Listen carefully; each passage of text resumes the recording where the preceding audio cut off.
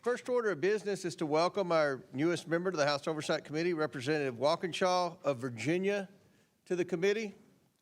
Congressman Walkinshaw has recently joined the House, taking the seat of our dear friend, the former ranking member, Jerry Conley. Congressman Walkinshaw served Mr. Conley as his chief of staff for 10 years from 2009 to 2019. He then continued his public service as a member of the Fairfax County Board of Supervisors, which he served on from 2020 to 2025. Jerry Conley will always be remembered fondly by both sides of the aisle for his service, and I welcome Congressman Walkinshaw as he follows those footsteps. Welcome, sir. I now recognize Ranking Member Garcia for brief remarks on Walkinshaw. Thank you, Mr. Chairman. I also, of course, want to welcome our new congressman and, of course, our new representative here on Oversight Democrats, but also just for the people of Virginia. This is someone, of course, that has got great experience in the Congress, so having served as the chief of staff, of course, to the late Jerry Conley, and we welcome him to Oversight and are excited about his work. So thank you, Mr. Chairman. Thank you. Next order of business is ratifying the new subcommittee roster. The clerks have distributed the roster electronically. I ask unanimous consent that the committee approve the appointments and assignments as shown on the roster. Without objection, the subcommittee roster is approved. I would also like to congratulate Mayor Bowser and the D.C. Council on yesterday's passage of the RFK Stadium deal to bring the Washington Commanders back home to Washington, D.C. Congratulations. That's a big deal. This historic private investment will bring crucial jobs and opportunities to the district. I look forward to working with the district on other issues moving forward, including the critical crime crisis we are discussing here today. I now recognize myself for the purpose of making an opening statement. It's been 1 week since the conclusion of President Trump's historic crackdown on crime in our nation's capital, and the results are in. Since President Trump mobilized the National Guard and took control of the Metropolitan Police Department, violent crime has decreased 39%, robberies are down 57%, and carjackings are down 75%. Over 2,300 people have been arrested. Nearly 950 illegal aliens have been detained by ICE, including 20 gang members from violent terrorist organizations. Sex offenders have been taken off the streets. Major drug trafficking operations have been foiled. Authorities thwarted a planned school shooting, cleared 50 illegal tent encampments, and rescued 7 missing children. President Trump's operation was a resounding success and a shining example of how smart on crime policies can keep the residents of and visitors to our nation's capital safe. Prior to President Trump's crackdown on crime, Washington, D.C. was suffering from soaring crime rates as high as the violent 1990s. According to 2024 data, Washington, D.C. has the second highest homicide rate, behind only to Detroit among U.S. cities with under 1 million people. That rate is also higher than many capital cities across the globe. These high crime rates are largely driven by historically high rates of juvenile crime, which were enabled by ultra-progressive, soft-on-crime policies enacted by the D.C. Council and supported by the D.C. Attorney General. In 2018, the D.C. Council amended the Youth Rehabilitation Amendment Act of 1985, allowing for adults 24 years of age and under to be prosecuted as juveniles for many, even violent crimes, leading to more lenient sentences. The D.C. Council also passed laws in recent years that lowered statutory penalties for violent crimes, eliminated mandatory minimum sentences for all crimes except first-degree murder, and eliminated life sentences entirely. The D.C. Council recently passed laws that greatly hamper the ability of the Metropolitan Police to pursue and apprehend criminals. Officers cannot execute their duties as effectively, leaving morale, retention, and recruitment numbers at historic lows for the Metro Police Department. These actions send every signal to criminals, especially juveniles, that they can commit crimes in the district without accountability. D.C. residents overwhelmingly agree that juveniles who commit violent crimes should face sentences that are proportional to their crimes. Yet the D.C. Attorney General has far too often declined to prosecute juveniles who commit these crimes, justifying his dangerous decisions by saying, quote, "We cannot prosecute our way out of this," end quote. And that quote, "Kids are kids," end quote. Recently, when asked about out-of-control juvenile crime in D.C. and the Youth Rehabilitation Amendment Act, the D.C. Attorney General said, and I quote again, "Our laws are working and the prosecution is working," end quote. Victims of violent crimes and their families might disagree with that assessment. Congressional intern Eric Tarpinian-Jackum was viciously murdered in June while he was simply walking down the street, an innocent bystander caught in the crossfire. Two 17-year-olds were finally arrested just the other week for killing Eric, while a third suspect, an 18-year-old, is still at large. The U.S. Attorney for D.C. revealed that all three of these vicious murderers have prior violent juvenile records. Had they been accountable, Eric's murder might have been prevented. Members of Congress and staff have been assaulted, carjacked, and have witnessed violent and traumatic criminal acts. One member of Congress was assaulted in her residence. Another was carjacked at gunpoint. Congressional staff have been victims of armed robbery and carjackings, threatened at knife point, assaulted at gunpoint while walking home, and stabbed in the head while leaving dinner. One of my former professional staff members for the Oversight Committee personally witnessed not one but two separate murders in the district during his tenure with us. One at a Navy Yard restaurant in 2022 and another at a metro station on his way into the office in 2023. The left-wing politicians who say that D.C. does not have a crime problem are either delusional or simply lying to the American people. This body must ensure that the progress made by the president's recent actions endures. That's why last week, this committee passed 14 vital pieces of legislation to restore public safety to the residents and visitors of D.C. While we urge final passage of these bills, the committee also recognizes that the witnesses before us need to do their part to help ensure D.C. residents and visitors are safe. I look very forward to hearing from each of our witnesses as to how they plan to work with Congress and the Trump administration to do so. I now yield to the ranking member for his opening remarks. Thank you, Chairman Comer. Of course, Mayor Bowser, Mr. Chairman, Mr. AG, Mr. Jackson, thank you all for being here today, and of course, most importantly, for your service to Washington, D.C. and to the country. And I want to start just by setting the record straight. Washington, D.C. is a great American city of over 700,000 residents. D.C. has more residents than we know than 2 states. D.C. as a whole contributes more federal taxes than 12 states, and it pays more in federal income tax than 19 other states. More than 8,000 Washington, D.C. residents serve in our military, and we thank them for their service. But these servicemen and women also do not have full democratic representation. They deserve the right and the ability to govern themselves. Now, we also know that crime in D.C. has fallen for the last 2 years, and we all here support public safety. We all want cops to patrol our streets. We all want communities to feel safe. And we also know that flooding the city with troops is not sustainable. So look, and I've said this many times, President Trump is obsessed with trying to run Washington, D.C. And if President Trump wants to run Washington, D.C., he should resign as president and run for mayor. Now, I was the mayor of Long Beach, my hometown, before I came to Congress for 8 years. I love local government. We should, of course, all of us spend our time working with local elected officials. And Congress should not be undermining the elected representatives and the people of Washington, D.C. And if the majority today wants to talk about crime in D.C., in the district, we're happy to talk about crime in D.C. We know that some of the worst crime and corruption in D.C. is actually found at 1600 Pennsylvania Avenue. President Trump is profiting from his office more than anyone in history. Through his crypto grifts, he has profited $1.2 billion. He's denied the rights of American citizens and deported people illegally without due process. He has broken the law to deploy soldiers on the streets of Los Angeles. He's abused his power and canceled federal spending and intimidated Americans who disagree with him, whether you're a scientist, an elected official, or a late-night talk show host. And he's trying to illegally grab control of the Federal Reserve. He's illegally imposed tariffs. He's ripping away health care from 17 million Americans. All the while, he pretends to be tough on crime.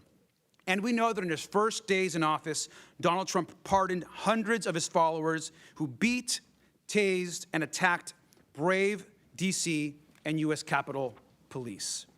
And right now, since we're talking about crime and corruption in D.C., as we speak, Trump is leading a White House cover-up of the Epstein files.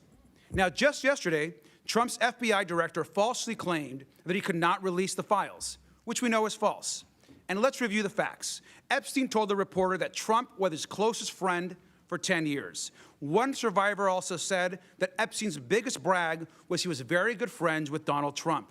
In fact, there was an 8x10 picture framed of Trump on his desk. We know the two are very close. Just last week, our committee released the birthday note that Trump personally wrote to Epstein. It's right here. The note said, by the way, and I'll read it, "May every day be another wonderful secret."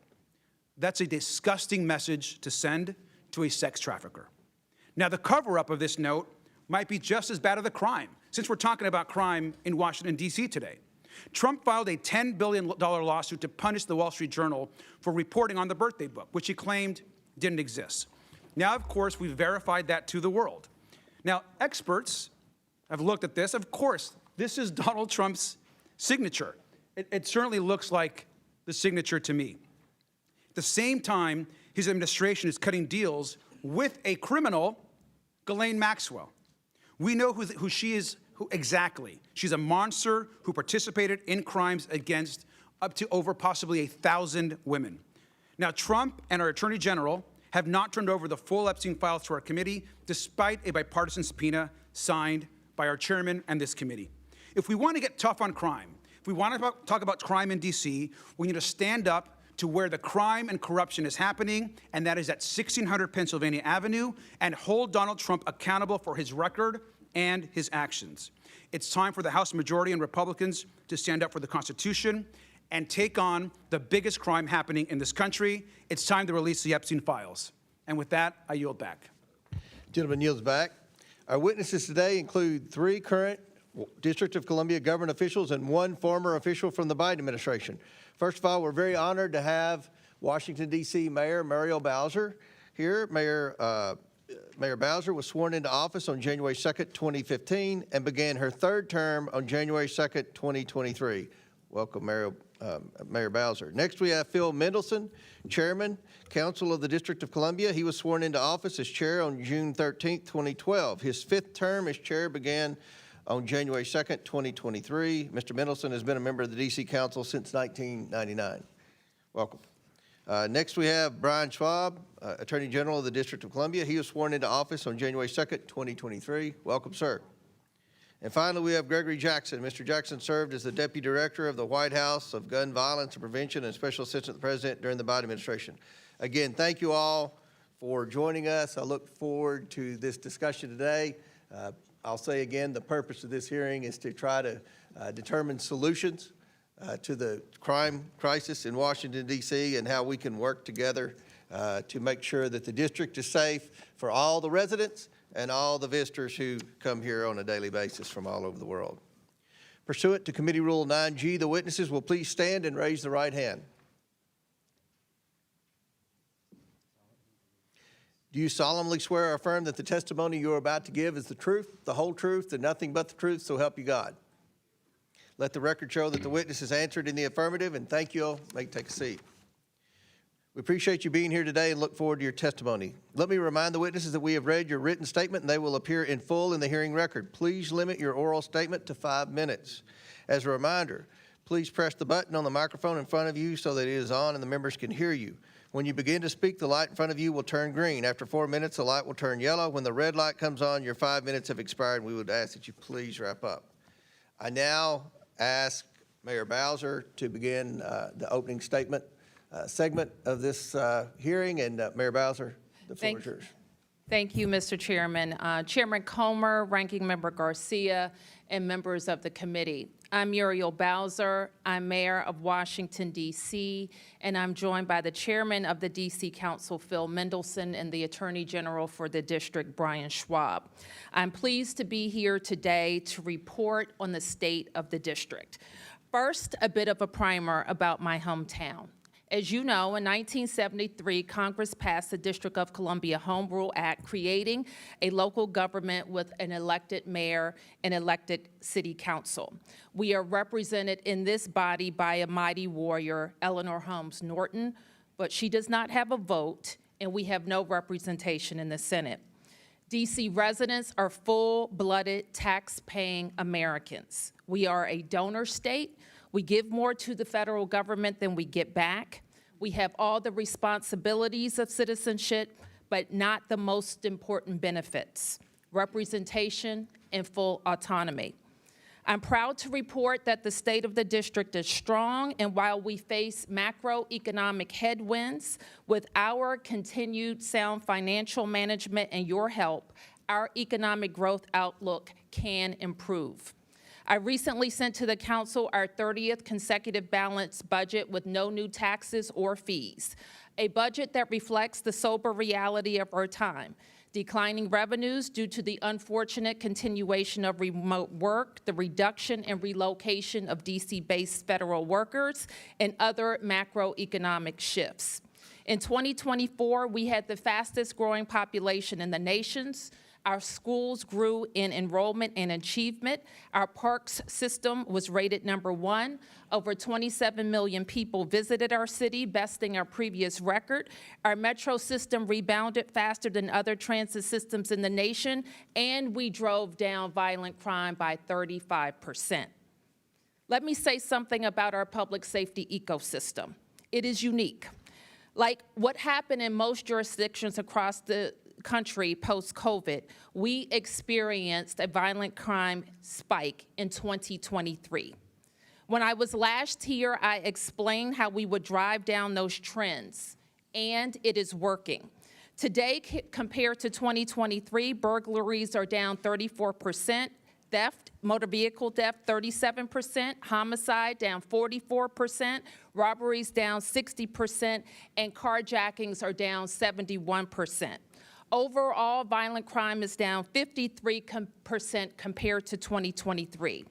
And in the recent federal surge, we accelerated those gains, including a 1-month reduction in carjackings of 75%. In my last visit, I also explained the peculiarities of our system.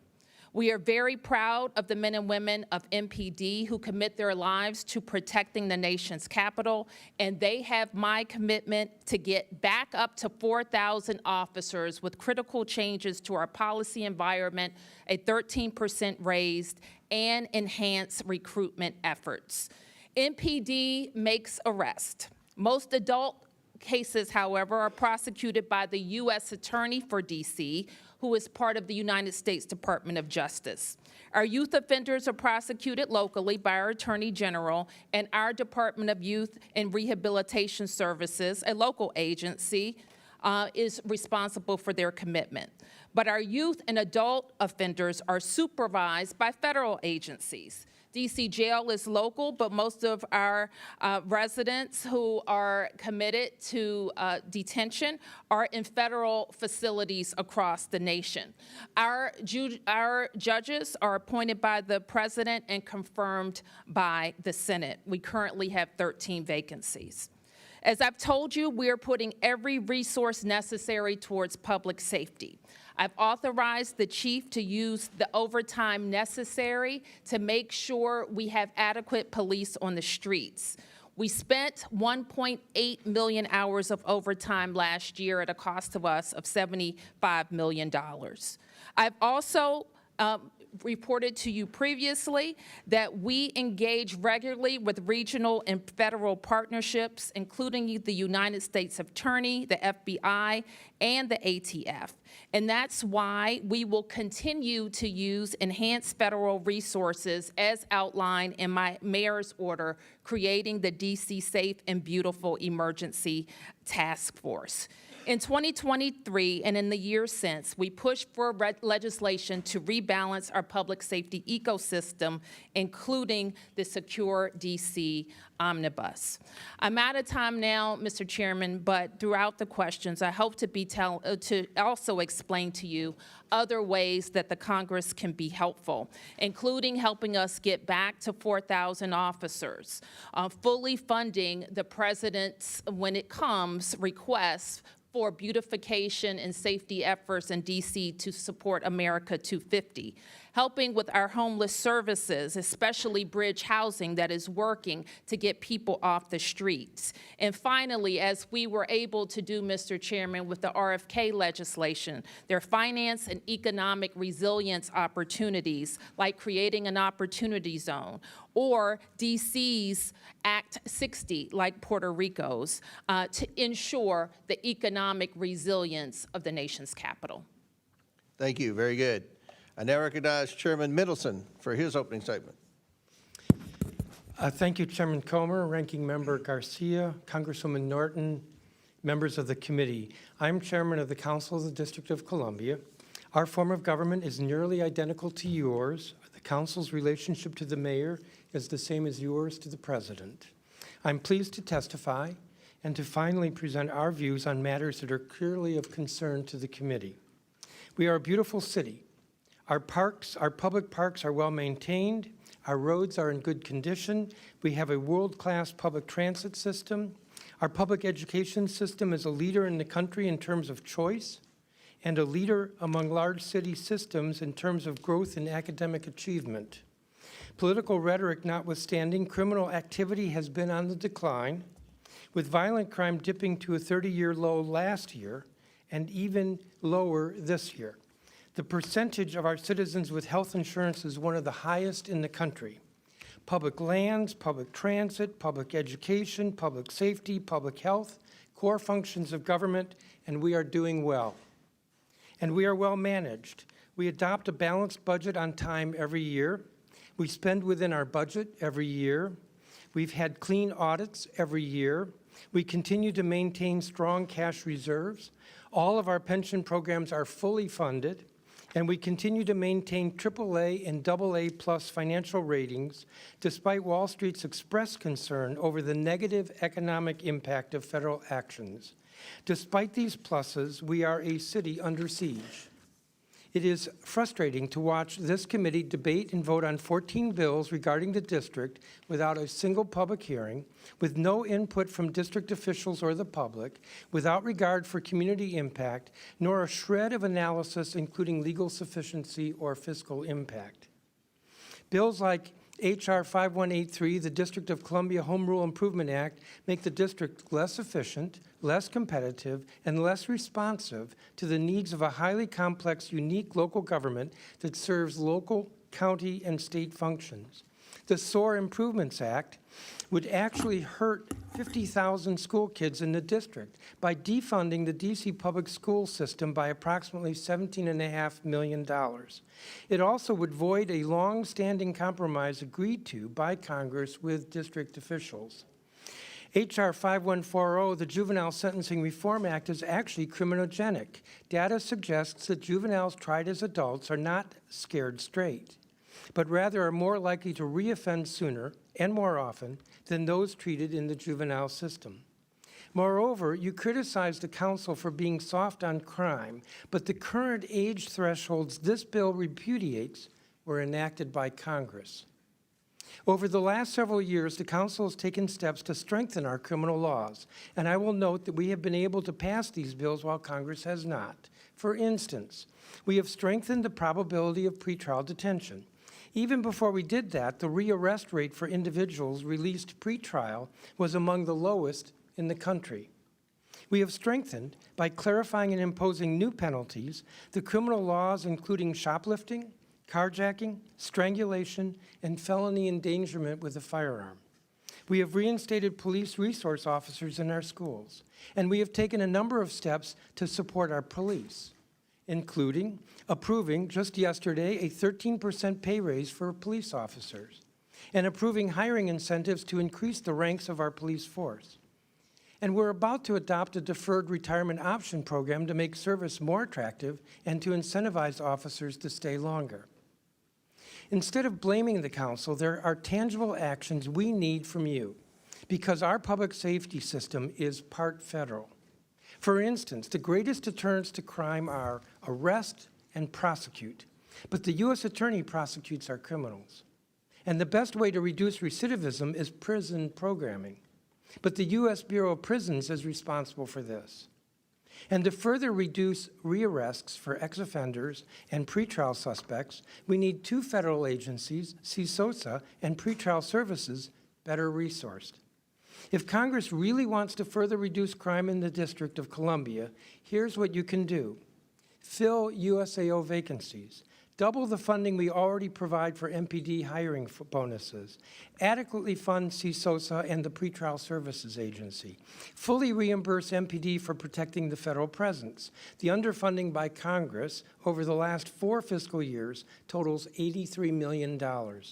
Submit and confirm our judicial nominees. Our courts have a 20% vacancy rate in judges, backlogging the criminal docket.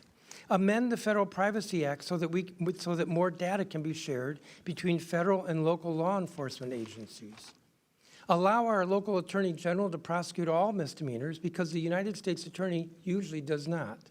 And help us pay for a new jail, which houses federal prisoners, just as Congress helped pay for a new forensic lab 15 years ago. Thank you for this opportunity to testify.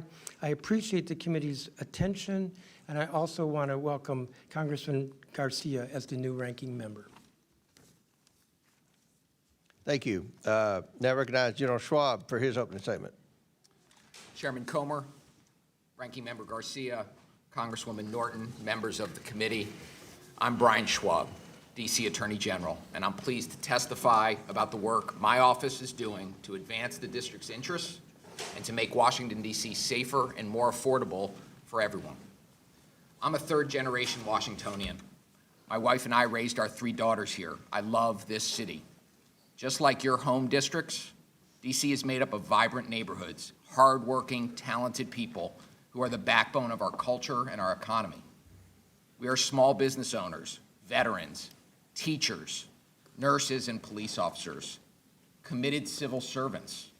We are Americans who deserve the same freedom to govern ourselves as your constituents enjoy.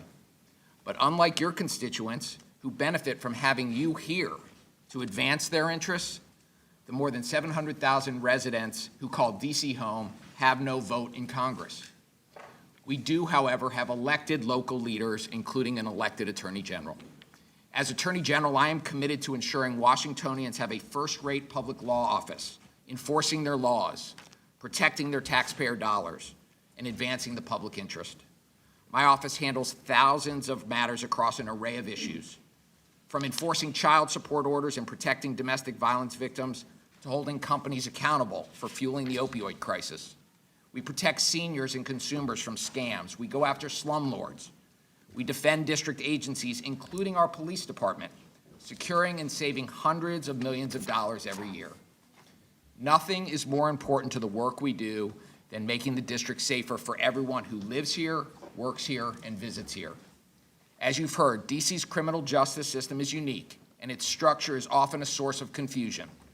Unlike anywhere else in the country, the responsibility for prosecuting local crime in the district is divided between the federal government, the United States Attorney's Office, which handles all adult felonies and most adult misdemeanors, and my office, which prosecutes juvenile delinquency cases and certain adult misdemeanors. Because the vast majority of crime in the District of Columbia is committed by adults, not juveniles, it is the U.S. Attorney's Office that handles the vast majority of prosecution. Despite our limited jurisdiction, we take our responsibility over juvenile prosecution seriously. Our attorneys aggressively prosecute violent juvenile offenses whenever there is sufficient evidence to meet the burden of proof. Kids must face consequences, swift and certain consequences when they break the law. And our prosecutors work every day to hold them accountable and ensure victims receive justice. Last year, we prosecuted 84% of all violent juvenile cases, including over 90% of homicides and attempted homicides, 87% of carjackings, and 86% of gun cases. Crime rates last year reached 30-year lows and have continued to decline this year. But there is more work to be done.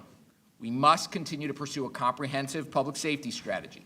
Effective policing and prosecution are critical, so too are preventive efforts designed to stop crime before it happens.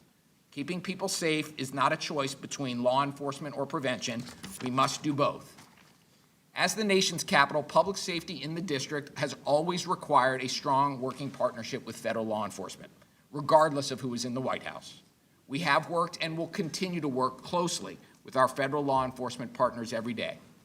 But declarations of emergency and unilateral federal actions taken without coordination or advance warning do not promote long-term public safety. Sending masked agents in unmarked cars to pick people off the streets, flooding our neighborhoods with National Guardsmen who are untrained in local policing, attempting a federal takeover of our police force, none of these are durable, long-lasting solutions for driving crime down. In fact, they threaten to destroy critical trust between local communities and the police, trust which is essential to effective, efficient policing and prosecution. There are constructive ways the federal government can work with us to continue driving crime down. For example, Congress can help combat the flood of illegal guns pouring into our city. 95% of illegal guns that end up on our streets come from outside the district. We also need help filling longstanding judicial vacancies, confirming our highly qualified nominees. The vacancy crisis has led to severe case backlogs, with felony cases being scheduled into 2027, resulting in delayed justice for crime victims and the community. Finally, Congress could help by investing desperately needed services in facilities like a psychiatric residential treatment facility for youth with serious mental and behavioral health issues that often contribute to crime. All of us, DC's elected officials, members of Congress, we have a shared goal of continuing to make durable improvements to public safety in the District of Columbia. I and my office are ready to have serious discussions on how best to do that with anybody who is willing in good faith and in a spirit of partnership to have them with us. Thank you for having me here today. Thank you, General. Now I'll recognize Mr. Jackson for his opening statement. All right, thank you, Chairman Comer, Ranking Member Garcia, Congresswoman Norton, and the committee for having me. I'm Greg Jackson, a D.C. resident, a survivor of gun violence, and the former Deputy Director for the first ever White House Office of Gun Violence Prevention. This was an office that coordinated federal resources, implemented life-saving policies, and coordinated with local leaders to achieve a 13.2% reduction in violent crime and a 31% reduction in homicides nationwide in just 2 years. I spent the last decade of my life working to address this crisis, from consoling a mother who lost her 10-year-old who was buying ice cream in D.C. to walking the hallways in Parkland with families that have lost their loved ones to school shootings. And we've seen firsthand how this is destroying too many families in our country. This is now the leading cause of death for youth in America, the leading cause of death for pregnant women in America, and now the leading cause of newly disabled Americans. With 1 in 5 Americans being impacted by this violence, this is also personal for me. I'm a survivor of gun violence. I was shot, the bullet hit 2 arteries. I've also lost my teenage mentee, DeMarcos, from a shooting. And I've also sat with families throughout this district. Despite this crisis we face, the last few years have shown us that we do have solutions that work. In the previous 2 years, D.C. and cities across the country have seen historic reductions in gun violence without the deployment of masked agents or the military. We did this by investing in prevention and intervention efforts to communities at risk, and strategically investing in law enforcement to keep illegal guns off of our streets and to close homicides. Recently, even the current FBI director, Kash Patel, celebrated historic levels or historic reductions in violent crime. But we know that's not the product of a few months of troops or FBI actions. They are the result of billions in prevention resources, law enforcement, and community leaders risking their lives every day, as well as the transformative policies implemented over the last few years. Without masked agents and troop deployments, we've seen homicides drop 54% in Baltimore, 20% in Atlanta, 41% in Phoenix, 27% in Los Angeles, and as shared by district leadership, violent crime in D.C. is down by 53%.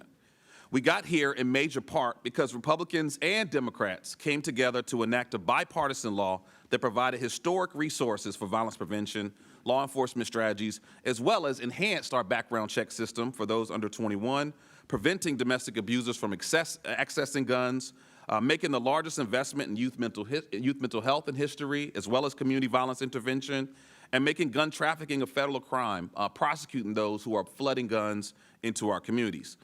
These strategies, in partnership with local leaders, reduced homicides again by 31% and mass shootings by 20% in our country. As our communities have been fighting our way out of this crisis, we find ourselves at a dangerous crossroad. Instead of adding more federal resources to solutions that work, the Trump administration has dismantled and defunded bipartisan strategies passed into law to reduce violence. They shut down the White House Office of Gun Violence Prevention. They defunded law enforcement, including the ATF.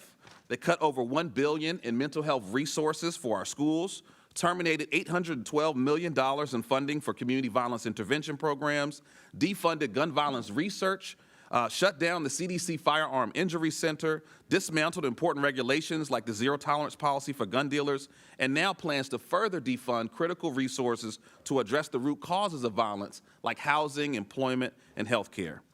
And here in D.C., the administration and Congress's actions have been extremely harmful, withholding over $1 billion of D.C. local tax dollars, undermining our leadership, and flooding our neighborhoods with military to instill fear in everyday Americans.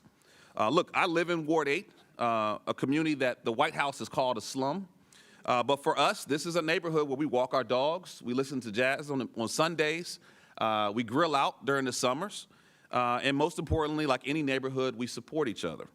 But since this D.C. Trump takeover, we hear sirens nightly. We've seen buildings raided daily, like the building of young Mackay, who's sitting behind me. We've seen elderly harassed on their porch, and now even traffic jams from the flood of police and military on our streets. This deployment of federal troops that's essentially making us feel hostage in our own homes is not the federal support we need. And most importantly, it's costly, costing our country an estimated $200 million for one city alone. To be tough on crime, we need a different approach. We need a federal law enforcement that focuses on keeping guns out of our communities in the first place. We need to be tough on crime by fully funding the ATF to catch gun traffickers, to shut down rogue gun dealers, to disrupt dangerous black markets of firearms. To be tough on crime, we need to protect and fund the bipartisan Safer Communities Act that was passed and is working. To be tough on crime, we must hold the billionaires accountable that have put weapons from the battlefield into our backyards. And to be tough on crime, we must fund resources for communities that are most at risk to prevent violence before it happens. We have real solutions to save lives from gun violence and reduce violent crime, and now is the time to protect that progress and continue to build on that momentum. Thank you. And Chairman, if you will, I do want to request, we had a really terrible tragedy last night where 5 officers were shot and 3 were lost, and I would kindly like to request we honor them with a moment of silence, if you will. Absolutely. Join me in a moment of silence.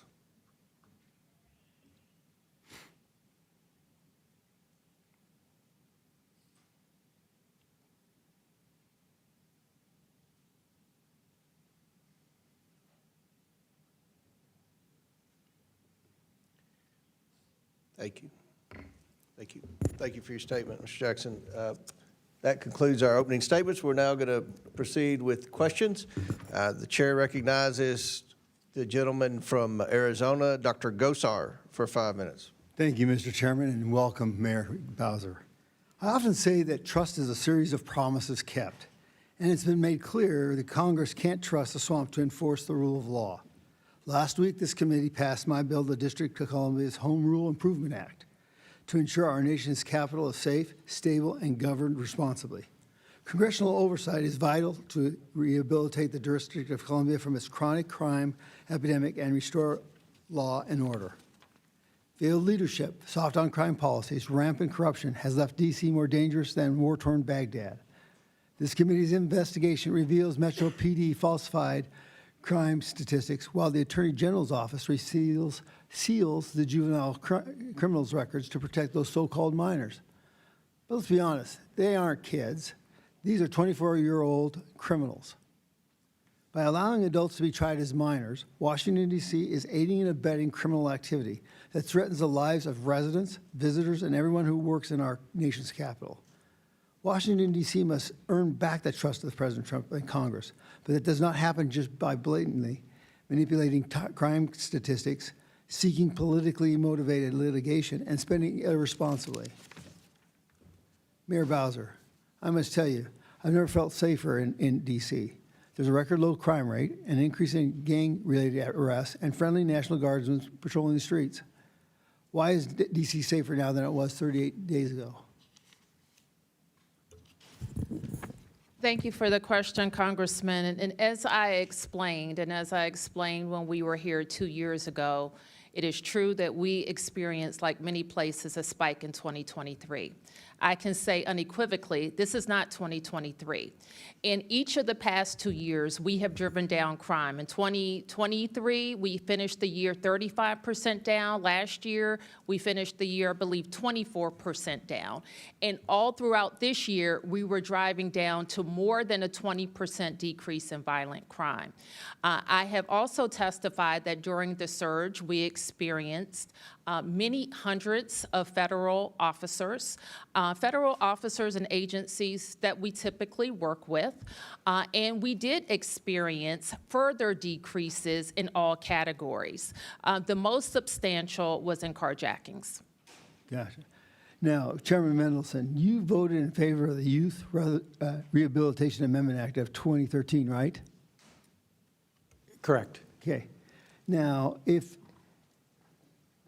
this bill allows adults under 25 years old to be prosecuted as minors. In 2023, you testified before this committee that there was no crime crisis in D.C. Now, if there's no crime crisis, then why did you establish the D.C. Violence Fatality Review Committee back in 2018, right before passing the Youth Rehabilitation Amendment Act? In fact, hold on, I'm not done yet. Sure. In fact, this review committee, according to the D.C. Code, Chapter 14A, is tasked with examining crimes against adults 19 years old and older. This makes no sense. So, Chairman, are 19-year-olds only considered adults when they're victims, not the criminals creating them and creating more and more violent crimes?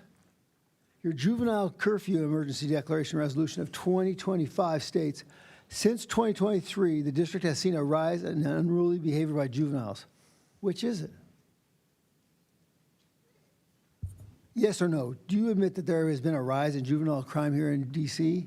under President Trump's declared public safety emergency?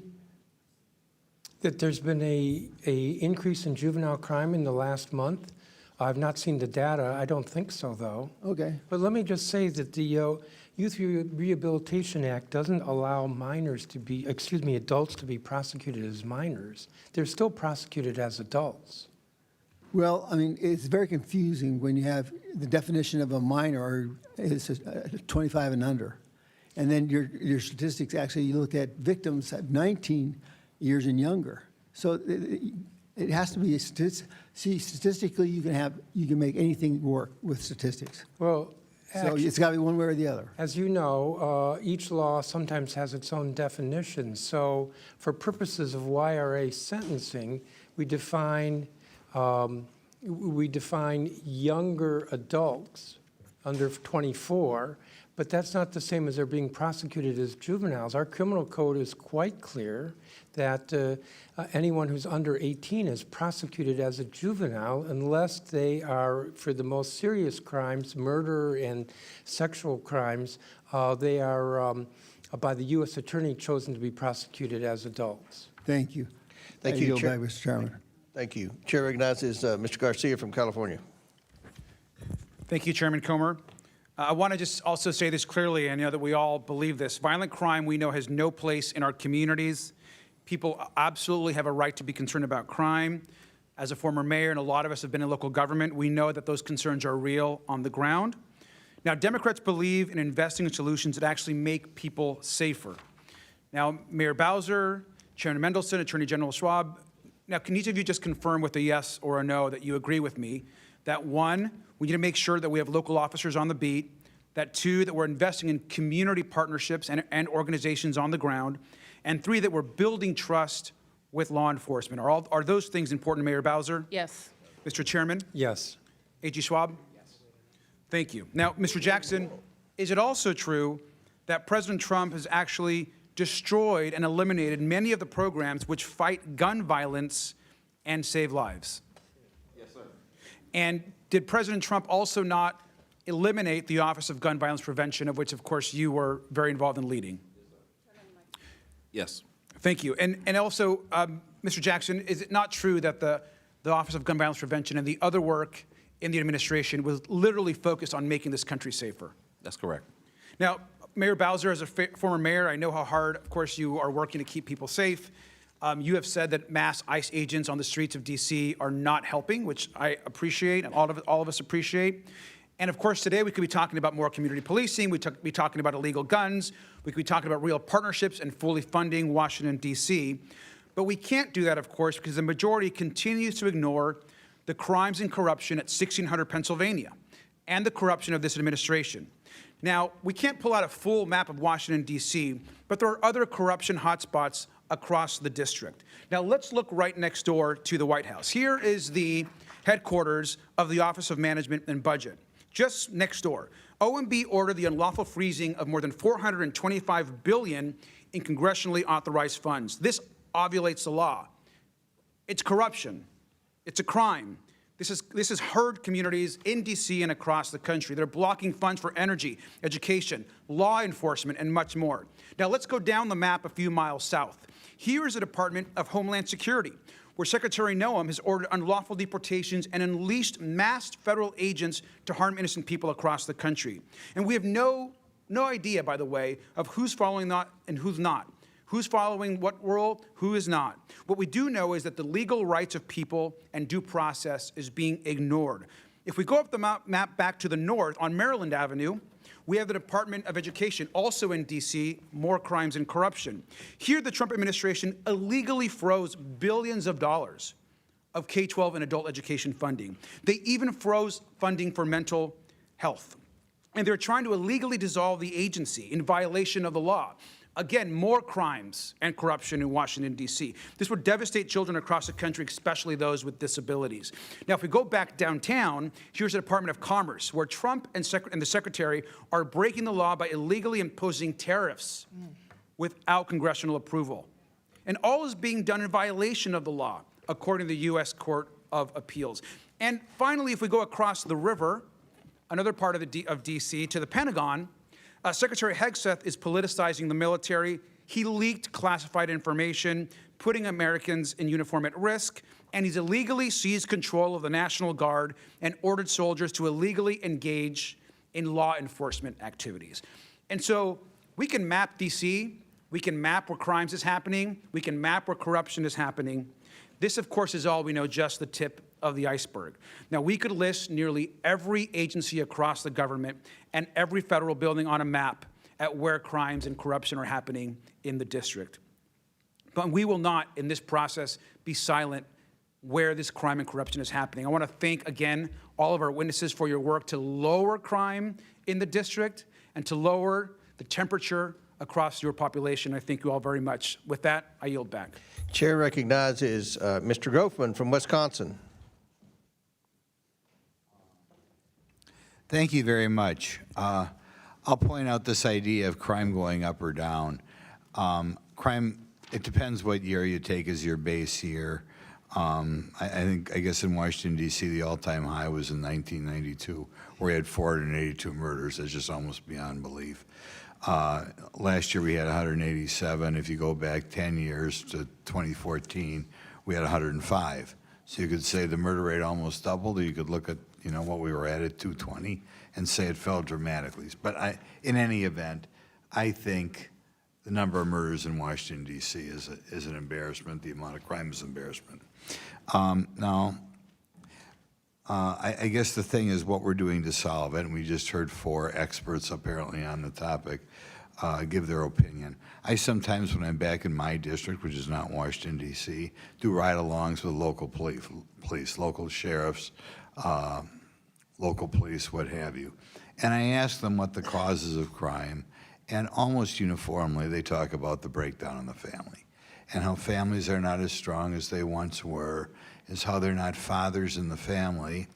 And I think if you look at statistics, which are hard to find on the background of people committing crimes, you frequently look at what I would describe as weak families and fatherless families. Nevertheless, 4 of you in your prepared statements and talked about what we're doing to reduce crime. Not one of you mentioned the decline of the role in the decline of the role of the father in the family over the last, it's been just getting worse over the last 60 years. I'd like to ask you, are any of you doing anything to try to keep more fathers at home and being mentors for these kids? The vast majority of murders are committed by males. Are you doing anything along the line to get the fathers back in the home? Congressman, let me answer that by saying we, and I know that I focused a lot on our law enforcement efforts, but we commit to and invest in a lot of prevention efforts as well, from incredible and effective funding of our public schools to our... Yeah, I only got 5 minutes. We Yes, got to to address our- the topic. What are we Yes. doing to get fathers in the home? Well, sir, we take the position that we support families in whatever form they come in, and we make investments that the government is responsible for. Great schools, great health care, safe streets. Mr. Jackson, could you want to try to answer that question? Are you doing anything? to Yes, talk about the a importance? major priority for funding for community violence intervention programs focused directly on mentorship with young men. In D.C., we have a program called Pathways. We work directly with those who are most at risk, and it's about everything from not just preventing violence, but how to strengthen their ability to be fathers, to be leaders, to be providers and protectors in the home. Well, are we doing anything to make sure that a higher percentage of children born in the district are born in families in which there's a father in the home? Are we doing something to address that problem, which to me is the big problem? And again, we have these hearings on crime, and none of the witnesses seem to be addressing the root cause of the whole problem. If I can, that $812 million that was terminated by the Trump administration cut community violence intervention programs. Many of them do precisely that. So if that's a priority, we should be funding, doubling down, and scaling out that work. I'm not sure that's true, but any of the other guys, Mr. Schwab, are you aware of anybody doing anything to talk about the importance with Washington's youth of having a dad at home when that child is born? Is anybody addressing that problem in the city? Every day, all day, sir, people are talking about how do we strengthen the family, how do we strengthen communities for young people, how do we make sure that young people have role models, family members, and others. Let me mention one other thing that's important from the work that my office does that doesn't make a lot of press. But one of the things we have a responsibility to do is do child support enforcement. And we know No, that that's not the problem. The problem non-custodial- is we don't need a guy paying child support or having his wages garnished. We- The problem is we need a guy in the home. So what are we doing about getting the guy in the home? We're trying to make sure in the enforcement of our child support rules that we are lowering the friction between non-custodial parents and custodial parents Okay, so that so- kids raised in the home have So we're both not parents addressing the engaged. problem. Okay, thank you. Well, I don't agree that we're not addressing the problem at all. We are trying to increase family stability. We, the government, no government can force a couple to be together but we are, for instance, we have vigorous programs with regard to reducing teenage pregnancy. We are trying to reduce the Gentlemen, cycle time's of poverty. expired. Chair recognizes Ms. Norton from Washington, D.C. Thank you, Mr. Chairman. I ask unanimous consent to enter into the record a letter from 60 groups led by D.C. Vote, a letter from 150 groups led by the Leadership Conference on Civil and Human Rights, and a letter from the National Urban League and the Greater Washington Urban League. Without objection, to ordered. District of Columbia residents have all the obligations of American citizenship, including paying federal taxes, serving on juries, and registering with Selective Service. Yet Congress denies them full self-government and voting representation in Congress. The only solution to this undemocratic treatment is to grant D.C. statehood. I ask unanimous consent to enter into the record a letter from leading constitutional scholars explaining why D.C. statehood bill H.R. 51 is constitutional. Without objection, to ordered. The admissions clause of the Constitution gives Congress authority to admit new states. All 37 new states were admitted by Congress. The district clause of the Constitution gives Congress authority to reduce the size of the federal district, which Congress did by 30% in 1846. H.R. 51 reduces the size of the federal district from 68 square miles to 2 square miles, consisting of the White House, the Capitol, the Supreme Court, and the National Mall, and remaining under the control of Congress, under control of Congress. The new state consists of residential and commercial areas of D.C. The admissions clause does not establish any prerequisites for the admission of new states, but Congress generally has considered 3 factors: support for statehood, commitment to democracy, and resources and population. 86% of D.C. residents voted for statehood in 2016. D.C. residents have demanded democratic rights for more than 220 years. D.C. has a larger gross domestic population than 16 states and a higher per capita gross domestic product than any state. D.C. has the higher per capita personal income than any state. D.C. has a larger population than 2 states. Republicans do not like that D.C. votes for Democrats, so they deny D.C. statehood. Mayor Bowser, Chairman Mendelson, and Attorney General Schwab, my question for you is, why should D.C. be a state? Representative Norton, across the globe, Washington, D.C. symbolizes the power and the virtue of a representative democracy, a government that is of the people, by the people, and for the people. And yet, the 700,000 of us that live here in the District of Columbia are the only residents of the capital of a democratic country that do not have a voice in our national legislature. That's wrong. That's un-American. D.C. residents are Americans too. The lack of voting representation harms the District of Columbia. We, at this moment in our country, should be expanding democracy, not constraining it.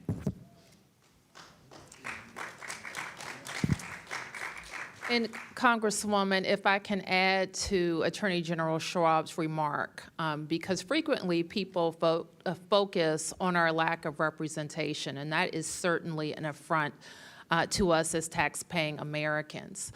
What gets less focus, but has come into focus over the last several weeks, is that we lack full autonomy. So for all intents and purposes, we function like a state. I function as our jurisdiction's governor and county executive and mayor. We perform the duties that all states are asked, and we don't do anything less. But we don't have control of our National Guard, and a peculiarity of our home rule charter, a president can declare an emergency in the district. So lack of full autonomy also prevents us from using the money that we raised in taxes, like happened this year. Taxes that we raised in the district cut from our approved budget, which forced us to cut services, including the pay raises that our police officers are due, being delayed until this October. All right, gentlelady's time has expired. Now the chair recognizes the chairman of the Judiciary Committee, Mr. Jordan from Ohio. Thank you, Mr. Chairman. Mr. Mendelson, is crime up or down in the last month here in D.C.? It's down. Down significantly, right? Robberies down 42%, deadly weapon assaults down 13%, carjackings down 85%, car theft down 24%, violent crime down 25%. That's pretty good, right? Yeah, that's correct. Before last year, before the surge, violent crime was down 26%. After the surge, violent crime was down 27%. Yeah, I thought you would say that before the surge that violent crime was down. But the chairman of the Fraternal Order, in fact, you said, I think you tweeted out, or you put a statement out on August 12th, violent crime in the district is at its lowest levels we've seen in 30 years. Correct.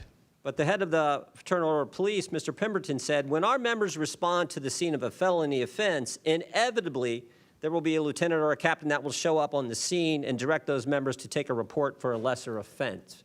Are you guys cooking the books? I think we're not, but I also know that there are a couple of investigations run by this Well, committee. you settled a case too, didn't you? You just settled a case where someone said you were cooking the books. Is that right? I can't speak to that case. I don't have familiarity. Well, we know of it was settled. It's been reported. But I do know there are collateral statistics that affirm the reduction Is in Mr. crime. Pemberton lying? Head of the FOP? Yes. You think he's lying? Wow. Well, let me just read from the court case that was settled. This is the transcript of Mr. Randy Griffin, who's the commander of the Metro Police Department. And he was asked the question in this deposition. He says, Lieutenant Andrew Zabowski came up with the classification of taking property without right, correct? He responded yes. Question, so he's saying that you told him to come up with a solution for the theft problem, which is driving up crime statistics for the district, correct? He responded yes. Sounds like you guys are cooking the books there, according to, this is under oath from the deposition from this case that was just settled with the person who brought the action, sergeant in your police department, but you're not cooking the books? Congressman, The question was to Mr. Mendelson. As I said, there are two investigations. I know there's one internal in the Metropolitan Police Department. I know that there's an investigation by this committee. I think that the three of us What's here taking welcome property that without right? investigation. What's taking property without right? Oh, that would be theft. Why not, well, why not call it theft? Why come up with this designation? In fact, that's what he says. He's asked the question. He Congressman, said, I can't the speak to solution, that the particular solution from case. Mr. Zabowski was to come up with this TPWR, taking property without right. What is that? Taking property without right is what again? If you're speaking to the particular charges, I can't speak to that. And as I've said several times here, I can't speak to that particular case. I think the issue is whether there is I'm asking a widespread. simple question. You have a classification for crime called taking property without right. What does that mean? What does that mean? It means just what it said, if that's what the crime is. Well, why not call it? I mean, what would a normal person call taking property without right? Are we talking about what the criminal code and the specific No, I'm just crimes talking are? about that statement that you have that's grown 500% in the last several years, that specific category of crime. I'm just wondering, what does that exactly mean? So if we look at collateral data such as ShotSpotter, we know that gunshots are down 29% from 23 Taking to 24. property without right was the question. What does that mean? I've already answered you, sir. And what'd you say again? I said that if you're speaking to a particular offense in our criminal code, I cannot speak to that particular offense. Well, why not just call it stealing? That's what we would all, someone comes and takes something that belongs to me, or someone comes and takes something that belongs to you, we call it stealing. Why well, create this sir, new category that grows 500% that I think allows you to cook the books Sir, as the you head know, of the FOP in your city said As you know, as the chair of the Judiciary Committee, there are for many offenses a range of possible charges from misdemeanor to felony and different shades of felony. So I'm not I am not familiar with that particular offense. Is it a good thing that, are you against having the National Guard here, or do you think that's been helpful to the citizens and the families and the people who live in the D.C. area? We think that the D.C. National Guard is a very valuable and wonderful asset to the city. That's a little bit different than having thousands of guard troops stationed around the city when there is not, they are not trained in law enforcement. And my understanding is that many of them were looking kind of bored with what they were doing. My time is run out. I yield back, Mr. Chairman. Chair recognizes Mr. Lynch from Massachusetts. Thank you. I want to thank the witnesses for your willingness to come before the committee and help us with our work. Mayor Bowser, back in March, the Republican leadership here in the House cut $1.1 billion from the D.C. budget. Yes, Is that correct? that's correct. So I live in Boston. We have about 700,000 people in our city, pretty much the same size as D.C. I know taking $1 billion out of our budget would kill us, in terms of our ability to deliver services and fund a police department. Can you talk about what that meant? It is ironic. It is ironic that the same people who cut $1.1 billion out of your budget 4 months later are saying, we're going to take over the city because you're not taking care of law enforcement. That's correct, Congressman. And it was especially problematic because it came mid-year. To cut $1 billion with 12 months is bad enough, but to cut it with 6 months, it's almost impossible. And Mayor, tell me where that $1.1 billion, where did it come from? It came from every one of our sectors. And when you have to cut that much But I mean, money. the source, was that from D.C. taxpayers? 100% local dollars. Okay, And so they cut $1.1 billion of the tax money paid by D.C. residents. That's They cut correct. that from your budget so that you can't provide as much law enforcement and police officers to patrol these streets. Is that right? That's right. And Chairman Mendelson, you mentioned earlier that it had about $83 million underfunding of the police department directly. Is that correct? That is correct. There's an emergency planning and security fund that Congress appropriates every year for. It is supposed to fully reimburse our MPD for its work in connection with the federal presence, whether Okay. it's demonstrations or escorts for the. I get it. There's a protest down here every week, every couple of days. So Yes. I And it's been compliment you on underfunded. your ability to try to deal with that. And that's not D.C.'s problem. That's the country, because this is the place we come to exercise our First Amendment rights to petition our government. So that's a lot of your problem, is the fact that you are our nation's capital, and this is where we come to complain, right? We complain to our federal government, and you have to deal with that. Attorney General Schwab, are you familiar with the Posse Comitatus Act? I am, sir. Your mic is not on. Yes, the Posse Comitatus Act is a law, long-standing law in our country that makes clear that in our country, military are not engaged in policing American citizens on American soil. Absolutely, but isn't that what President Trump is doing right now, bringing in the military to police the civilian population in this district? That's exactly what he's doing. Is that your view as well? Well, sir, I've filed a lawsuit that involves that very issue in terms of the legality. I read that. That's why I asked you the question. And so while a lawsuit is pending, I'm not going to talk about the specifics of the Okay, lawsuit or the okay. merits of it, but I am very concerned about the law of our country being followed, especially when it puts the district and district residents in harm's way. Fair enough. Fair enough. Look, so now we have armed military on the streets here in D.C. because they cut your budget so you can't hire more police, and also to recruit more police officers. That's suffering as well. And yet I see that not only is the military being politicized, coming in here and supporting one president's agenda, but they're also suffering the humiliation of having to go pick up trash and do landscaping and spreading mulch, things like that. That is not what we ask of our sons and daughters when they put on that uniform. We should treat them with more respect than this president is treating them right now.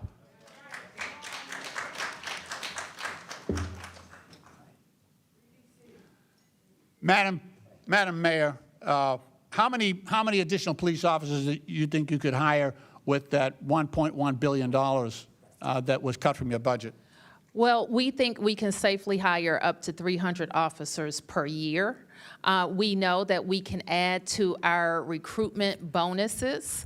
We know that we can invest in the types of things that young officers want, like take-home patrol cars, like updated training facilities, and improved district headquarters. Thank you very much. Mr. Chairman, my time has expired. I yield back. Thank you. Chair recognizes Dr. Fox from North Carolina. Thank you, Mr. Chairman. Mayor Bowser, I'm going to ask you a simple question based on the question you were just asked. Do you commit to use all that money to hire law enforcement people? We commit to using it for law, where it was cut primarily. We have. No, I just need to know yes or no. Will you, because you're making a big deal about wanting that money for law enforcement. Would you use it for law enforcement, yes or no? No, well, Congressman, we want the money because it was approved by this Congress and it's our money. Thank you. We want it for law enforcement. I take that as a no. We want it for fire and EMS. Mayor Bowser, we I'm want going to it change to the way I'm support our asking you city. questions. Mayor Bowser, it's Yes, my ma'am. time. It's my time. There'll be order in here. Let Dr. Fox has the time. Let Dr. Fox proceed, Dr. Fox. Mayor Bowser, do you agree that a key part of reducing juvenile crime is by improving education outcomes for students in Washington, D.C.? Yes. Good. So you believe that education is important for reducing juvenile crime. Do you also agree that the D.C. Opportunity Scholarship Program, or D.C. OSP, which expands educational opportunities for low-income families, plays a part of helping us reach that goal? We have a system of choice here that includes opportunity scholarships, public charter schools, and traditional public schools. Yes, ma'am. All I'm three. quite familiar with that. Yep. So we know students in the D.C. OSP can receive a high-quality education while they may be otherwise left behind in the horribly underperforming schools in D.C. This program provides real school choices for families, been repeatedly studied and evaluated. The results show that participants in the program thrive and see higher rates of high school graduation and the pursuit of higher education. Mayor Bowser, given the recent spike in juvenile crime in the city, I hope we can agree it's more important now than ever that school children have pathways to succeed and learn in safe, high-performing schools. What is your administration doing to ensure students have access to alternative education programs, including the D.C. OSP, to keep them engaged and on track? Well, we have been very supportive of the SOAR Act, and we encourage this Congress to continue to support SOAR, where we invest in all sectors, including the Opportunity Scholarship Fund. We're also very proud that when we look back over 15 years in our investments in school reform with mayoral control of the schools and council oversight of the schools, we've seen enrollment in our schools nearly reach 100,000. We've seen achievement outpace our peer schools across the nation, and our children have rebounded from COVID learning loss faster than most. Thank you. And Thank our you. residents are responding. Thank you, Mayor. Thank you. Okay, I just was going to add that our residents are responding by sending their children to their neighborhood schools. And that is a marker of success. Thank you. Chairman Mendelson, given that better educational opportunities are strongly correlated with reductions in juvenile crime, what immediate steps is the City Council taking to ensure that D.C. youth have the best educational opportunities and are not left behind in failing schools? Well, Congresswoman, thank you for that question. The council has actually taken a number of steps to ensure that funding is not cut to our local schools, that the individual schools in DCPS and in the charter schools are fully funded. We have been very aggressive about assuring that. But I want to note that the legislation that was passed would have the effect of cutting DCPS by $17.5 million a year. That is hurting kids, hurting 50,000 kids in our DCPS system because they will get $17.5 million less, and that is substantial. Thank you. A.G. Schwab, what evidence does your office have that designated juvenile curfew zones have successfully reduced incidents of teenagers roaming or causing disturbances in residential neighborhoods, and how are those results measured? We have seen, and I support the chief's use of curfew with respect to juveniles. The way the curfew has been used here in the district is a tool for the MPD to ask young people to disperse if there are large groups of them. That has been largely successful.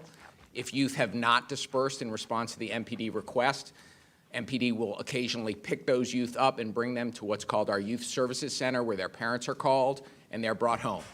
We have not seen an increase in prosecution related to curfew, but we know anecdotally that the curfew, at least as a short-term measure, has been effective in dispersing large crowds of young people. Thank you. I yield back, Mr. Okay, Chairman. thank you. Before I Mr. Chairman, recognize- I would like to ask for unanimous consent. Yes. Mr. Chairman, I would like to ask for unanimous consent to enter into the record a article from Vox News entitled "Laboratories of Democracy, Washington, D.C. showed how to do universal pre-K right. D.C. offers free pre-K for toddlers. The ripple effects have helped K through 12 schools." This is the first Without city in objections, the ordered. United States Without to have objections, universal ordered. pre-K in the country. Chair recognizes They Mr. are Kristamorte. innovating and leading the Ms. way. Stansbury, no tryouts for MSNBC.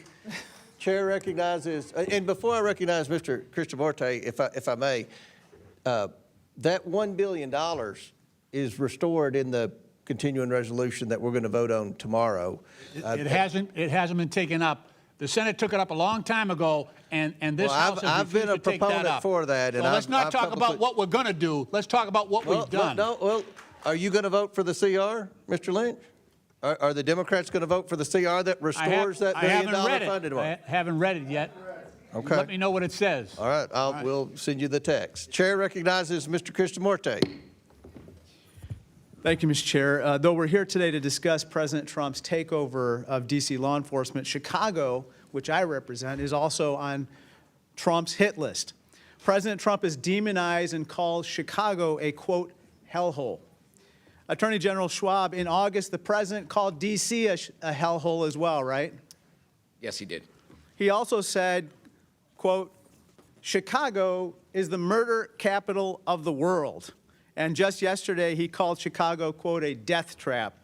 I have here a list of states that, based on FBI data, have the highest number of violent crimes per capita. 4 of the top 5 states on this list are run by Republicans. And if you're talking about total murders in absolute terms, it turns out Texas is number 1.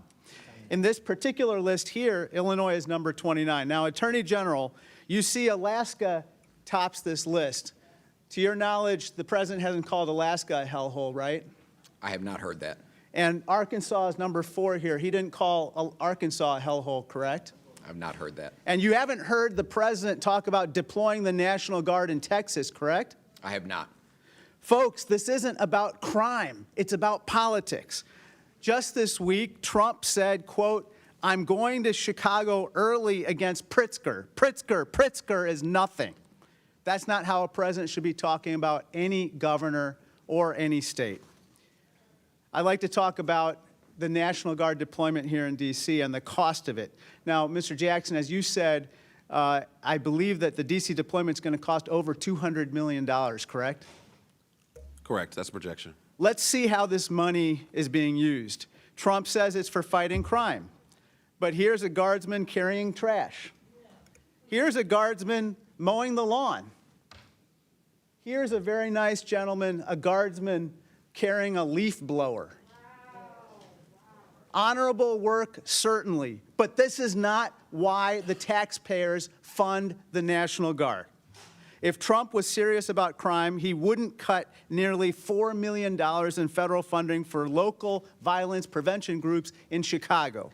Attorney General, you'd agree the president should be funding these crime prevention programs, not cutting them, right? As I said in my testimony, sir, prosecution and prevention are both essential to making sure cities are safe, and we have to do both. Crime intervention work, violence intervention work has been successful here in the District of Columbia in terms You shouldn't be cutting that of work, driving right? gun violence down. We need to invest in it. Not cut it, right? Correct. This week, I want to turn to another topic. In Elgin, a Chicago suburb in my district, an American citizen was pulled from his home, cuffed and detained by ICE. And another U.S. citizen in Des Plaines, also in my district, was tased in the face and detained in another ICE operation. This is shameful, and I'm extremely concerned about the safety and well-being of my constituents. I'm also concerned about the devastating impact that out-of-control ICE raids and the deployment of the National Guard will have on the economy and jobs back in the Chicago area. Let's look at a couple stats. Foot traffic for Chicago's second most profitable business corridor on 26th Street is down 60% since ICE raids began. And this is not just a hypothetical concern that the same would happen with the deployment of National Guard. Let's look at what's happened to D.C.'s economy.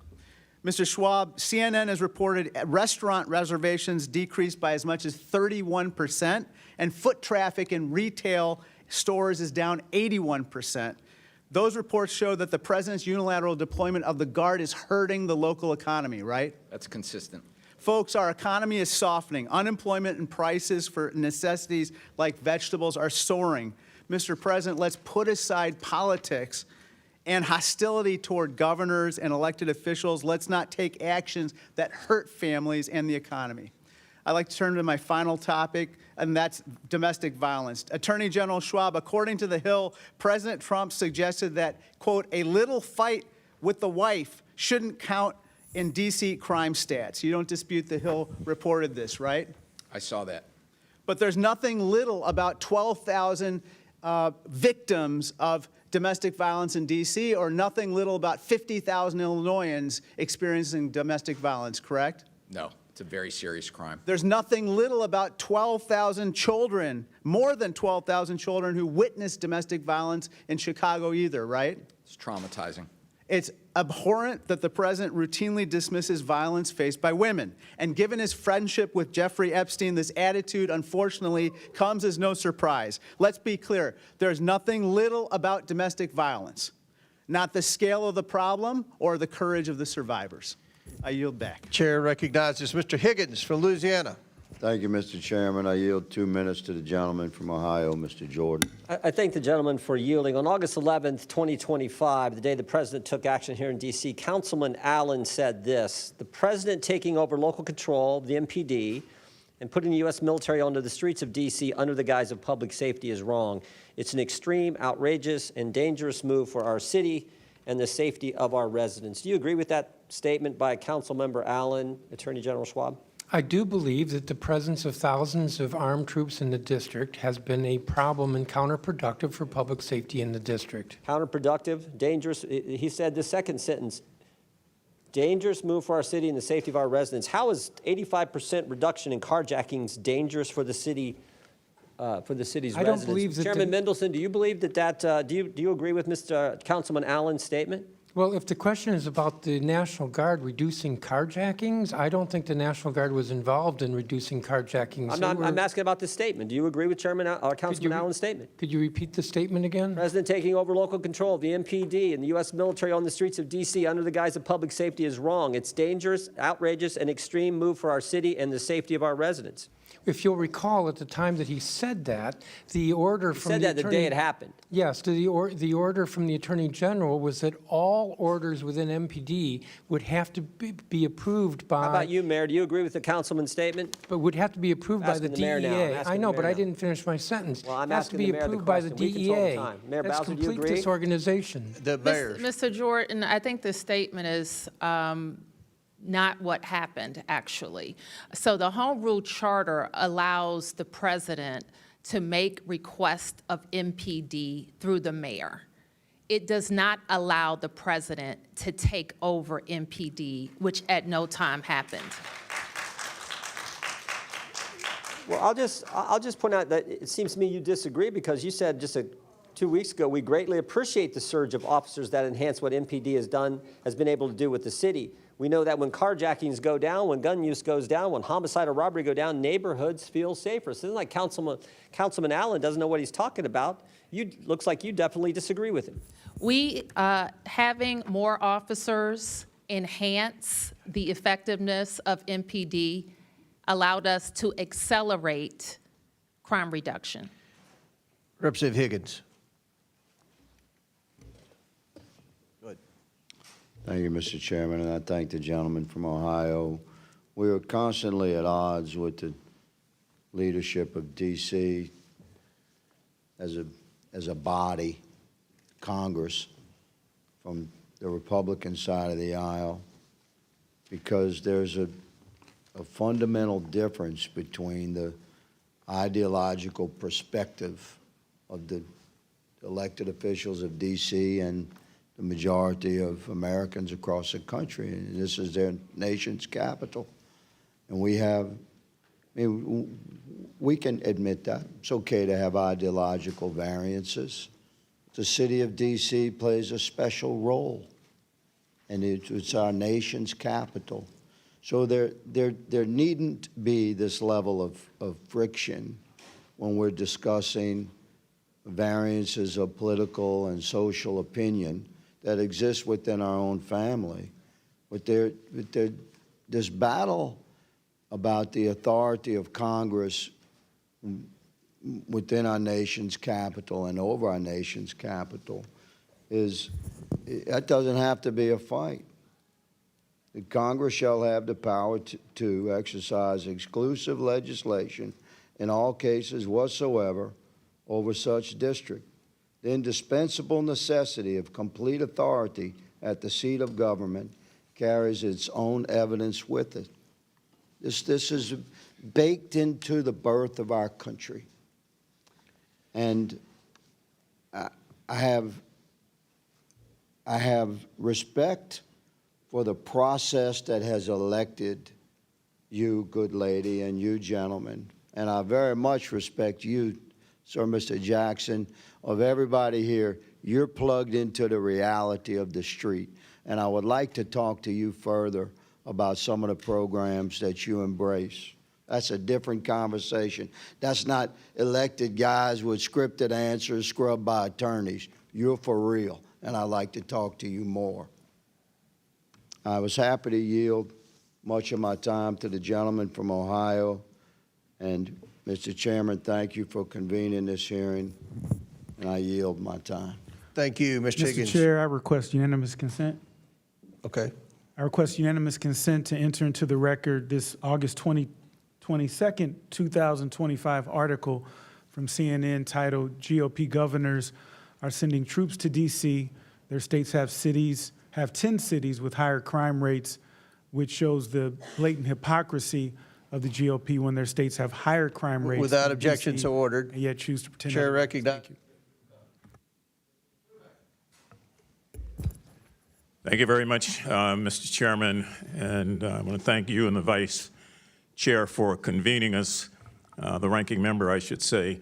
Madam Mayor, good to see you again. Good to see you. And you have a very tough job, and it goes without saying that the 800-pound gorilla in this room is a realization that you're fighting with one hand tied behind your back, and you're strapped in as a result of policies and rulings and law that prevent you in many instances from being the mayor that you want to be every day without being constrained. So I just want to say that on the record. It's easy for a lot of people to point fingers, but until you sat in that seat and had to make those decisions, it's very difficult. And one of your arms have been tied behind your back. Let's make no mistake about that. I want to thank all of you who are here, but one thing that I want to do is to go back and underscore the comments of Delegate Eleanor Holmes Norton. I brought this up at the last meeting that we had here on the District of Columbia, and that is the fact that at the end of the day, so much of this can be traced back to the imposition of policy on a governed people without their participation.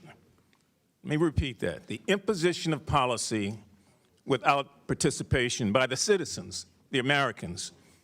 It's just as it was with the Boston Tea Party, comes down to taxation without representation. When you can't even fight for yourself, stand for yourself, vote for yourself, that's wrong. That's wrong. In 1973, let's get some of this on the record so that we have some perspective. D.C. got the Home Rule Act, and you were able to elect your first mayor and your first city council. And Walter Washington transitioned from his previous position to be that first elected mayor. In 1978, some of you will remember that full congressional representation was in the form of an amendment, and that amendment failed because you couldn't get, not you, the district, but the nation couldn't get the requisite number of states to ratify it. In 1982, voters here in the District of Columbia voted to approve a constitution for a new state. Some of you will recall that was called the New Columbia. And yet it was ignored by this Congress over and over and over again. Marion Barry came up here on this hill so many times to make the argument for the people of Washington that fairness has to be fair. It just can't be proportioned out when we feel like it. In 1990, Congressman Walter Fauntroy, myself, Marion, Jesse Jackson, and so many others put together freedom train rides from D.C. to New England, making a stop in each city along the way, making the case for statehood, and urging Americans up and down the coast to support it. In 1993, I was proud, along with your current delegate, to vote for the first D.C. statehood bill here in the Congress. And let me just point out one thing. Not one Republican voted for that bill. And that bill went down. It went down after a great deal of fight by a vote of 153 to 277. 2016, D.C. voters voted to approve a statehood referendum. The people voted 86% to approve that. This Congress ignored it. In 2020, the 116th Congress, H.R. 51 became the next statehood bill. It was defeated. And the following year, in the 117th Congress, we came back with the same bill. It was defeated again without any votes or representation from the other side. So at some point in time, you have to ask yourself, if this is so partisan, what is the issue? Now, some people argue the issue is racial. I know I shouldn't say that, but I'm going to say it because people feel that way. They think that if this was any other population, majority population, that this would not be taking place. We all know that it's partisan, even though some people will say it's not partisan, because the district tends to vote Democratic. So let's not play games here. Let's be honest and true. And if we are true about making sure that Americans, no matter where they are, but especially here in this district, have rights that others don't have. Stop treating the District of Columbia like a donor state. They donate their taxes, they donate their military officers, they donate their brain trusts, and they give of themselves. And at some point in time, we as a body have to give back. Taxation without representation is as wrong today as it was when the Boston Tea Party exploded over the same issue. Thank you. Gentlemen's time's expired. Thank you, Mr. Mfume. Chair recognizes Mr. Biggs from Arizona. Thank you, Mr. Chairman, and thank you, all of the witnesses, for coming in today. Attorney General Schwab, do you remember the case State of Maryland and District of Columbia versus Engage Armament, LC, et cetera? I do. And in that case, just for anybody who's not aware of it, the district joined Maryland and sued 3 Maryland firearm retailers for allegedly making straw purchases. In your lawsuit, you engaged 2 outside counsel. One firm, I think it's called Every Town Law, and another was Perkins Coie. Do you remember that? I do. And how much did you pay Perkins Coie, and how much did you pay Every Town lawsuit? Both of those outside firms are on a pro bono basis, so no money has been paid to them. You didn't pay him anything, okay. You know, you filed that lawsuit was baseless, right? You'd agree with that now after you've read the verdict of the district court, and I'm going to go through that with you pretty clearly. Well, Mr. Biggs, as you know, that case has been dismissed and is on appeal, and given the fact that it is still part of active litigation. You don't want to talk about it. I don't blame you. I'm not going to talk about the merits while it's in active litigation. Right. I don't blame you for not wanting to talk about it, because I go through here and at least 10 times the judge said there's absolutely no basis. There's no factual basis for bringing that lawsuit. So that's pretty damning. And not only that, under Maryland law, and basically Arizona's the same way. Most cases is every bit of deference is going to be given to a party who's defending against a motion to dismiss or motion for summary judgment, right? I mean, that's normal. That's Maryland law, right? Yes, that's the standard. Yeah. And in this particular case, the judge made some very interesting comments. This is what he said. Ordinarily, leave to amend in Maryland is freely granted, particularly when a case is in an early stage, unless leave to amend would be futile or inappropriate for other reasons. This case presents such an occasion to deny the request, close quote. I don't know, I used to practice, I used to do a lot of trial work. I don't remember ever seeing something like that. That's pretty damning stuff from the court. And then it goes on, the judge goes on to say, at bottom, in the court's view, the plaintiffs hope to use the discovery process in order to construct a case. And the court correctly notes, through that discovery, the plaintiff wants to find sufficient facts to state a viable claim for relief. But right then, in the complaint, failed to state any claim for relief.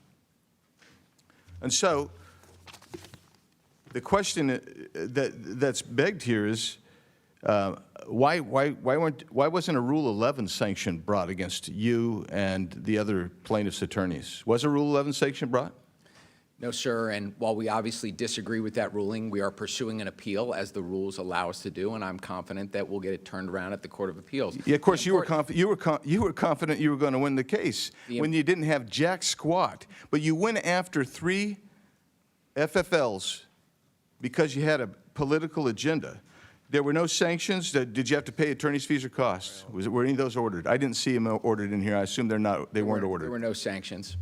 There were no costs. So, the important thing is we were working as hard as we can in this city to keep illegal guns out. No, the important thing is, and sir, listen to me for a second. Listen to me for a second. The important thing, Mr. Attorney General Schwab, the important thing was that you were using your office to abuse gun FFLs because you don't like them, and that's the deal. Because as the judge said, you basically didn't have a case whatsoever. But you decided to use your power and your authority and make the process the punishment. That's what you chose to do. That's what you chose to do, and there's no question before you. That is not true, sir. That's exactly what this says. And that's a shame, because that's an abuse of power right there. And so you come in here, sit here, and tell us all this righteousness about power. But I'm telling you, when you're using the process itself to go after political opponents, which is exactly what you're doing. This is a philosophical issue that you have. And you used them, and you used 2 firms that you know and I know that that's their motive. The law firm, every state, that is their job. That's what they want to do. They solicit funds to go out there and sue FFLs because they don't want the Second Amendment to even exist. Read their statements. And you joined with them. Mayor Bowser, it's good to see you again. I know you do have a tough job. I'm the first to admit it. Thank you. But it's good to see you again. Thank you. And I'm out of time, so I can't ask you any questions. But I do have some things I want to, Mr. Chairman, I have some UCs. Yes, proceed. First of all, I wanted to introduce the memorandum decision and order from the case State of Maryland, D.C. versus Engage Armament et al. Without objection, so ordered. The letter from the committee to the Honorable Brian L. Schwab dated June 11, 2025. Without objection, so ordered. Which we're still waiting for answers for. This one, Mayor Muriel Bowser says Trump's surge of federal law enforcement has lowered crime in D.C. Without objection, so ordered.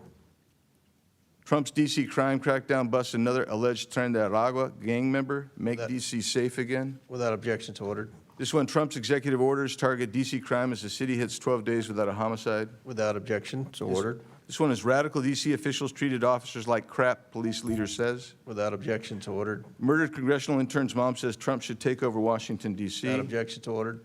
Yes, prosecuting and arresting criminals would have immediate impact on D.C.'s crime. Without objection, so ordered. Thank you, Mr. Chairman. Thank you. Chair recognizes Ms. Brown from Ohio. Thank you, Mr. Chairman, and thank you to our witnesses for being here today. So we want to talk about abuse of power, huh? Well, let me start here. President Trump's only expertise on crime is committing it, not preventing it, enabling it, not ending it, and covering it up, not cleaning it up. He is a convicted felon. He has illegally frozen federal funding. He has assaulted the rule of law at every turn. He has consistently violated constitutionally protected due process rights, and he has unleashed a corporate agenda to enrich himself and his wealthy donors. Right now, as we sit here, Trump is bending over backwards to protect Ghislaine Maxwell, a convicted sex trafficker who preyed on children, and blocking the release of the Epstein files to shield criminals from accountability. In the last 10 months alone, he has pardoned countless white-collar fraudsters who ripped off the American people, often conveniently after they cozied up to him. And let's not forget, Trump pardoned every single person charged or convicted in the January 6th insurrection. That included 172 people who pleaded guilty to assaulting law enforcement. It included dozens of repeat offenders, people with prior convictions for rape, manslaughter, and sexual abuse of a minor. And it included at least 10 individuals who have already been rearrested for new crimes. So spare us the talk of law and order, because under Trump, that only means lawlessness for his friends and punishment for everyone else. Now, let me be clear. I care deeply about public safety in my district, in every district across America. Every person deserves to feel safe in their neighborhood, at their job, and their school. And if I may, there is some good news. Violent crime has been consistently decreasing across America. And yes, we have more work to do, but we also know what works to keep it that way. So if you are really serious about public safety, let's increase funding for violence prevention programs. Let's pass common sense gun safety bills. And let's provide additional federal resources to our local partners to recruit and train local law enforcement. But what has this administration done instead? Rolled back gun safety reforms, gutted DOJ programs tasked with addressing violent crime, and blocked funding to local law enforcement and community violence prevention agencies like the one you served, Mr. Jackson. Earlier this year, Cleveland Peacemakers Alliance, a local violence prevention organization, had its community violence prevention grant funding frozen by this administration. Mr. Jackson, I know you cannot speak to this specific grant, but can you talk about the importance of grants funded through the Bipartisan Safer Communities Act and how freezes like this impact public safety? Well, we know from Cleveland Peacemakers to Advance Peace to Safe Streets Baltimore to Life Camp in New York City that these organizations that are doing violence intervention work are saving lives every day. And every study we've seen to focus on how impactful community violence intervention has been has shown promise. But this Trump administration hasn't stopped at terminating violence intervention programs. They also terminated $1 billion in youth mental health resources that we know can help our youth that are in crisis before a school shooting, before a suicide attempt, before any violent harm. They've also made major cuts to the ATF. And we know that the ATF now has lost 2/3 of its inspectors. So they don't even have the capacity to inspect gun stores to decide whether or not they're violating the law. He also reversed their zero tolerance policy for gun dealers, where they violate the law, they lose their license. And even if you go to the Department of Justice website, there's an invite for previous violating law gun stores to come back and get their licenses again. So he's not only defunding programs that we know are preventing violence, that are working with youth, that are working in schools and working with homes, he's also stripped and dismantled and defunded federal law enforcement to keep guns out of our communities. Thank you so much. Instead of funding proven public safety solutions, my Republican colleagues want to pull political stunts like weaponizing the National Guard against the American people. Let's be clear. That only sidelines local law enforcement, sows chaos, and distracts from real emergencies. So yes, it's political theater, but worse, it's dangerous political theater that puts communities more at risk, not less. All right, Chair recognizes Ms. Mace from South Carolina. Thank you, Mr. Chairman, and good morning. The government of the District of Columbia, under the leadership sitting in front of us today, has become a poster child for DEI and gender madness. This has led to government. Mr. Chairman, this is not a concert. This audience can just settle down. I want to reclaim my time. Stop the clock, and the gentlelady's right. Under the rules of the House, the chairman is responsible for maintaining order and preserving decorum in the committee room. I expect audience members to be respectful of the committee, so I'd like to reclaim my time, too, You Mr. reclaim Chairman. it, absolutely. Ms. This has Mace. led to government-sanctioned racial discrimination and the erasure of women. Article 1, Section 8, Clause 17 provides Congress plenary authority over the District of Columbia. Using this authority today, I'll be introducing the No DEI in D.C. Act. This bill will rip the DEI and gender bender nonsense out of the D.C. government root and branch, and restore common sense and equal treatment under the law. As the individuals charged with writing D.C. laws, signing D.C. laws, and enforcing D.C.'s laws, we have some questions for you on the meanings of some of the curious terms we have found in the D.C. Code. My first question for Mayor Bowser, it's yes or no. The D.C. Code makes numerous references to, quote, structural or institutional racism. Do you believe the D.C. government is structurally or institutionally racist? Yes or no? Yes or no? Is D.C. government racist, institutionally racist? Yes or no? All right, you can't answer the question. So my next question for Mayor Bowser, since you're going to sit there and placate or just be quiet, in Section 7-1234.02 of D.C. Code, you use the phrase child welfare involved birthing people. Child welfare involved birthing people. Can you explain to me what this means? I'm not that familiar with that part of the code. Okay, and so you don't know. In Section 7-1234.02 of D.C. Code, you use the phrase justice involved incarcerated and homeless birthing people and their non-birthing partners. Can you explain to this committee what that means?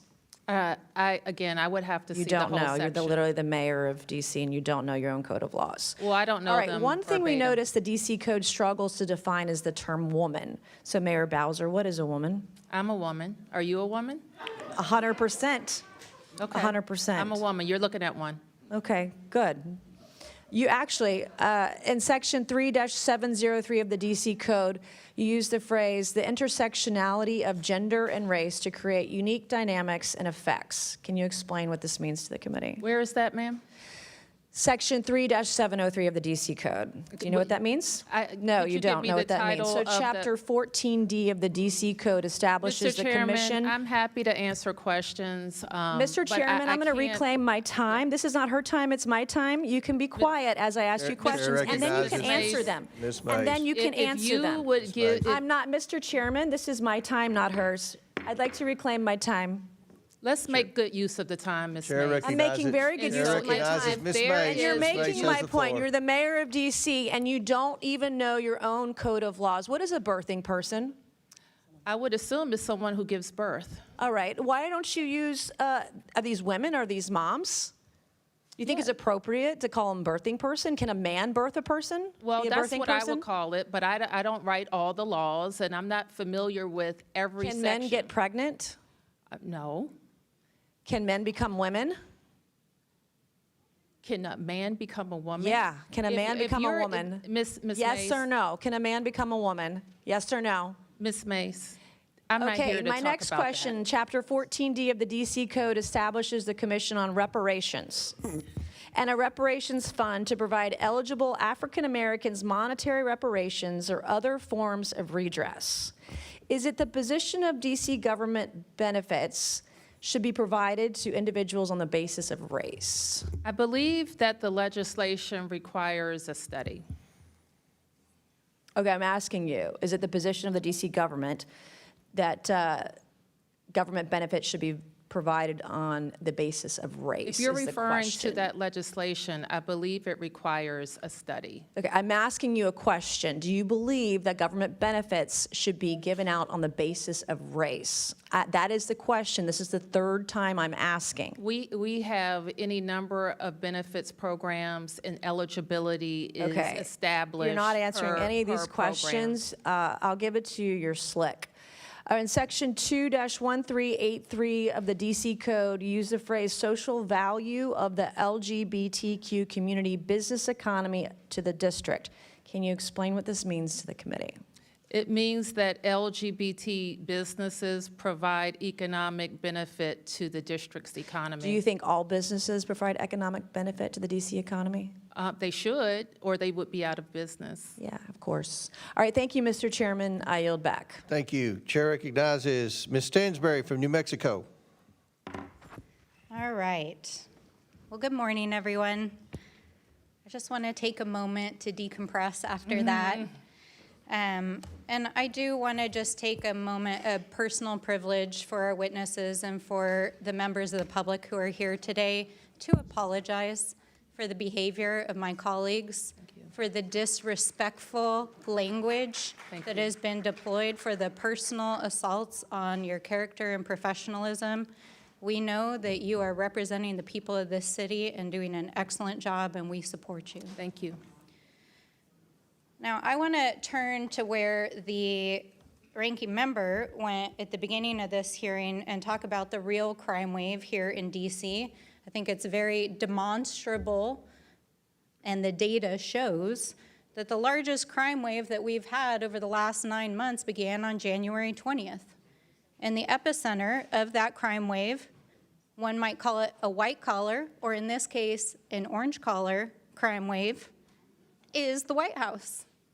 Because we have seen a slew of illegal firings that have resulted in millions of Americans being without vital programs, the withholding of millions of dollars of funds, violations of the Constitution, rule of law, separation of powers, due process rights, illegal arrests, illegal deportations, hundreds of lawsuits, grift that's resulted in billions of dollars in crypto schemes lining the pockets of the president and his family, government contracts to his friends, and an epic cover-up of the largest known sex trafficking scandal in American history, with the director of the FBI lying under oath in this chamber just yesterday. And I just want to say this, that it is a felony under the U.S. Code to lie under oath in front of Congress. So if you want to talk about crime in D.C., then look no further than your own damn hearings. Let's talk about that. That's the real crime wave. Now, Mr. Jackson, I really appreciate you bringing forward as part of this discussion this morning the impact that it's had on real people in the community. Because I think for people who do not live in Washington, D.C., who have never stepped foot in front of City Hall, gone to a city council meeting, have never met with the mayor in her chambers, have never talked to the people of Washington, D.C., they don't understand how this is impacting the communities who live here, of having this occupation in their midst. And this is not about public safety. You know, last week we heard our colleagues accusing us of not wanting to solve crimes, not wanting to address public safety issues. I mean, I'm trying to swear less, but that's just total bullshit. I mean, that's just a lie. That's just not true. We care a lot about addressing public safety. It's one of our top priorities. But that's not really what this is about, because if this was really about addressing public safety, you wouldn't have had the vice president and Stephen Miller walking into Union Station, making fun of, deriding, and putting down the people of D.C. while they're deploying National Guardsmen from across the South to stand on street corners to talk to their friends and be on their iPhones all day. I mean, I want to be real. Like, this is not law enforcement. I come from a veteran family. I support our law enforcement. I support our military. But this is not about law enforcement. And if you talk to any cop on the DC streets right now, you know, thank them for their service. Because in addition to actually dealing with real crime on the streets as trained law enforcement professionals, they had to spend the last month dealing with the bullshit of the Trump administration and a bunch of people who are standing around in the way of them actually doing their jobs. So if this administration actually wants to address public safety issues, stop holding the city of Washington, D.C. hostage. Now, this is just exhausting to listen to this all day. And so I would love to hear from you, Mr. Jackson. You've shared already this morning. With my remaining time, I would love to hear from you what you think Congress can do to help support the communities that you work with in D.C. Just first of all, it's devastating what's happening in our communities. The first day of the D.C. takeover, we had to go into our communities and teach young people how to navigate law enforcement when their rights might be violated.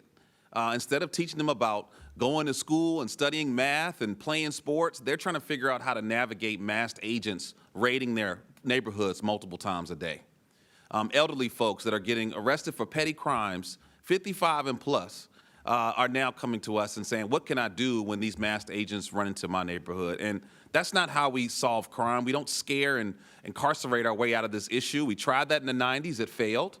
The way that we address a public health crisis is we invest in prevention strategies. We look upstream to keep guns from pouring into our communities. You know, 95% of guns in this city come from outside of the district. We only have one gun store, but yet the FBI director is bragging about apprehending guns in D.C. while President Trump's son is literally profiting with the smart gun company. And so what we really need in this moment is for federal government to do its job to keep guns from getting into our communities by cutting down on gun traffickers, by going after rogue gun dealers, by holding the gun manufacturers accountable, and being tough on crime, specifically on those who are profiting off of the pain and death in our neighborhoods. Thank you, Mr. Jackson. Time's expired. Chair recognizes Mr. Cloud from is it Palmer or Cloud? Cloud from Texas. Oh, the great state of Texas, as we like to say. But thank you for being here. Thank you, Chairman, for holding this committee. There's a lot of consternation today about President Trump deploying the National Guard to help crack down on crime. I can remember it wasn't that long ago where the Biden administration had deployed the National Guard to block access to the people's capital. I would much more be in favor of helping solve the crime situation here in D.C. There didn't seem to be a lot of consternation coming from the left during COVID when our capital was surrounded by barbed wire and the National Guard were camped out.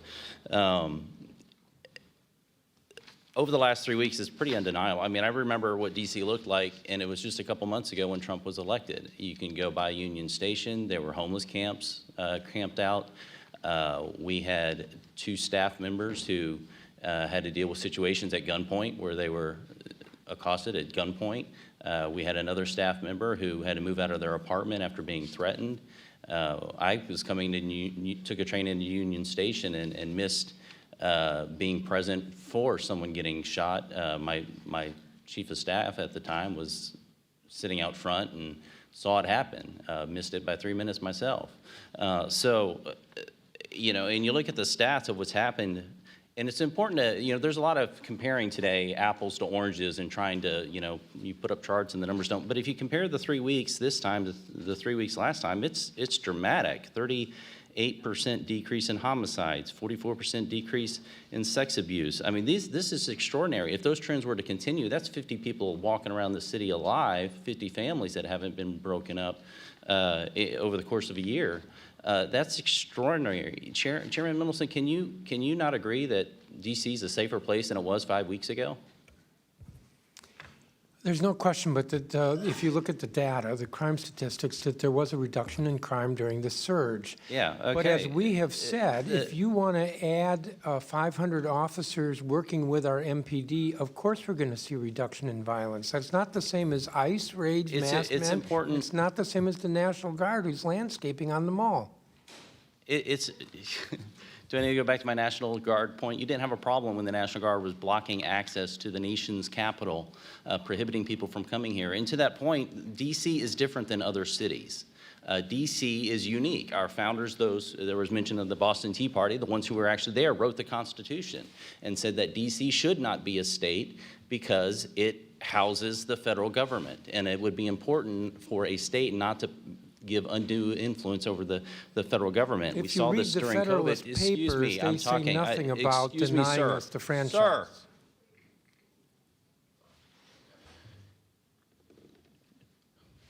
In September 20th, Capitol Hill Baptist Church was denied a permit to worship outside because of COVID-19, yet we had a number of Black Lives Matter protests in this community.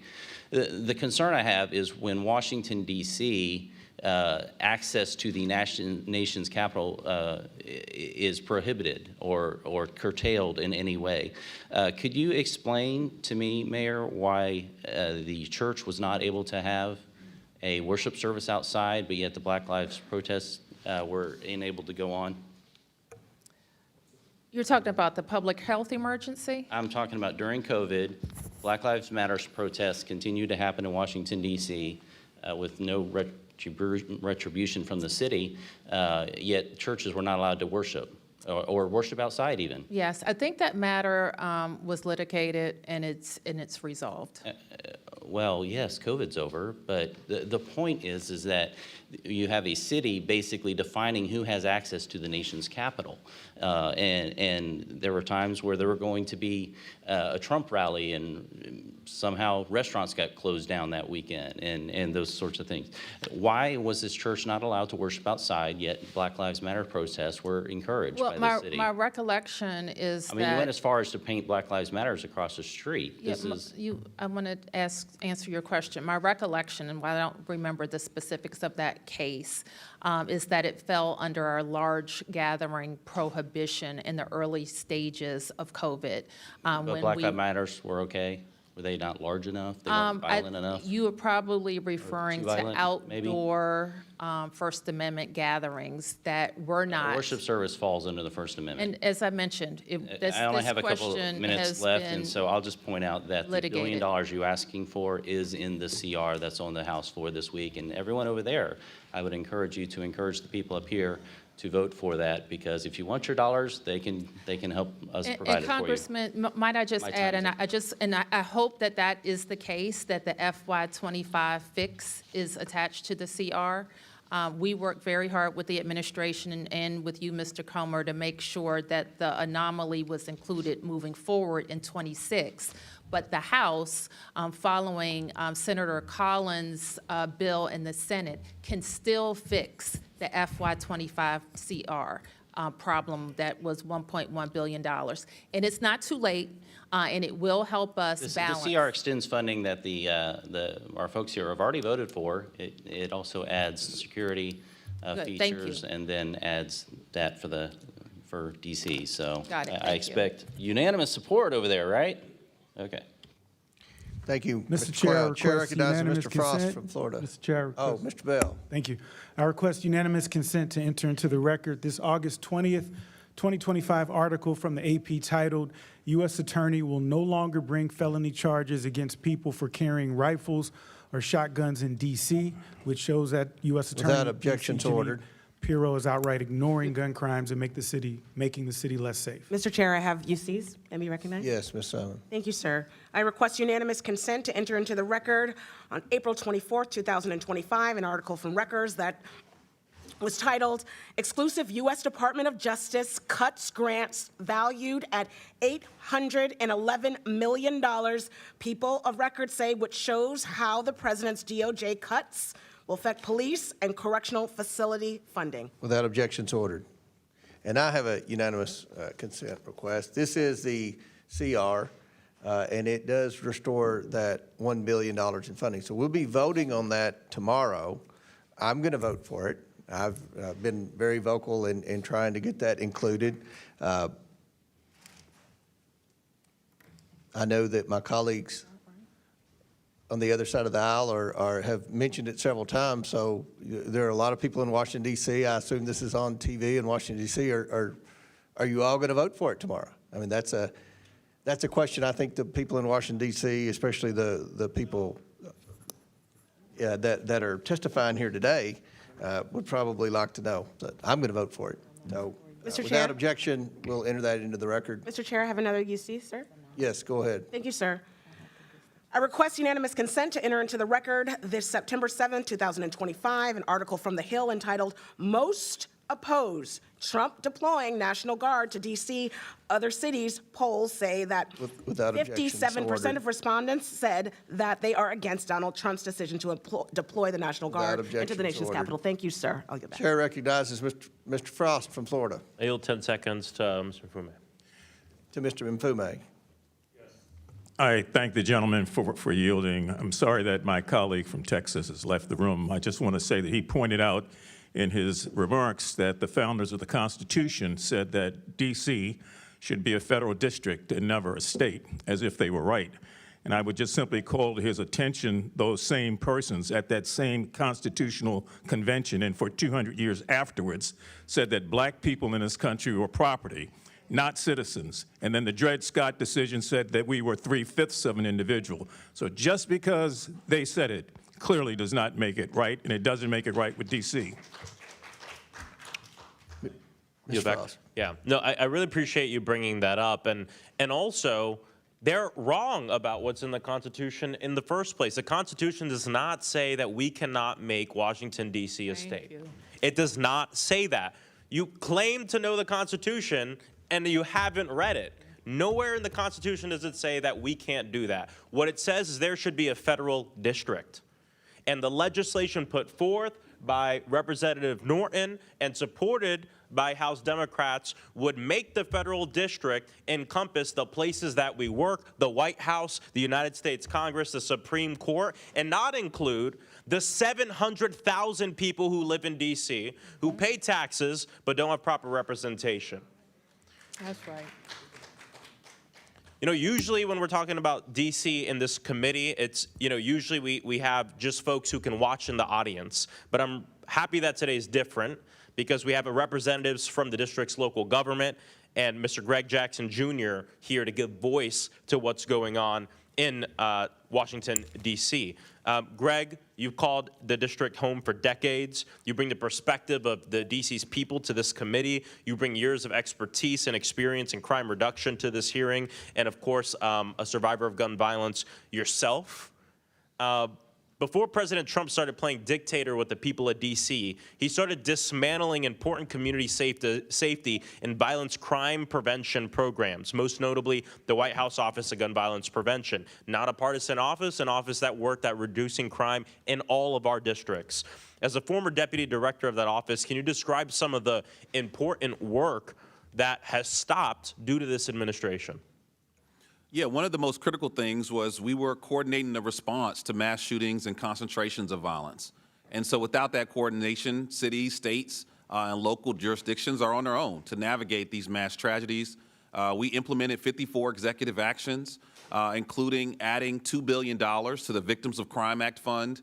And I will note that on August 2025, multiple states, I believe 24 states, sued this administration for withholding $1 billion in resources for victims of violent crime. But we were the ones that were pushing more resources to victims. We also fully implemented the Bipartisan Safer Communities Act that each party came together on and voted for in 2022. And then lastly, we worked directly with local leaders to make sure that we're elevating strategies that work across the country. You also prevented serious crimes by ensuring that we prevent access to illegal guns, correct? Correct. We partnered with agencies to do that.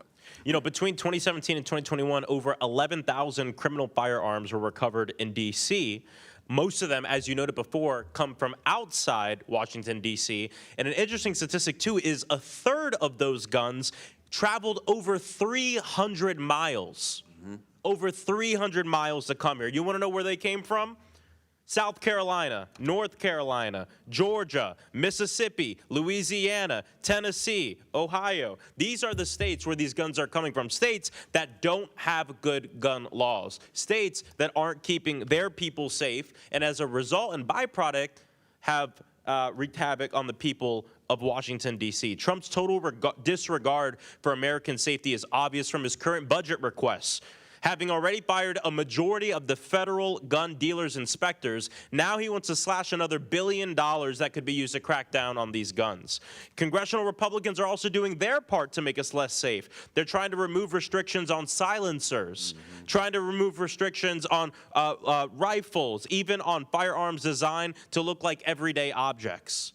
And we even know that they're insincere in this because I just listed states that have some of the highest murder rates in the nation.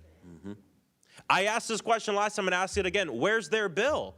If this is the way to end crime, and this is the thing everybody wants, why don't they have a bill to invite the military to occupy their states, which have the highest crime rates in this nation?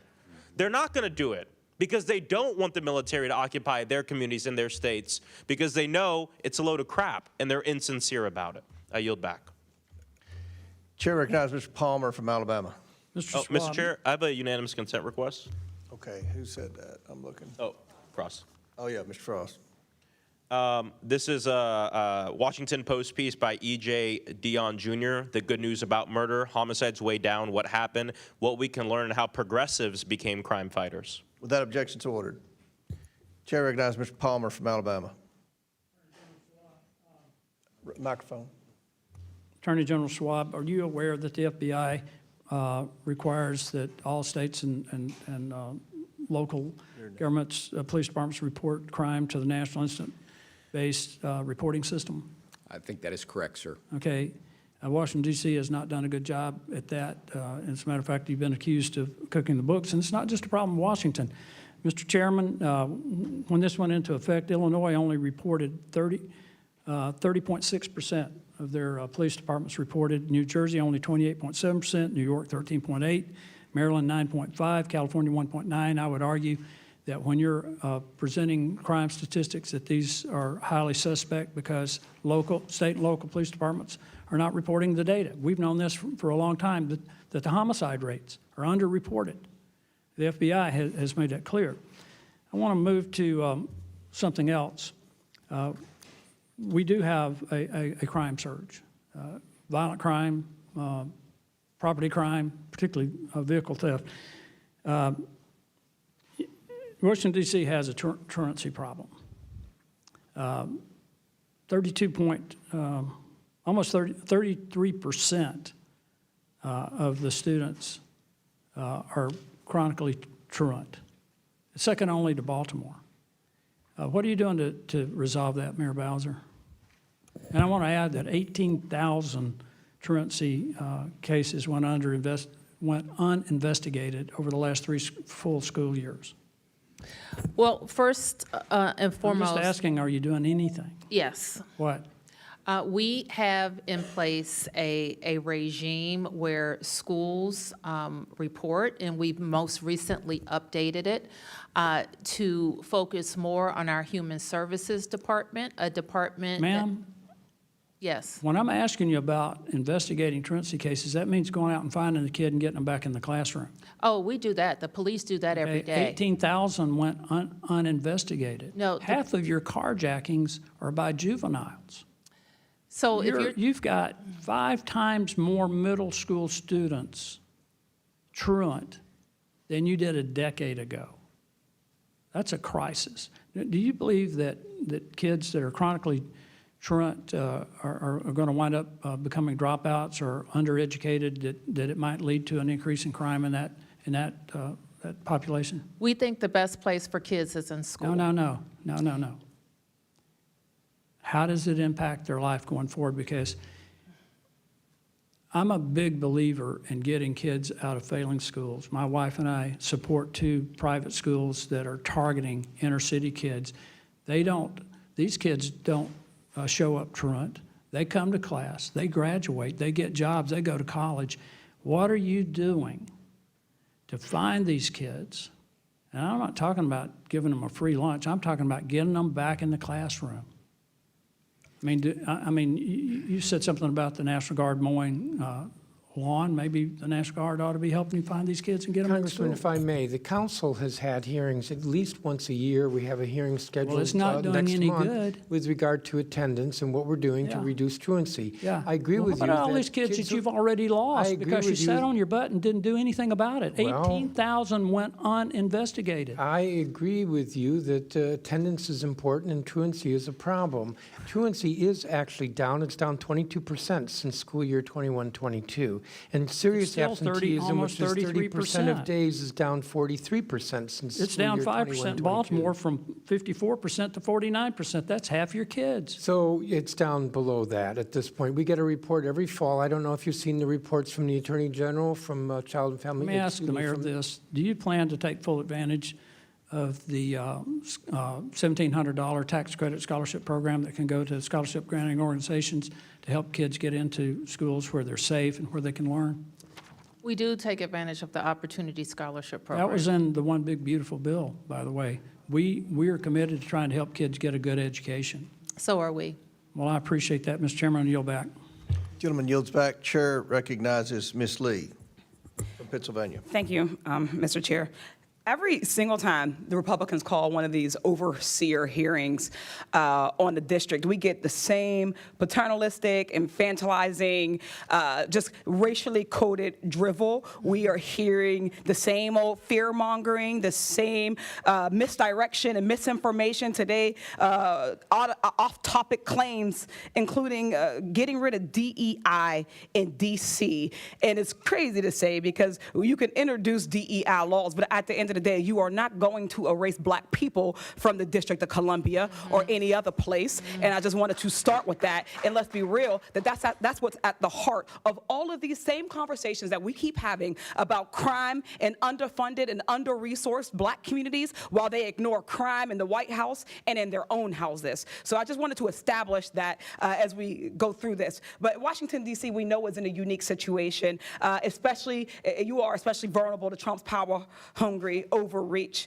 Their elected officials don't have the same resources and also don't get the same respect, incidentally, from members of this panel that they would give to their own elected officials. But you don't have the same protections, congressional voting power or representation as other states. That's why Trump is using D.C. as a test kitchen for all of the horrible policies that they're cooking up.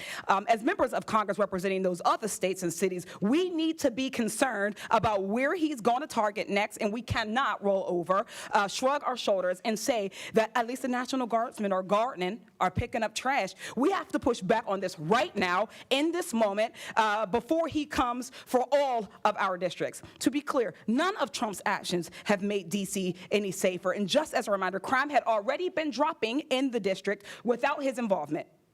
He's been terrorizing D.C. residents with these mass and unaccountable federal agents and armed National Guardsmen.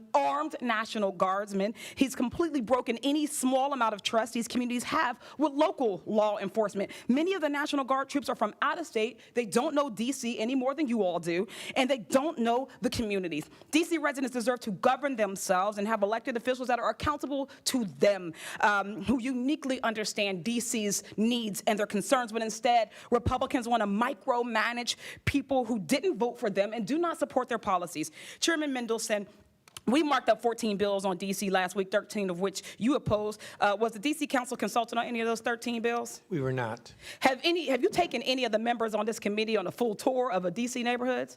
I have tried to meet with different members without success. Yeah, because we all know they talk a lot about DC and they pretend to know DC, but the reality is that very few of them have ever left any of the communities that are in walking distance of the Capitol itself. And I bet they've probably never even been. I remember last term we had a member talk about, well, the unique part of DC is that you all get access to every member of Congress, but I've never seen a member of Congress in any of the carryouts in DC. I ain't seen them at any of the Ethiopian restaurants or at a Caribbean joint, but that's neither here nor there. Do you think it's necessary to work with local officials to improve public safety? Absolutely. Has the Trump administration reached out to the council to ask you all what you need to help keep D.C. safe? They have not. Crime is especially easy to exploit and use as a political tool. Everyone, regardless of how they vote, cares about safety. We care about community safety. That's why I launched the Community Safety Agenda and Caucus, because we have community-based, evidence-backed solutions that we know work. But instead of offering real solutions to prevent crime, to respond to people in crisis and stop violence, which DC and many other cities have invested in, Trump's scare tactics and political theater only makes these communities safe. These proactive investments in communities that actually bring down crime. The data could not be any clearer. It's the programs that work to stop crime before it can happen rather than just responding afterwards. Yet DC is struggling to fund these types of programs because y'all have not restored and passed the $1 billion that Congress owes them. Attorney General Schwab, you've made stable housing for DC a priority, correct? I have. You've implemented programs that improve nuisance properties, after-school programs for kids, victims of domestic violence, and the goal to make DC safer, correct? I have. Mayor Muriel Bowser, we know that these litany of proactive investments actually drive down crime. Has Trump promised you any funding for any of these things? No, not yet. Great. The cost of having a National Guard is about $1.8 billion a day. We're up to about $40 billion. They say about $200 billion. A bunch of that these out-of-state guards in the Roman industry is not a sustainable solution. That is not more sustainable than actually investing in these things, investing in our communities. We know that if you really want lifelong safe communities, then we need to invest the same way that these people invest in their people, and their communities, and their loved ones. Invest in these folks the same way, and stop talking about crime and fear-mongering these people. With that, I yield back. Chair recognizes Mr. Perry from Pennsylvania. Mr. Chairman, I have a unanimous consent request. Okay, yes. I request unanimous consent to enter into the record the January 30th, 2025 article from NPR. It's titled, "Criminal Records of January 6 Rioters Pardoned by Trump Include Rape, Domestic Violence," which highlights how President Trump released January 6 rioters with records of violent crime back onto our streets, including Without objection. sexual assault of a child, production and possession of child pornography, Without objection, so ordered. forcible rape, and conspiracy of murder of federal employees and threatening federal officials. Without objection to order. Chair recognizes Mr. Perry from Pennsylvania. Thanks, Mr. Chairman. Mayor, thanks for being here. Thanks for being in the arena. We know it's difficult. I think the case that we're trying to make today is that there's a crime problem, and when you prioritize solutions, you can actually make a difference. And I'm just going to quantify that statement because I think that Washington, D.C. has a crime problem. Shouldn't just say that, but if it's true, it'd be evidence. And the House Budget Committee reported in early 2024 that crime surged by nearly 40% last year, which is 2023, with over 270 murders, 950 carjackings, and 106 children shot, reminiscent of the 1990s crack epidemic. And of course, you know, you've heard the stories of staff members here. We all kind of, believe it or not, know somebody that has been a victim of crime right in the nation's capital, right? As of October 2023, the violent crime rate in D.C. hit 664.2 per 100,000 people. For comparison, New York City had a violent crime rate of 184.4 per 100,000 people. So that's dramatic, right? 184.4 versus 664.2 for D.C. Dramatic. In 2024 in Washington, D.C., 72% of all property crimes were larceny, theft, and motor vehicle theft, burglaries, et cetera. Washington, D.C.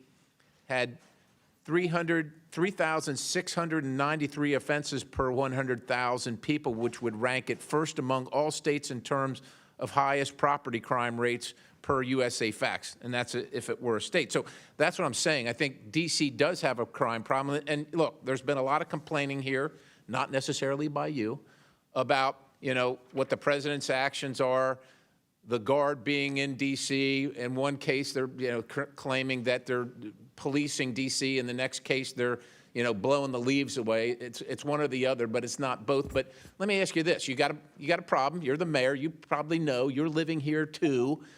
Did you ever reach out to the president, to any president, and say, look, we've got a problem here.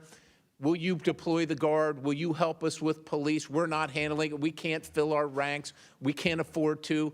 Have you ever done that? I have called on the National Guard in D.C. I called on them during COVID. I've called on them in other weather emergencies, yes. What about as a general, look, the crime stats I just related to you are ongoing, right? This is not just a surge. This is just not a momentary COVID thing. Yes, This is a daily thing for the people of Washington, D.C. to endure, and the people of the country that want to come to their nation's capital who are afraid to come to endure. So have you ever done it on a consistent basis, saying to the President of the United States, this is the nation's capital, you reside here, can you send me the Guard to help assist with law enforcement or assist with policing? Have you ever done that other than episodically?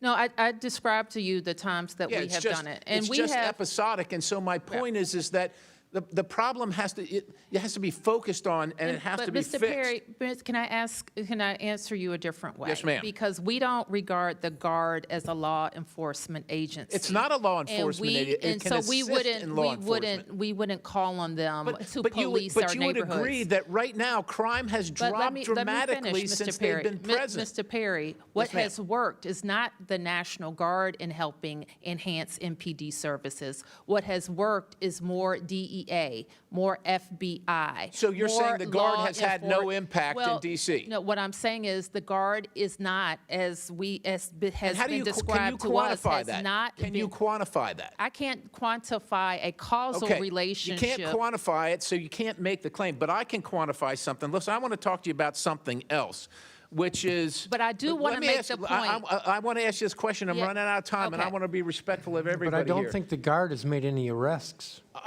I want to ask you. So you've employed a bunch of traffic cameras. Can you, a whole pile of them, hundreds and hundreds of them, are traffic cameras for safety or for revenue generation? They're for safety. But it says here that you plan to fill a $580 million revenue hole in your budget shortfalls using traffic cameras, right? You said that. No, what we said is that our budget includes revenue generated from traffic cams. Expected 580. You said this, ma'am. We want to drive. It's per the Fines and Fees Justice Center. Let me just, because I want to quantify this as well. In 2006, you had 43 fatalities, traffic fatalities. But in 23 and 24, you had 52 each of those 2 years. The traffic cameras are not making your people safer, and particularly in Wards 7 and 8, where it's predominantly a black population, 20% below the poverty line, these fines are imposed on them, hurt the worst for people. So traffic cameras and automatic traffic enforcement, it should be about safety, but it's unfortunately about revenue generation, and it's imposed on the people that can least afford it in the District of Columbia, the people that you represent. Well, Mr. Chairman, Perry, I yield the balance. I wish that you had also pointed to this year's traffic fatality and collision information. So in addition, this year's not done yet. Well, it's trending in the right direction. Yeah. Yes, but the trend is so that we would be at well below those numbers. And our traffic cameras are a part of that equation. The traffic cameras, ma'am, with all due respect, you have the worst traffic in the country by city regarding according to Consumer Reports, and that includes L.A. And not allowing people to turn right on red is a contributor to that, and then fining them, especially in the places where people can least afford it, is grifting on the people that support your city, and it shouldn't be done. It should be about safety only. The fourth most populated city in the country, Hoboken, has 0 cameras and 0 fatalities, ma'am. I yield. Thank you. Chair recognizes Ms. Simon. Thank you, Mr. Chair, and thank you, Ranking Member. Before my remarks, I just have a couple of questions. My first question is to the elected AG of the District of Columbia. Can you talk very briefly and educate all of us on the victim services that your office provides to victims? In virtually every case where we have a victim that's been harmed by a violent crime, their specialists in our office are working with them not just to make sure they're available to be witnesses in prosecution, but to make sure they access the services they need, both economic and financial support, as well as emotional and counseling support to make sure they're taken care of. And AG, would you say that your Victim Services Division is equitably funded? We can always use more money to make sure that we're providing that critical service, but the team I have is doing an extraordinary job with what we have. And what you all provide is not only protection for witnesses, is that correct? We certainly do more than just protecting the witnesses, yes. Is it also making sure that victims of domestic violence have opportunities to leave their abusers and save their own lives? One of the things that we do every day is making sure victims of domestic violence are getting protective orders and making sure that they are protected from people who may be putting them in a dangerous place. Isn't it true that you work with mothers of murdered children? We do. Isn't it true that you provide burial and counseling assistance for folks in our communities who have been victimized by violence? We do. And I want to thank you for that work. AG, would you also say that in the District of Columbia, the young people that you are prosecuting do not have readable access to mental health supports in the District of Columbia? We know that we have a job to do, which is holding young people accountable when they commit crimes, and we are doing that every day. But too often we see the young people that are coming into the criminal justice system struggling with terrible trauma, mental health, behavioral health challenges. And we can't ignore that need too. We've got to do both. And while we will do the prosecution work, and we will continue to do that, we can't ignore the fact that there are causes that lead to repeat offenders, violent offenders, and sometimes it's the mental health and trauma that young people are carrying around. If we don't ignore it, and if we do ignore it and don't address it, we are going to be continually fighting this issue. Wouldn't you also agree, AG, that reentry services create opportunities for young people who have been convicted and have served time in the juvenile detention facility, the opportunity to stop the pattern of committing crime? 100%. Would you agree that the defunding of reentry services increases the likelihood of young people not being able to do the rehabilitative work to be able to maintain their civility and their opportunities to do the right by all of us? Well, if we don't take care of kids after they have been committed, after they've faced consequences with getting back into community and making sure that they have healthy, hopeful pathways, kids with hope are safer to And that's everyone not around soft. them. I would say that that's not soft on crime. Would you agree that if you have to charge every 14-year-old and put them in an adult cage, that when they get out, because they will get out, that they will be worse than when they came in? We know that to be true. We know that to be true. Over 40% of young people who are charged as adults, they do get out and they are more likely to offend than if they were processed and rehabilitated in the juvenile court. Is that not fact?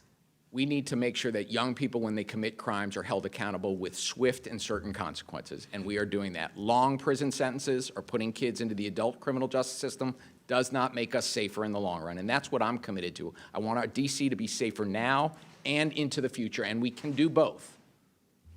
One of the reasons why I abandoned my, my prepared remarks, I spent almost 30 years working with some of the most troubled young people in my community. And in the programs that I developed and implemented, we reduced crime and recidivism by almost 70% of young women who are in the juvenile justice system. And that work was not done by prosecuting them as adults and putting them into cages to rot. What we did was invest deeply in their rehabilitation, but also in their accountability and ensuring that the victims were made whole. So I want to thank you all for your assertion that DC not only can govern itself, but if we were to do right by victims and right by children and right by families, we would fund education, we would have free child care, we would ensure that every person who was seeking health care could get it. We are so far from that vision. So instead of problematizing the elected leaders of this city, I would hope that in the future, that folks who have no experience in law enforcement on this body listen to the experts. Thank you so much, and I yield back. Thank you. The witnesses have requested a recess, but we're going to recognize one more member, then we're going to have a 15-minute recess. Chair recognizes Mr. Crane from Arizona. Thank you, Mr. Chairman. I want to say thank you to the guests for showing up today. Since I only have 5 minutes, my first question is going to be a yes or no. Does DC have a crime problem, Mayor Bowser? Any crime is too much crime, Mr. Crane, but we're trending in the right direction. Sorry, just yes or no? It's not a yes or no question. Okay. Chairman Mendelson, does DC have a crime problem, yes or no? There is more crime than we want, but it is significantly All right, I'm moving less. on since you can't follow the instructions. Attorney General, does DC have a crime problem, yes or no? One crime is one too many. We got to keep working at it. Mr. Jackson?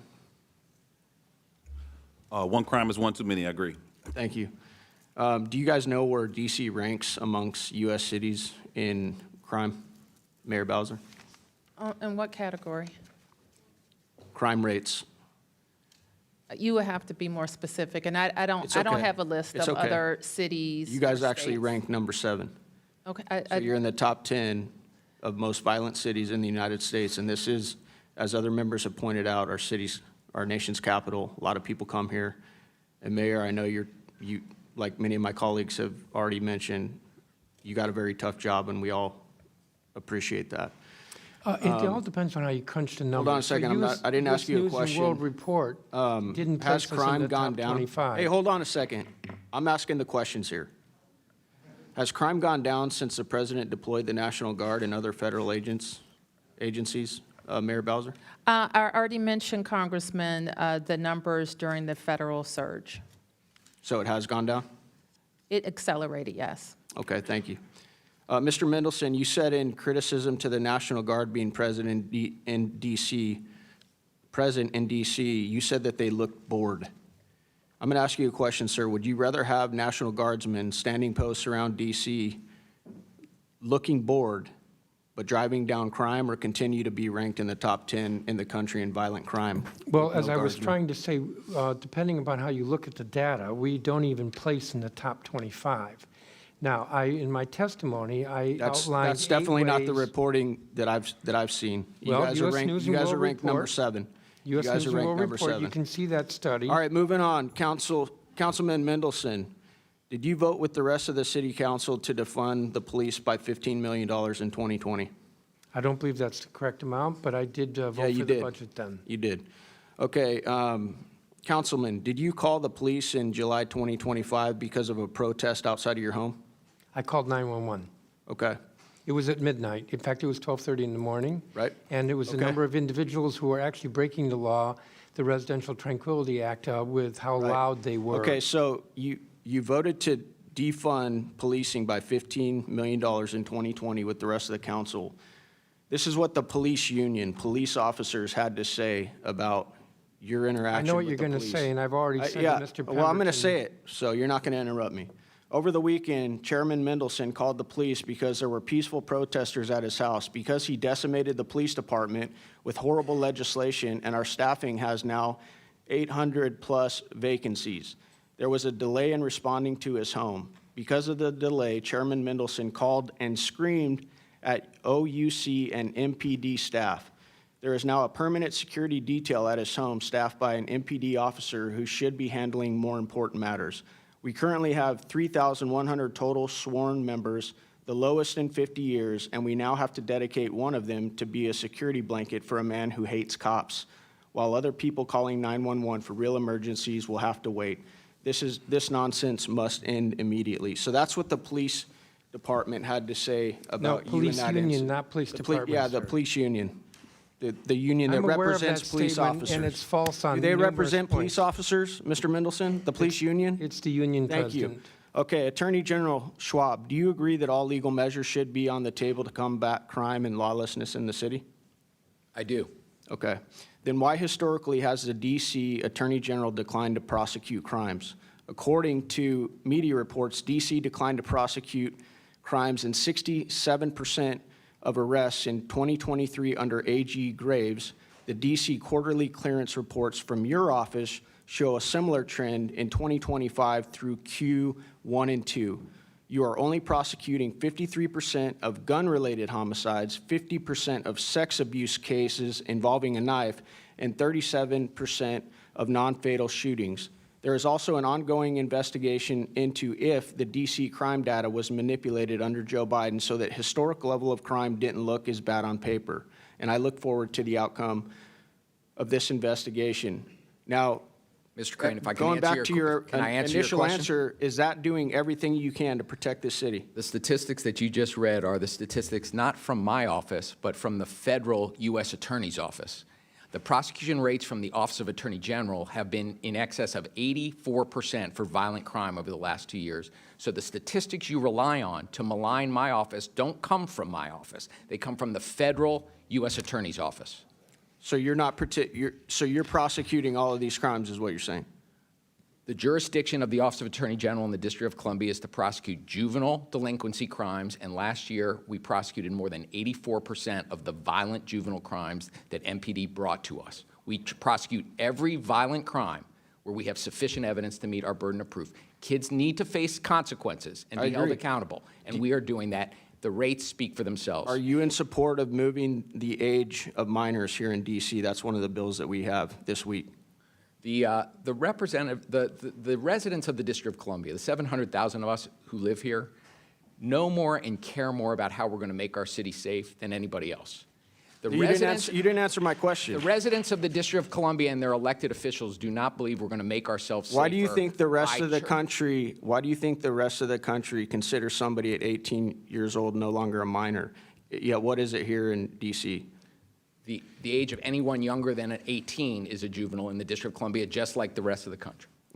Don't you guys consider people that are 20, 25 and below minors? I think you The gentleman's misunderstand time's the law, expired, sir. but feel free to answer that, General. Well, I think you're misunderstanding the law, and I think you're referring to the Youth Rehabilitation Act. But in our city, youth younger than 18 are treated as juveniles. The Youth Rehabilitation Act involves a totally different set of adult defendants in criminal cases and involves a different issue that the city has confronted. And I think that issue has been conflated in some of the laws that this body has put forth. And I really wish we could have had a conversation beforehand so we could have explained better what the YRA does relative to all of the other laws that we have in our city that we're working every day to help drive juvenile crime and violent crime down. Thank you. So you support the Youth Rehabilitation Act? I think that was the question, one of the questions he was asking. You support that? The question was whether or not Do you support the Youth Rehabilitation Act? That's part of what we're repealing. 2.5 minutes over. Okay, all right. Time's expired. We pursuant to the previous order, the chair declares the committee in recess. Subject to the call of the chair, we plan to reconvene in 15 minutes at the request of the witnesses. Committee stands in recess. Did you request? I didn't request.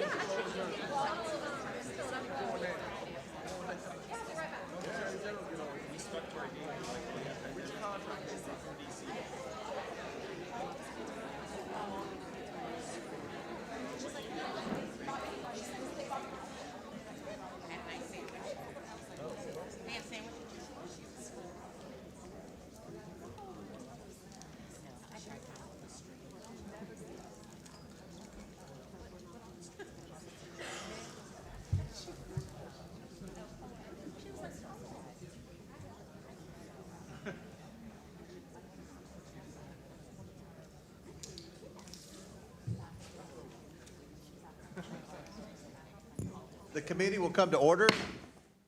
Before we resume the questioning part of the hearing, I want to recognize Ms. Norton from Washington, D.C. for some unanimous consent requests.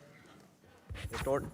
Thank you, Mr. Chairman. I have a unanimous consent request to enter into the record a statement from Donald Sherman from Crew regarding the D.C.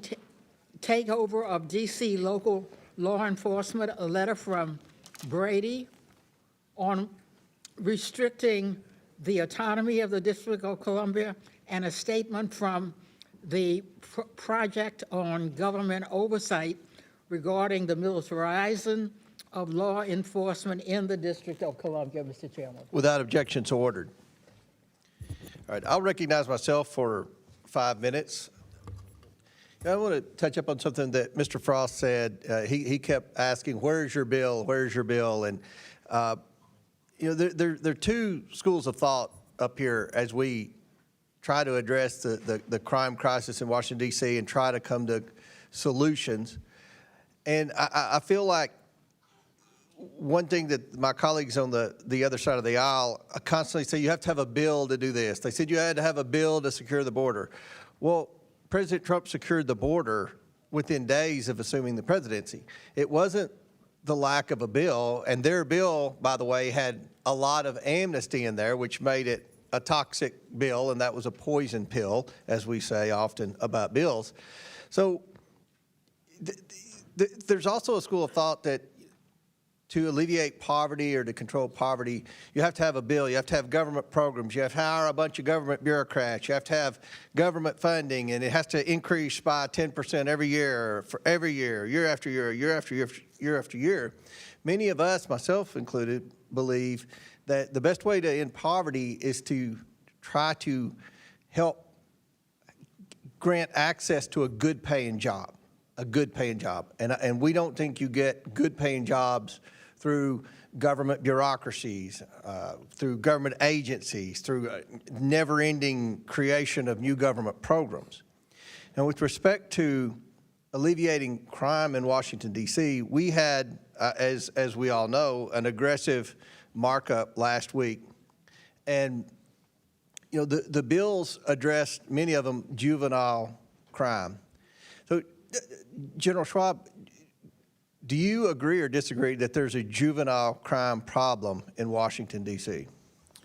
I think we need to make sure that when kids commit crimes, particularly violent crime. But is there, I mean, it seems like looking out the window at night from Barry, there were a lot of kids running around. You know, a lot of the carjackings were committed by juveniles, just an excessively high juvenile crime rate, if you define juvenile as, you know, the way your definition under 24 is. Well, here in the district, Mr. Chairman, juveniles defined as younger than 18. My office is addressing every violent juvenile crime that we have. So there's no crime. There's no juvenile crime crisis in Washington. Is that what you want to say? One crime from a young person is one too many. Chairman Mendelson, is there a juvenile crime problem in Washington, D.C.? Well, the challenge, Mr. Chairman, is that what does problem mean? So if I were to say yes, that's good. No, there's too much. No, I mean, if you can't say there's a juvenile crime problem in Washington, D.C., that's why we have to come in and help out a little bit. I'm trying to give you And many of us believe that the juvenile crime problems were created by excessive criminal justice reform. Now, I supported criminal justice reform back when it first became a thing in Kentucky. So did another Republican, Rand Paul. At that time, it dealt with incarcerating young people because of possession of marijuana. And I believed then, and I still believe that you know, that was an excessive penalty to pay for what is now legal in most states, marijuana, and it did appear to me by the numbers to have a trace of racism in it. That it seemed like many times white kids that got possession of marijuana somehow got out of it over black kids. I believe that. I said that publicly in Kentucky. But over time, the activists, you know, continued to expand that to you know, no bail, cashless bail, to raise the age of what is a juvenile, and you know, treat juveniles to where they got a slap on the wrist even if they committed a serious crime. And that's why we stepped in. So you all have said, and I'm talking about Chairman Mendelson and General Schwab, that you oppose every bill that we passed out of this committee. I assume, I believe Ms. Norton read letters of opposition from you all on the bills. What is the answer to juvenile crime?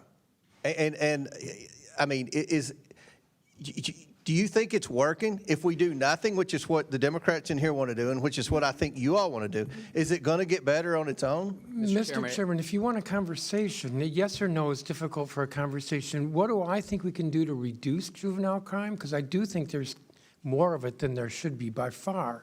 I think for one thing, we have to address public education and attendance. We have to look at kids who are missing school and see that as an opportunity to identify why they're missing school. There may be something dysfunctional in the home or with that juvenile that needs to be addressed. And I'll let you answer a lot of questions, Mr. Mendelson, but we believe that the message has been sent that if you're a juvenile and you commit a crime in Washington, D.C., you won't be held accountable. And that is a mistake if that's the message, because that's not the message that any of the three of us Well, take. we're not saying that's the unintended consequence of the laws that the council passed. And to the mayor's credit, she vetoed several of those laws. And I don't think, another thing they always say, and I think Mr. Jackson said, a takeover, from the National Guard. In Kentucky, when we had the Breonna Taylor riots and stuff in Louisville, Louisville's Democrat mayor, and we have a Democrat governor of Kentucky. Without hesitation, the Democrat governor, along with the support of the mayor, allowed the National Guard to come in and restore order. No one in Kentucky complained about the National Guard coming in. No one said it was a takeover and they were going to have to train and educate the youth on how to respond to the National Guard. That was just what was done to restore order. So we support what the president's doing. We want to work with the council and the mayor's office and the AG to try to come up with solutions to the problem. But doing nothing isn't working. And that's kind of what my colleagues over here want to do, creating more government programs, hiring more government bureaucrats. That's not worked. That's been the business model in the past, and it's not worked. It's not worked in Washington, D.C., and it's not working in a lot of other cities. So hopefully we can continue to have dialogue and come up with solutions to solve the crime crisis, especially the juvenile crime crisis in Washington. Now, the chair recognizes Mr. Khanna from California. Thank you, Mr. Chair. Mr. Chairman, this administration has initiated the largest assault on the First Amendment and free speech in modern history. They're making comedy illegal. Brendan Carr pressured ABC to cancel Jimmy Kimmel, and Disney cancels Jimmy Kimmel. This canceling from an administration that lectured us about cancel culture. That's why today I'm introducing a motion to subpoena Brendan Carr, to bring him in front of this committee, to stop the intimidation of private businesses and to stand up for the First Amendment. Now, it's not just Brendan Carr. Attorney General Pram Bondi is prosecuting hate speech, even though hate speech is constitutionally protected. And even though we've had so many lectures from my friends on the other side of the aisle not to prosecute hate speech. And then what about our vice president, the champion of free speech, as he told us during the campaign? The vice president is telling Americans to snitch on fellow Americans who have offensive posts and to call their employers so they can be fired. And the vice president is threatening to prosecute political organizations that he disagrees with. Look, we are Article 1 of the Constitution, not foot lackeys for Donald Trump and J.D. Vance. It is time that we stand up for our constitutional role to defend the freedoms of Americans. People are, and J.D. Vance. We have an obligation to our Constitution, not to Donald Trump and J.D. Vance as they ride roughshod over the First Amendment.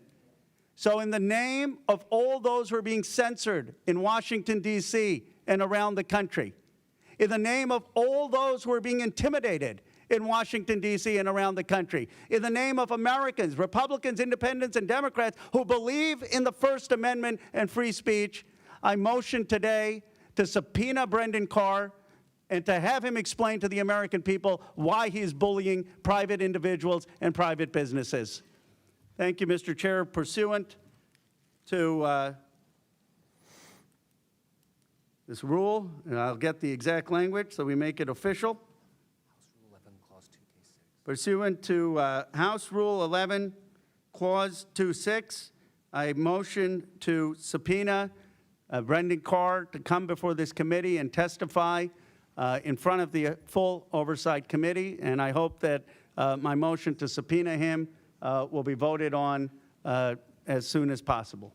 A motion is made. The committee will hold this motion in abeyance until 1:45. Give everybody time to get back in here. Thank you. And if I might say, Yes, sir. I know Brendan Carr well, and Mr. Chair, I hope you'll have him come in. I think we could do that. I I appreciate that, sir. We could. I don't think the motion's necessary, but I think he would, I'm pretty confident he would be willing to come in to testify. So Well, thank I'll just you. say that. I don't think the motion is necessary. You want to withdraw the motion? I still want the motions, all right, right. you know, we'll do it, and he can come in, but I'd appreciate, you know, I've appreciated your working with our ranking member on Epstein, and I've appreciated your collaboration with him. Of course, I appreciate our ranking member's leadership on this issue, and he deserves a lot of credit for our subpoena today. But, you know, if you want to work with our ranking member on a collaborative process on that, like you have been on Epstein, I'd appreciate it. Yeah, I'd thank you. also like to second the motion. Thank you, Congresswoman. And yeah, first of all, thank you, Representative Khanna. And you know, Mr. Chairman, I think that's a great offer. I think we're very interested in what's happening, and if we could come to an agreement, I know we have another 30 minutes or so before we actually take this vote, but if we can come to an agreement prior to that, I'd like to talk to Mr. Khanna and to you, because I think our goal, and clearly yours, is to get him in front of this committee. I think it would be very productive. And I think he would want to come in, well, nobody wants to come in front of the committee, but I think he would be willing to come in front of the committee. So I think we have. We'll make sure our staffs are in communication, and we'll see. But your motion is recognized, and we'll see if we can come up with something before 1:45. If we can't, we'll vote on it. Thank you, sir. Thank you, Mr. Chairman. Chair now recognizes Mr. Sessions from Texas. Mr. Chairman, thank you very much. Mr. Chairman, I first want to thank the members of the panel who've taken their time to be with us today. General, you and I met on the street the other day, and you were most elegant in your discussion with me, and I welcomed you to the Hill, and I'm glad that you were here. Mayor, thank you, and I'm glad you're here. I've got a note for you that I want to bring to you also. I think it's important for us to understand where we are coming from as Republicans, perhaps. I don't want to say that Democrats would be a lot different. I think it's just the answer of how you get there. We want this to be a safe town. We want this to be a town that works. We want this to be a town where people can come and visit this town and feel like they can come to our nation's capital and see things in a way where they're safe, their children are safe, they aren't worried about a drive-by shooting, they aren't worried about a lot of things that are very present in this town. They're very present in New York City. And we want to be accused of trying to help to make things better. So I became engaged, as I told the general, in trying to look at how we satisfy with a better answer, with another answer that I think is better on the Judicial Commission. You may be completely happy with the Judicial Commission. I looked at it and I am not. There are a huge number of vacancies where people have been nominated for years. Republicans, Democrats, President Biden, President Trump, leaders of the majority of both parties, and it's still hanging out there. And I simply believe that this city is entitled to our help. And that is what we are trying to do with these bills. I most sincerely, as I told the general, I most sincerely believe that it's not good to have, I don't know the exact number, but 10 or 12 people that have been nominated that are not serving today, and those judges that are on there, on the Superior Court or on the Court of Appeals, are vacant. And they've been vacant, some of them since 2013. This is darn near 2025. And I think that if you go to a model that may work, that's all we're trying to say. I think having the president, whether the president's a Republican, whether the president's a Democrat, will have an intrinsic interest. And I remember this when my parents moved us here in 1969. That we knew Washington struggled in lots of ways, But the presidents all tried to, every one of them, to do something that they saw that would better Washington. I believe that if we come and try and help with the most sincerity that our young chairman has, that I think our members have, it is not about trying to sparse words together about whether it's a local judge or not. It is a superior court judge that we're not going to replace any of them. We're trying to move forward to fill those seats of a superior court judge or of a appeals court, superior appeals court judge. And on the floor, this thing got pitched as you're trying to make things that are simple about local judges. There's not much local about this in some respects. It is a national treasure. So it is my hope that you would perhaps look through some of the words that are said here and just accept the sincerity by which we come to you, and that I do, and I think our chairman, and I think the others do. We are trying to help. So, General, I looked you in the eye. You were most genuine with me. I want to be most genuine with you and say, maybe your feedback about what we do you might disagree with, but please give us at least credit.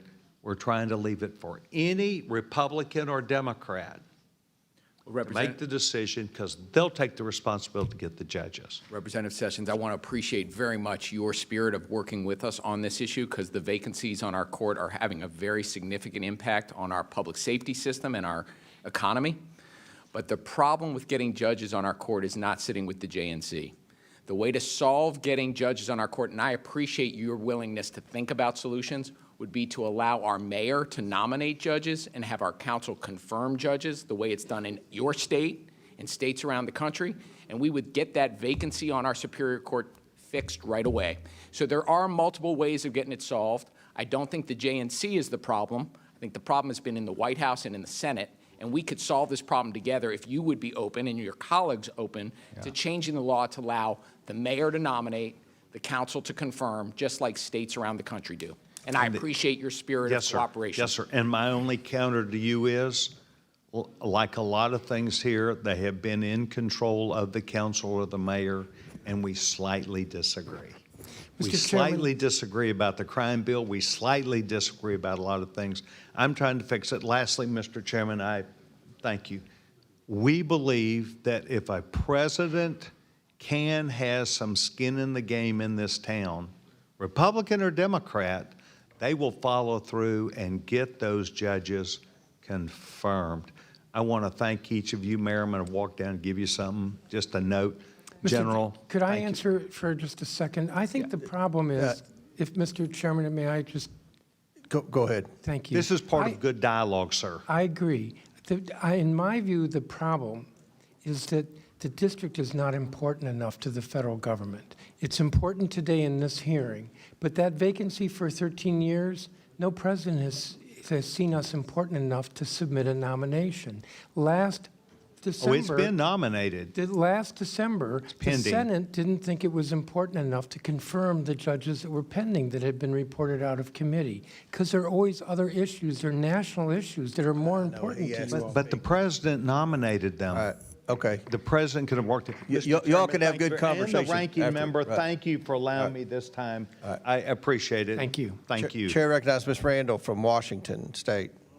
Thank you, Mr. Chair, and thank you to our witnesses for being here today as your city goes through these difficult circumstances. I've heard a lot of discussions over the past few weeks about public safety and crime in Washington, D.C., here on the Hill, and from my friends and neighbors who live in the District of Columbia.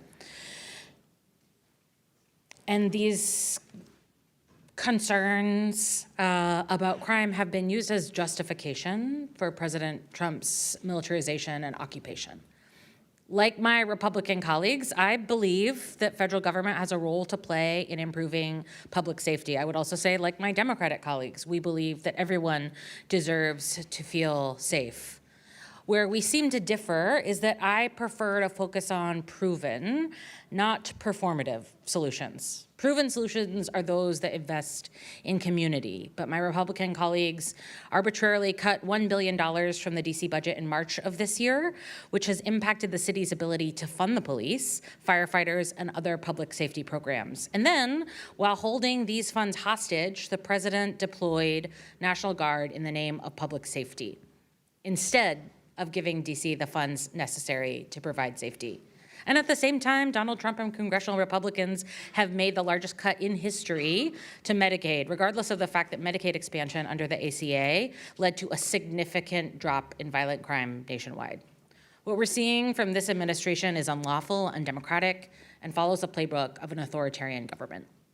Across the country, a total of more than $4 billion in federal funding that supports American families, businesses, and local governments has been frozen or terminated. Withholding these federal government funds that have been constitutionally appropriated by Congress can and will be used to coerce other American states and cities into cooperating with this rogue administration in fear of having their cities occupied too. In Pierce County, in my district, they have nearly $200 billion of federal funds that could be at risk, which includes $706,000 grant from the Department of Homeland Security's Targeted Violence and Terrorism Prevention Program that was abruptly terminated. These funds were dedicated to implementing, like the name says, targeted violence threat assessments in our schools to mitigate youth violence and radicalization. The Department of Homeland Security's letter stated that the grant was being terminated in part because the department, consistent with President Trump's direction, is focused on advancing the essential mission of enforcing immigration laws, securing the border, and combating anti-Semitism. Consequently, grant projects that support or have the potential to support activities not aligned with DHS's current focus do not effectuate the agency's current priorities. What is so explicitly clear to me is that this administration's excuses of sending the National Guard to local cities in defiance of the local governments in order to address crime and improve public safety are an absolute sham when they are canceling funding left and right that would actually help our local governments address these very issues. Mr. Jackson, could you speak to how public safety is affected when you defund programs like targeted violence and terrorism prevention grants? Yeah, I mean, a critical resource of our federal government has been helping states prepare to identify and intercept targeted violence across the country. In fact, the Department of Homeland Security was required to work with state government on that. But those resources through CISA and other preparatory agencies or departments are under siege. But what we're also concerned about is just the direct federal law enforcement resources for agencies like the ATF that are specifically focused on intercepting guns from getting into our communities. And again, with cities like DC, where 95% of the guns are coming from outside the state, that federal law enforcement is crucial, but are now experiencing over 40% cut. Would you say, in your experience, that local investments, like funding for local law enforcement, funding for targeted violence and terrorism prevention, funding for ATF programs, would have a greater effect on public safety than the militarization of our cities? It's a fact, and frankly, that's what we've seen over the last 2 years with a 31% reduction in homicides. This year, we're still tracking for another 20% reduction in homicides. And we think that's a direct result of the resources to prevent violence before it happens. Thank you for your answer, for your work, and Mr. Chairman, I yield back. Chair recognizes Mr. McGuire from Virginia in the corner. Thank you, Mr. Chairman, and thank you to our witnesses for coming here today. You know, as a Navy veteran, as a freshman member of Congress, I love our country. And I love Washington, D.C., the history, the people, the culture. This is America's city. And I represent Virginia's 5th Congressional District. People from the 5th Congressional District come here for vacation or for work every day, and people from around the country. I think we should all agree, though, that whether you live here or visit here, you should be able to walk down any street in America and Washington, D.C. with your little girl or your little boy and be safe. And I think we'd be less than honest if we said it has not been a problem. And I want to say that the actions of this administration with President Trump have lowered crime and lowered murder rates to record lows. And so I want to start by saying, thank God, President Trump put your security and your safety, law and order, above other divisive ideas. We would not have a country without our men and women in law enforcement, and I see a lot of them around here right now. I just want to thank you. Each of you in your written testimony emphasized the importance of the work of the Metropolitan Police Department is doing to keep the residents of D.C. safe, and the need to increase funding for the department. And I have a very simple yes or no question. Do you disagree with defund the police movement? And I'll start with Mayor Bowser. Yes or no? Do you disagree with defund the police? Yes. Mr. Mendelson Yes. and Mr. Schwab Yes. and Mr. Jackson. Frankly, I think you should ask the president that. That's a yes or no, sir. All right, Mr. Mendelson, in your written testimony, you stated the following. Since 2020, police departments across the region and the country have faced challenges in recent years to hiring and have failed to hit their hiring targets. Can you tell me what major event happened in 2020? The murder of George Floyd. Mr. Mendelson, in 2020, the D.C. Council voted in favor of a budget that defunded the MPD by more than $15 million. In the years that have followed, crime has skyrocketed in D.C. Do you still stand by this decision? I will remind you that this is a simple yes or no.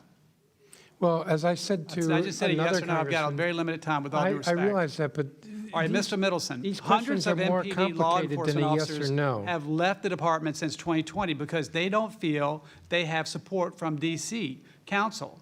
In fact, the council not only voted to defund the department in 2020, you also went so far as to put a target on your officers and their families by releasing body camera footage with the officer's name attached. For all witnesses, let's talk about D.C.'s fiscal policy. Do you believe D.C. does a good job at managing their budget? This is just, I don't have much time, with all due respect. Yes or no? So Mayor Bowser, yes or no? Yes.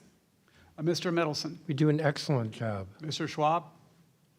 Yes. Mr. Jackson? Yes.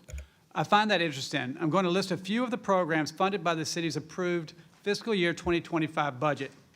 $5 million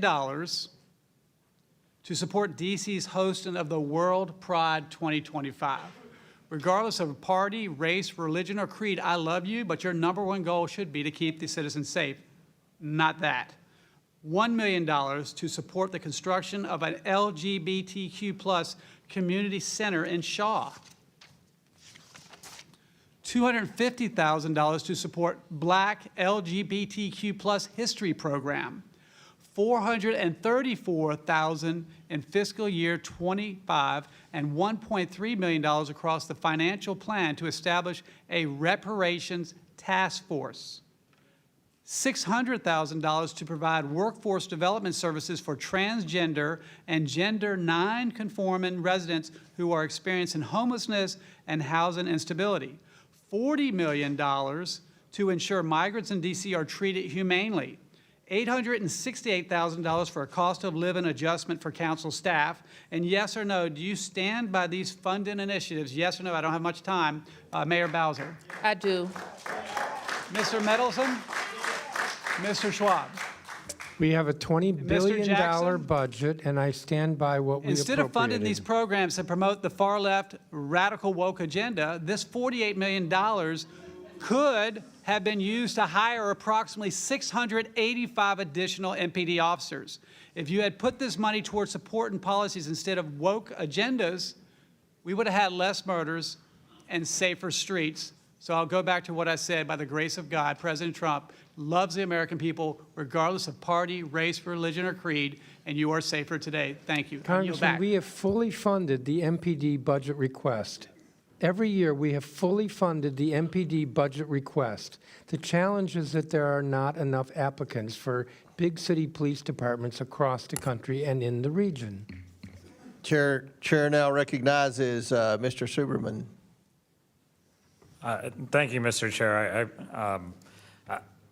I appreciate the conversation today. I mean, Mr. Jackson, you just mentioned you should ask the president the question. I want to tackle that a little bit because the question was, about defunding the police.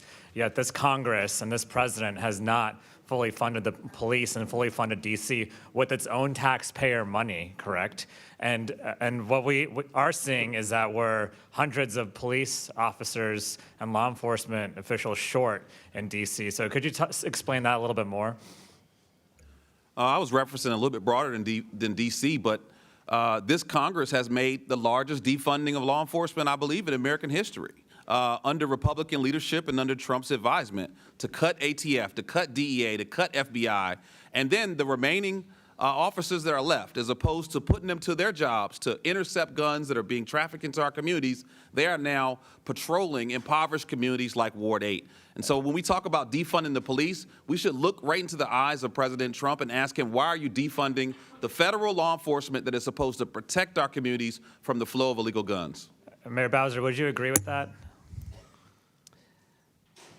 With defunding the federal law enforcement What did you apparatus? just say that this administration and this Congress has not fully funded law enforcement? I would agree with that. Exactly, I would as well, because in the end, we're spending millions of dollars a day on law enforcement, on National Guard, instead of spending that money on law enforcement that should be a more sustainable long-term solution. And we are underfunding crime prevention programs in DC. And what the National Guard is doing here is they're getting bored, actually. They're at street corners just hanging out, and they're not trained to be in law enforcement. And we're spending millions of dollars a day instead while they pick up trash.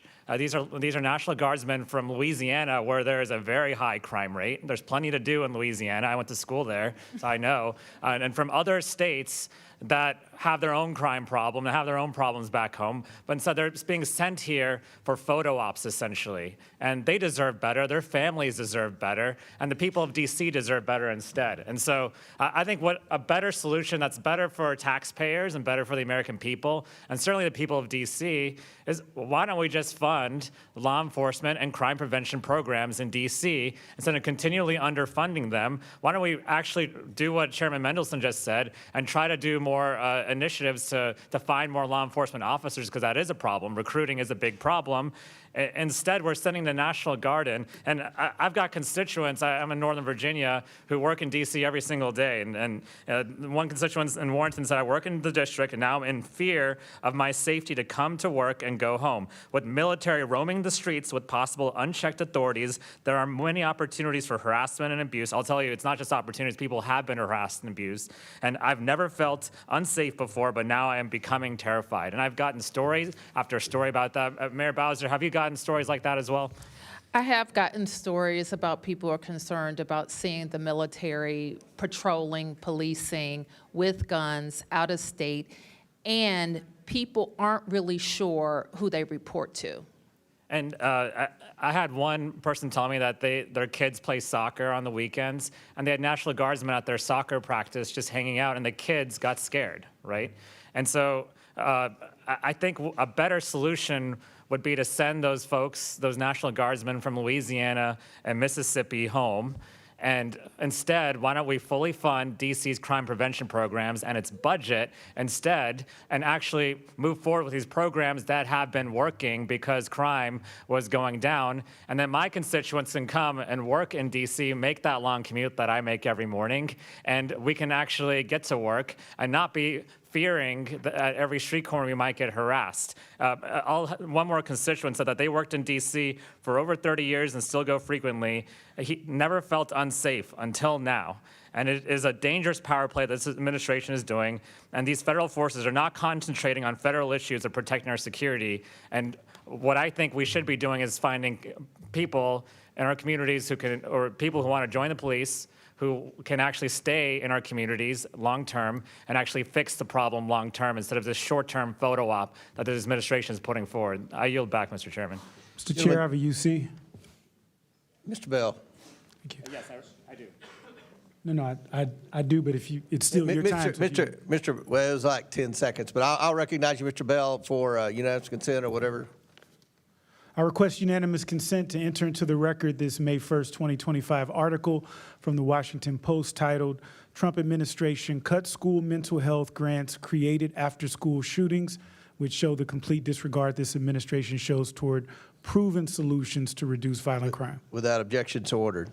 And Mr. Silberman, I'd like to remind you that the CR we're going to all have an opportunity to vote on tomorrow restores that $1 billion in funding. So you'll have an opportunity to vote to give the money to the Mr. D.C. Chair, Council that you just Mr. Chair, mentioned. how did it get out in the first place? Was that? I don't know, but I've been a very vocal advocate to get the money restored. So it's, I don't know. No one has ever explained that to me. That does not include funding. But you'll have an opportunity to.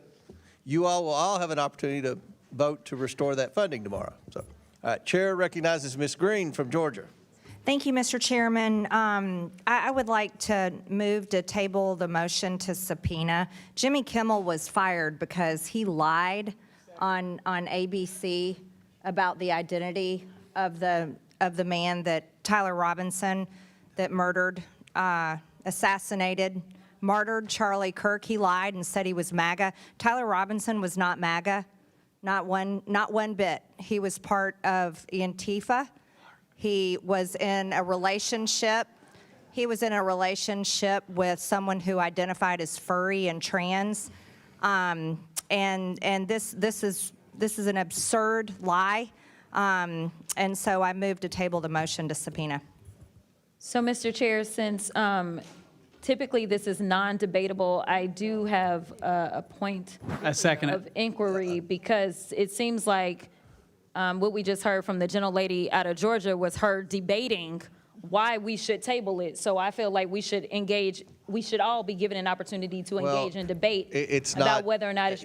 You know parliamentary procedure. It's not debatable. But the issue was that the gentlelady from Georgia decided to go on a tirade. So at a very minimum... Let Mr. Bell, he did more than announce the title of the UC and the Well, my publisher. question is about this motion to table, the motion that was on the table. So I would, at a very minimum, ask that the minority be given equal time We'll to just try. How about we respond. just hold off on the motion to table and let's get back to asking questions. Everybody good with that? Can we what? Was there no motion submitted then?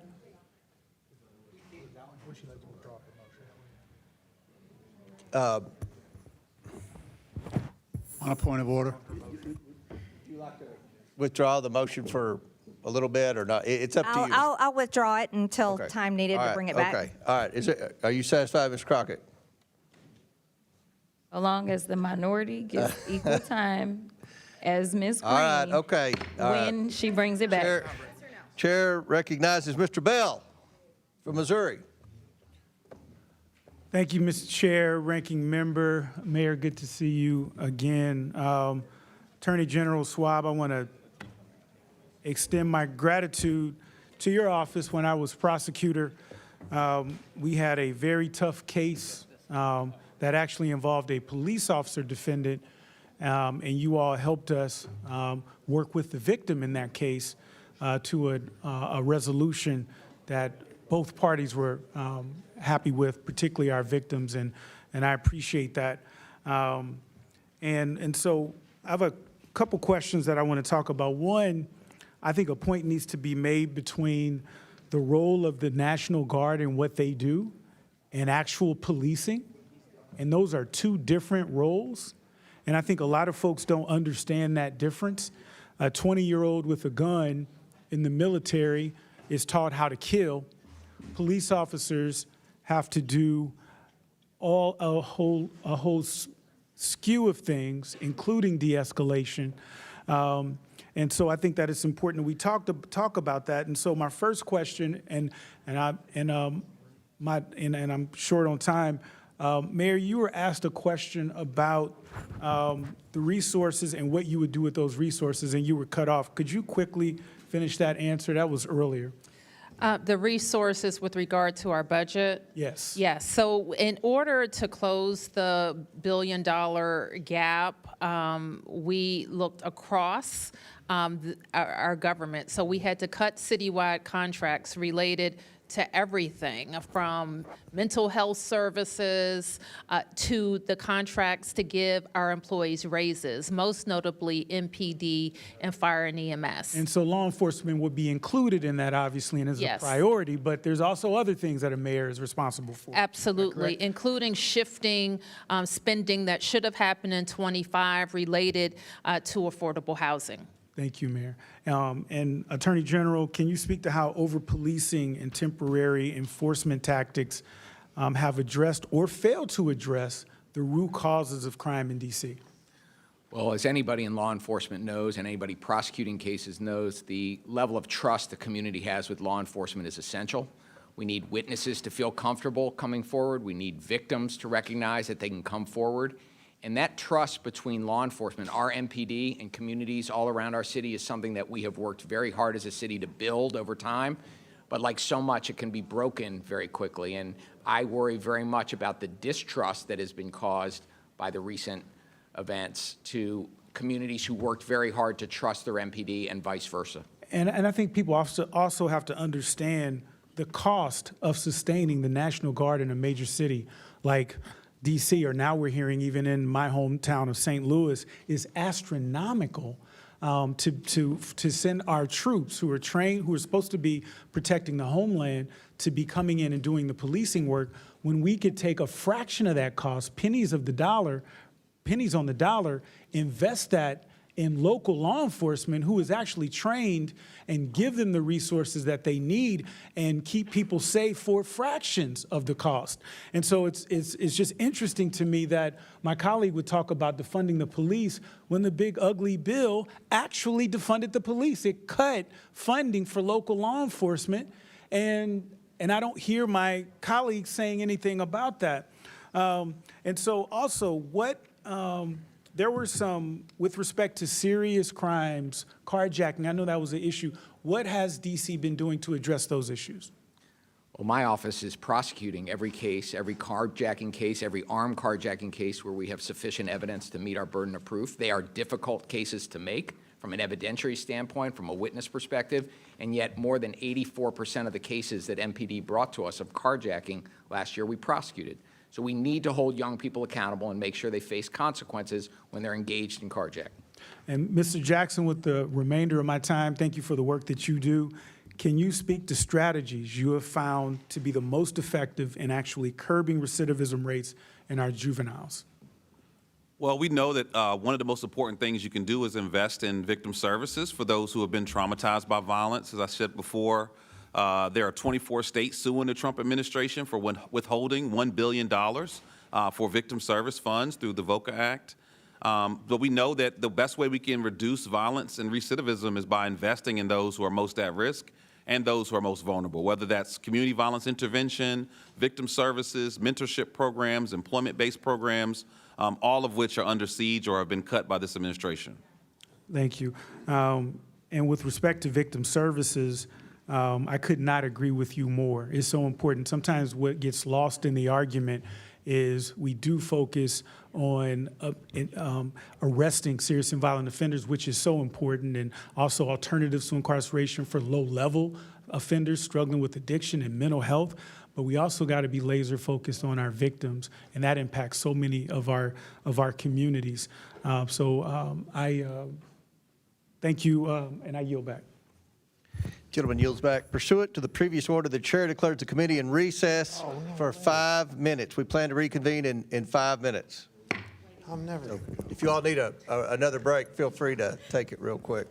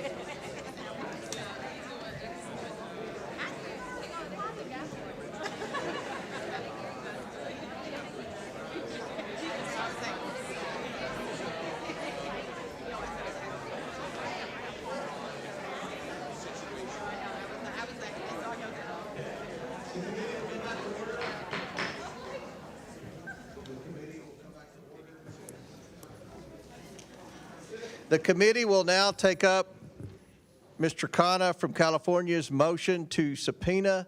I recognize Ms. Green. Mr. Chairman, I move to table the motion to subpoena. Okay, the motion is not debatable. As many as are in favor of tabling signify by saying aye. Aye. All those opposed signify by saying no. No. In the opinion of the chair, the ayes have it. The table is agreed to. The committee will now resume. Request a Mr. recorded Chairman. vote, please. A recorded vote is ordered. The clerk will call the vote. Mr. Jordan? Yes. Mr. Jordan votes yes. Mr. Turner? Mr. Gosar? Yes. Mr. Gosar votes yes. Ms. Fox? Yes. Ms. Fox votes yes. Mr. Grothman? Yes.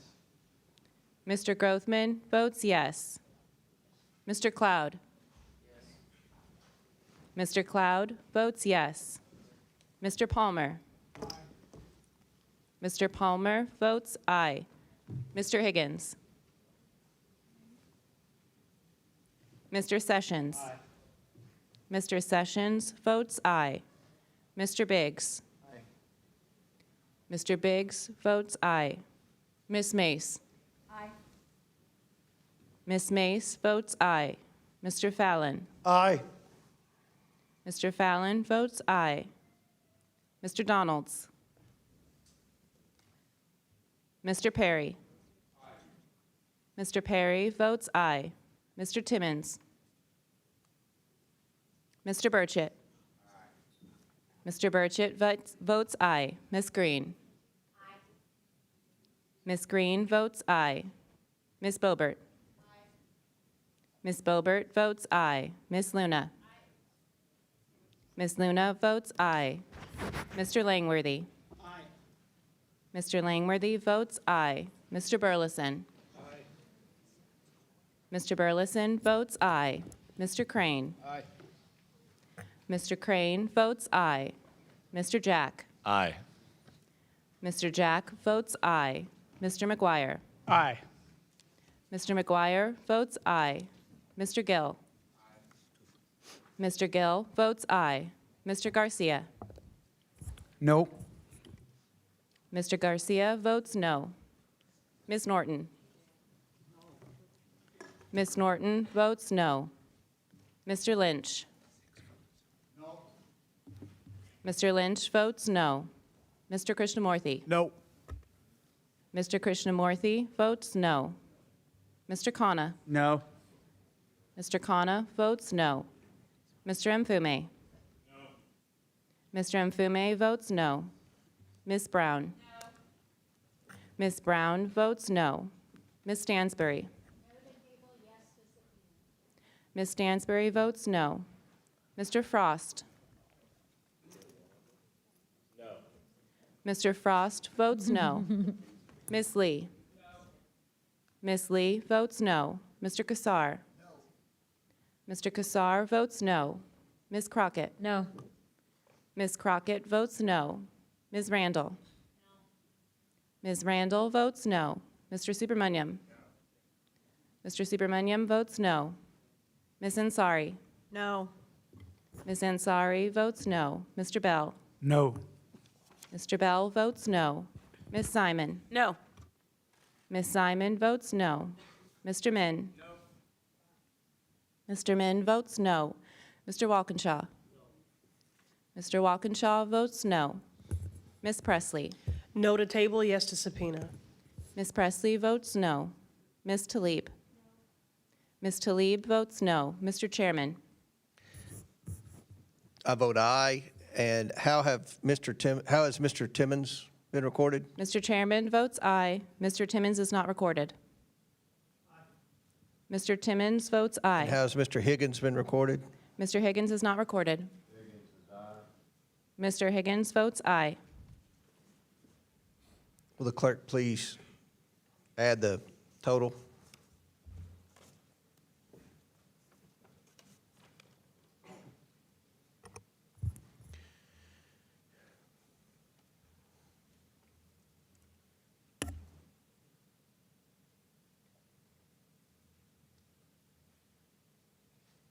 Mr. Chairman, on this vote, the ayes are 24, the nays are 21. The motion is tabled.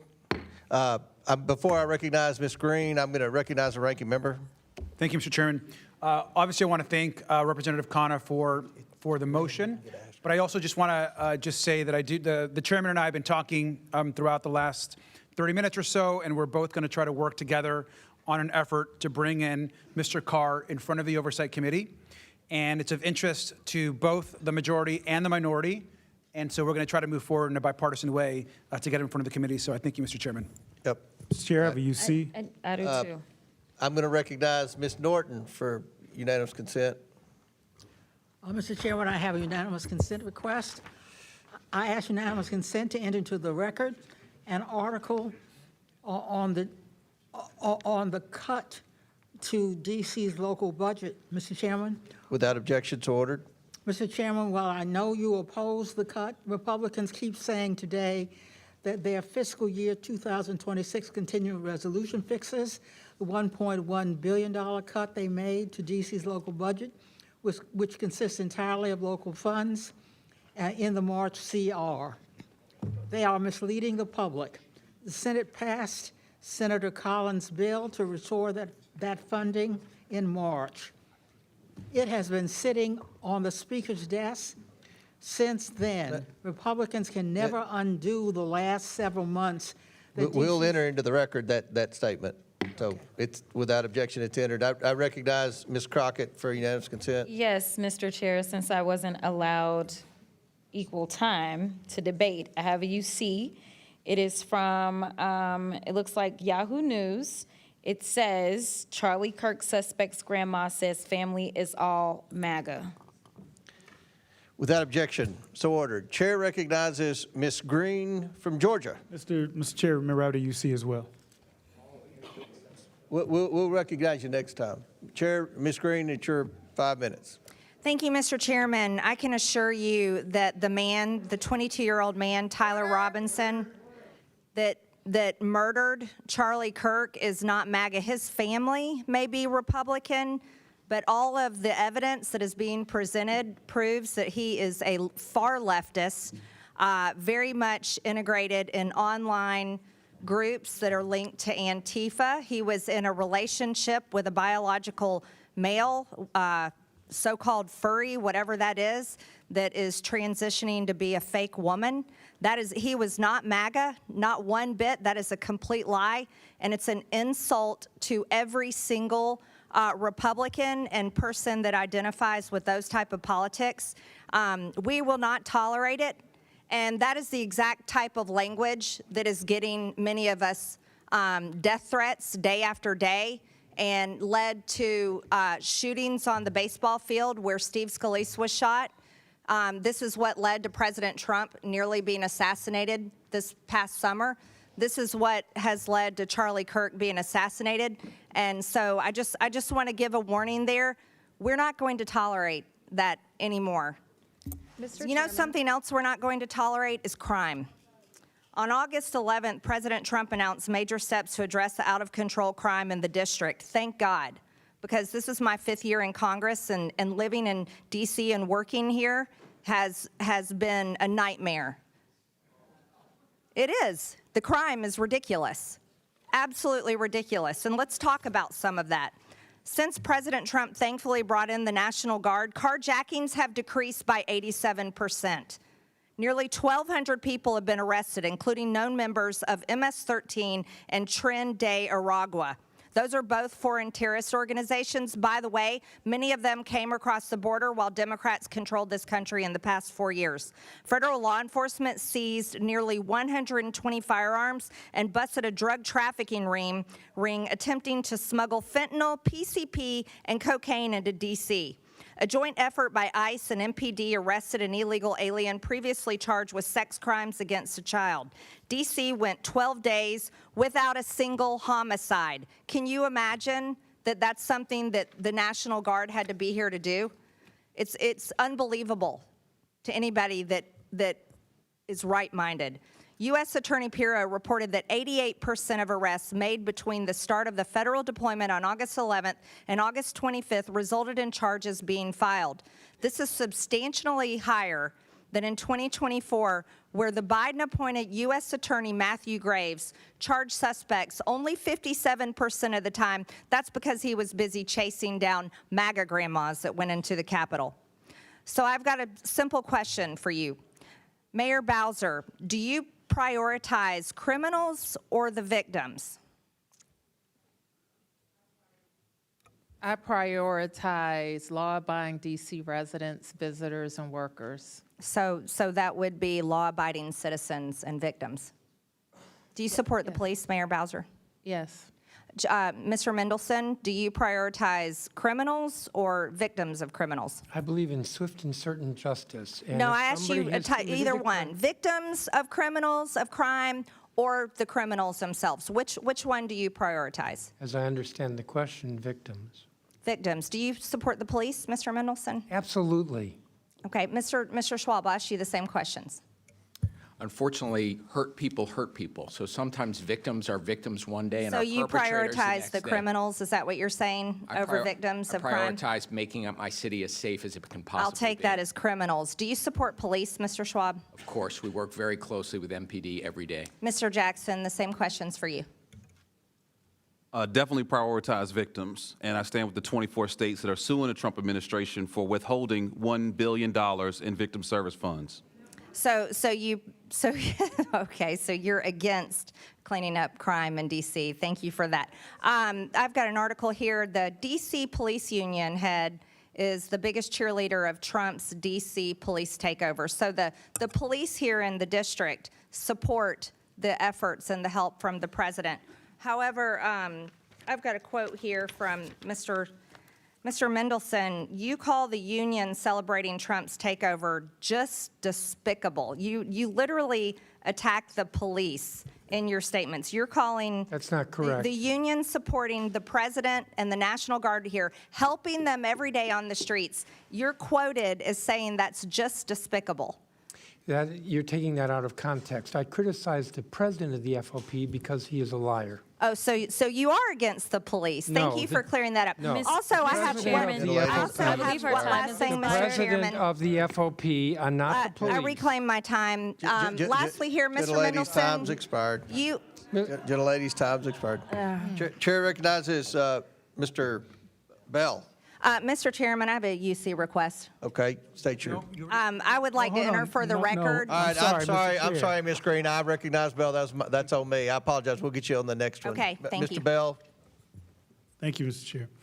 I request unanimous consent to enter into the record the September 9th, 2025 article from the LA Times titled, Kennedy Commission Child Health Report Ignores Gun Violence, the Leading Cause of Child Death, which calls out the Trump administration for ignoring Without how objection, gun so violence ordered. kills more children in this country than any other cause, and the administration ought to be embarrassed by that. Without objection, so ordered.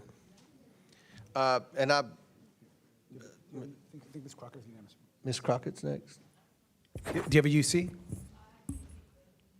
I'll recognize Ms. Green, then Ms. Crockett. Ms. Green, do you have a unanimous consent request? I do, thank you. For the record, Phil Mendelson's post here says repealing our laws is not liberation. Republicans in Congress can't be trusted. They took $1 billion from us, are moving more than a dozen bills, rolling back home rule, and are trying to take away our elected independent attorney general and micromanaging our legislative process. I hope everybody watched Democrats vote against the vote that adds $1 billion back in for D.C. Thank you. Without objection to order, Chair recognizes Ms. Crockett. Yes, I request unanimous consent to enter into the record the September 16, 2025 article from Time titled "Trump Called for a Crackdown on the Radical Left, but Right-Wing Extremists Are Responsible for More Political Violence," which calls out the game the president is playing, in which he creates a fictional problem while downplaying the real history of far-right violence against the American public, from the Oklahoma City bombing to January 6. I got Without another objection, one. so ordered. All right, the next one is for, it's an article from September 12, 2025. Article is from Democracy Docket titled, "I Couldn't Care Less, Trump's Downplaying of Right-Wing Violence Continues Long Pattern," which calls out the game the president is playing, in which he creates a fictional problem while downplaying the real history of far-right violence against the American public. Without objection, so ordered. Chair now recognizes our newest member, Mr. Walkinshaw from Virginia. Thank you, Mr. Chairman. First, I want to express my gratitude to Leader Jeffries and Ranking Member Garcia for the opportunity to join this committee. And Mr. Chairman, I look forward to working with you and members on both sides of the aisle as we conduct our important work. My role here gives my constituents in Virginia's 11th District, which is home to one of the largest concentrations of federal employees in the nation, a voice in conducting oversight of the federal government at a time when the Trump administration's reckless DOGE cuts have undermined the effectiveness, accountability, and integrity of federal operations and threatened the livelihoods of the federal employees, contractors, and small businesses that I represent. I am firmly committed to protecting both the critical services our government provides to everyday Americans and the dedicated workforce behind them.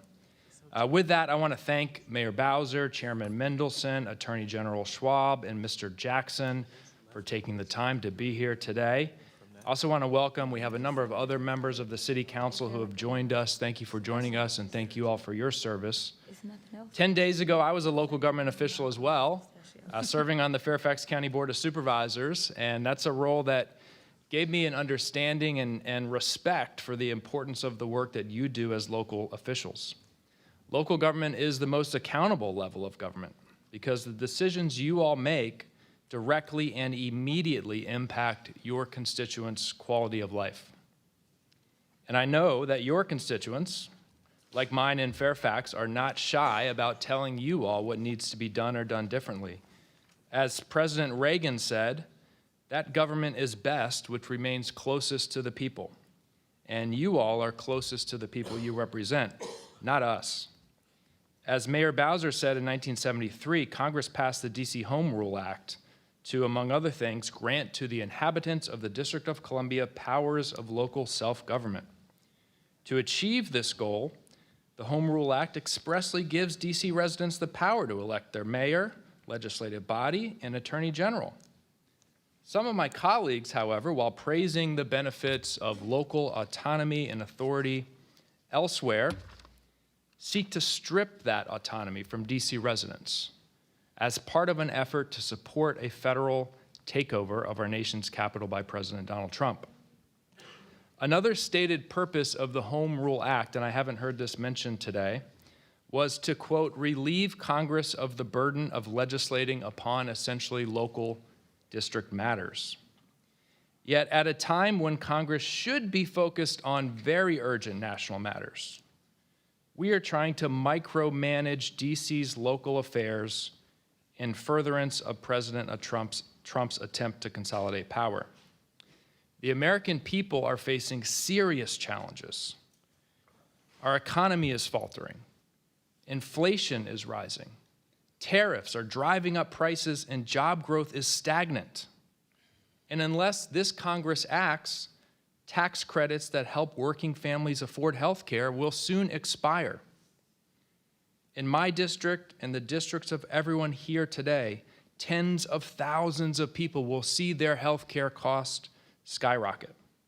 And meanwhile, as has been mentioned, President Trump continues to cover up the Epstein files, and a government shutdown is looming. In the face of all of this, how does the majority choose to spend its time? By interfering in DC's local government and further disenfranchising 700,000 Americans. They claim it's in the name of public safety. We've heard today from our witnesses many things that could be done to improve public safety in the District of Columbia. This is really part of a broader plan to help President Trump tighten his grip, to help him feel like he is in control while distracting from failed policies. Our constituents, Mr. Chairman, with the exception of Delegate Norton, are out there across the country, and they are wondering why this Congress and this committee seemingly has no time to solve the real problems they face in their communities, but seemingly all the time in the world to cosplay as mayors and council members for the District of Columbia. I yield back. Chair recognizes Mr. Timmons from South Carolina. I appreciate our new colleagues' prepared remarks. I've lived in Washington on and off over the last 15, 18 years for about 10 years. And up until 2 months ago, this city was in disrepair. It was unsafe. There were thousands of homeless people that were plaguing our public spaces. There were rampant mental health issues with these people that were living in squalor. There was incredible drug use. There were muggings. There were carjackings. There were just immense unnecessary violence because our city council here in Washington, D.C. refused to do their job. They refused to keep us safe. They refused to enforce the rule of law. They have a law that says you can't sleep in federal property, that you can't sleep in the streets. You know what? Zero enforcement, zero. So yes, President Trump took extraordinary measures which were necessary to keep this city safe because this is our nation's capital. And yes, we will delegate responsibility to local government, but when they violate the very premise that we delegate their authority for, which is keeping us safe and running the city in a safe and efficient manner, they have violated their obligation to us. And I have been working on this for the last 6 years. I've worked with the mayor. I've worked with many members of city council to try to solve this problem because a lot of it is complicated. But you know what's not? What's not complicated is enforcing the rule of law. And I hate to pick on the Attorney General, but we're going to have a little conversation. You remember criminal law. Back in the day, you went to law school, I went to law school. The two principles of justice are deterrence, which is you have a criminal justice system that says if you do this, this is the consequence. Hopefully that will deter you from doing it. Whether that's carjacking, whether it's going into CVS and stealing something, whether it's killing somebody. Deterrence is one of the principles of justice. The second principle of justice is retribution, meaning if a loved one of mine is hurt, killed, I do not take matters into my own hands because I know that the government, that those that we have elected in positions of authority will hold them accountable to whatever degree that our society deems appropriate. I was a prosecutor for 5 years. You're the chief prosecutor now in D.C. Do you believe that the D.C. criminal justice system meets the two principles of justice that we learned week one in law school, deterrence and retribution? Well, thank you for the question. Apparently, I also learned incapacitation and rehabilitation are other things that we think about our criminal justice system delivering. When you talk about homelessness, which we all need to continue to work as hard as we can to drive down, we have to separate out conduct from status. And I know this is something you also learned in law school. All right, we're going to do specific examples. So in 2021, 2 teenage girls brutally murdered their Uber driver. They literally called the Uber, they lured him in, they ran over him with his own car, and when they turn 21, they will be let out. So they're going to get 3, 4, 5 years for murdering someone intentionally. Do you believe that 3, 4, 5 years for murdering someone intentionally, and by the way, I think they won't have a criminal record when they age out. Do you think that that is justice, and do you think that the victim and his family have gotten retribution? Our system has to hold young people accountable when they commit crimes and hurt people. And when they are held accountable, they should face swift and certain consequences. Do you think 4 years is enough for murder? Because that's what we do to try to make our city safe. Do you think 4 years is enough for murder? Under our system, long punishments are not what has been proven to deter crime. All right, that is why you are going to lose a lot of power. So again, that is why you're going to lose authority. You're going to lose power. Instead of doing that, what you should be doing, you should be negotiating with the U.S. Attorney for D.C. and say, all right, we're going to create systems through which we're going to have deterrence. We're going to say, you don't get to commit a crime and come out of jail hours later. You don't get to kill someone and have no criminal record in 3 or 4 years. That is not justice. And if you think that that is appropriate, you will have zero authority. And I'm telling you right now, you got to change your ways. I mean, the intern that was shot and killed in the midst of, I guess, gang violence, you think that when they age out, I mean, because they're being federally prosecuted, they're going to get tried as an adult. Had that not been occurred, what would happen? They would get what, 3 or 4 years for killing a random 21-year-old? Mr. Timmons, nobody cares more about public safety in our city than the 700,000 of us who live here. Yeah, and you know what? For the last 45 days, for the first time, they have been 700,000 safe people who for the have last elected 45 local days. officials and an attorney general who reflect For the their first views time? on how to Oh, keep no. our city safe. Again, you're going to lose power, you're going to lose authority because the views that you have are wrong. They're wrong, and we free D.C. Yeah, D.C.'s been free for 45 days. I yield back. Mr. Chairman, I'd like to ask for unanimous consent. Go ahead. I'd like to ask for unanimous consent to enter into the record an article from ABC News that said, prosecutors already have dropped nearly a dozen cases from Trump's D.C. crime surge.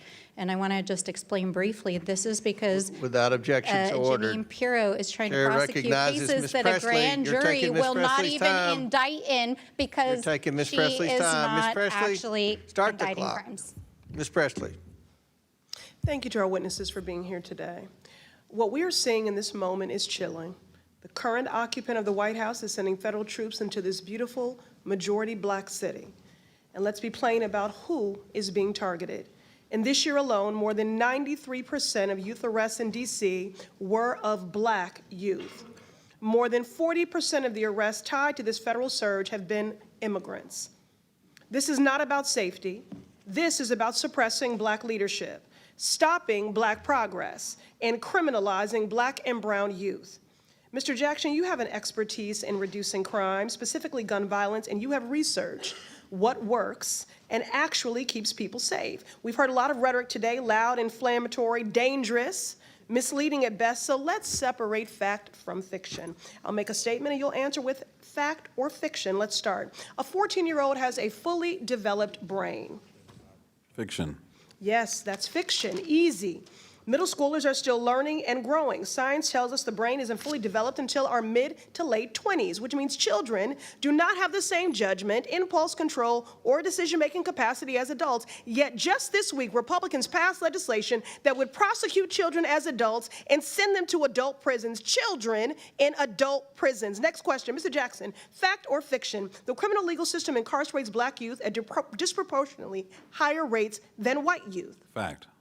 Correct. That's fact. Nationally, black kids are 6 times as likely as white kids to be incarcerated. In D.C., the focus of today's hearing, the disparities are even more stark. Despite making up only 51% of the youth population, black children in D.C. are 98% of youth confinement. For too long, black youth have been disproportionately criminalized, policed, and locked up for normal adolescent behavior rather than receiving the resources and support that are proven to help them grow and reach their full potential. Last one, Mr. Jackson, fact or fiction? Trauma-informed strategies like community violence intervention help to disrupt cycles of violence. Fact. Correct. That's a fact. Investing in prevention, mental health, and community-based support keeps people safe. These are real, sustainable solutions. In the Massachusetts 7th, which I represent, cities like Boston, which Trump has threatened to attack next, are partnering with organizations like the Louis D. Brown Peace Institute to make these investments and are seeing historic lows in crime as a result. If Republicans were actually serious about reducing crime, they would follow that example, but they are so unserious. Instead of going after predators and pedophiles like Jeffrey Epstein, they are going after children, passing policies to ship middle schoolers to adult prisons. That is child abuse, and it is consistent with their pattern of abuse and neglect when it comes to all our children. They let children go hungry by cutting SNAP. They make children sicker by cutting Medicaid and taking away vaccines. They strip environmental protections, leaving more kids gasping for air during asthma attacks. They rip families apart with cruel immigration policies as children watch their parents taken away from classroom windows, and they ignore the strange fruit of young black men like Trey Reed hanging from the trees of Mississippi. Time and again, Republicans prove they are unserious about the care, the health, and the future of all our children. They are invested only in fear and control, and that's what they're doing here today. Republicans are certainly not keeping us safe.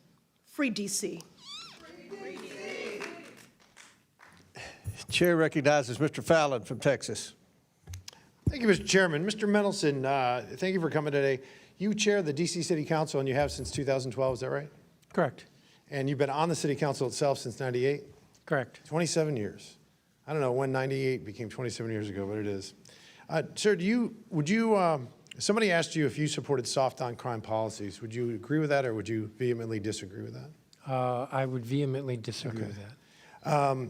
So do you support or oppose President Trump's executive order to federalize the D.C. police and permit the National Guard to assist in law enforcement I efforts? did not agree with it on multiple counts. It attempted to take over the police department. I think. And I apologize, just limited time, but you don't agree. Okay, thank you.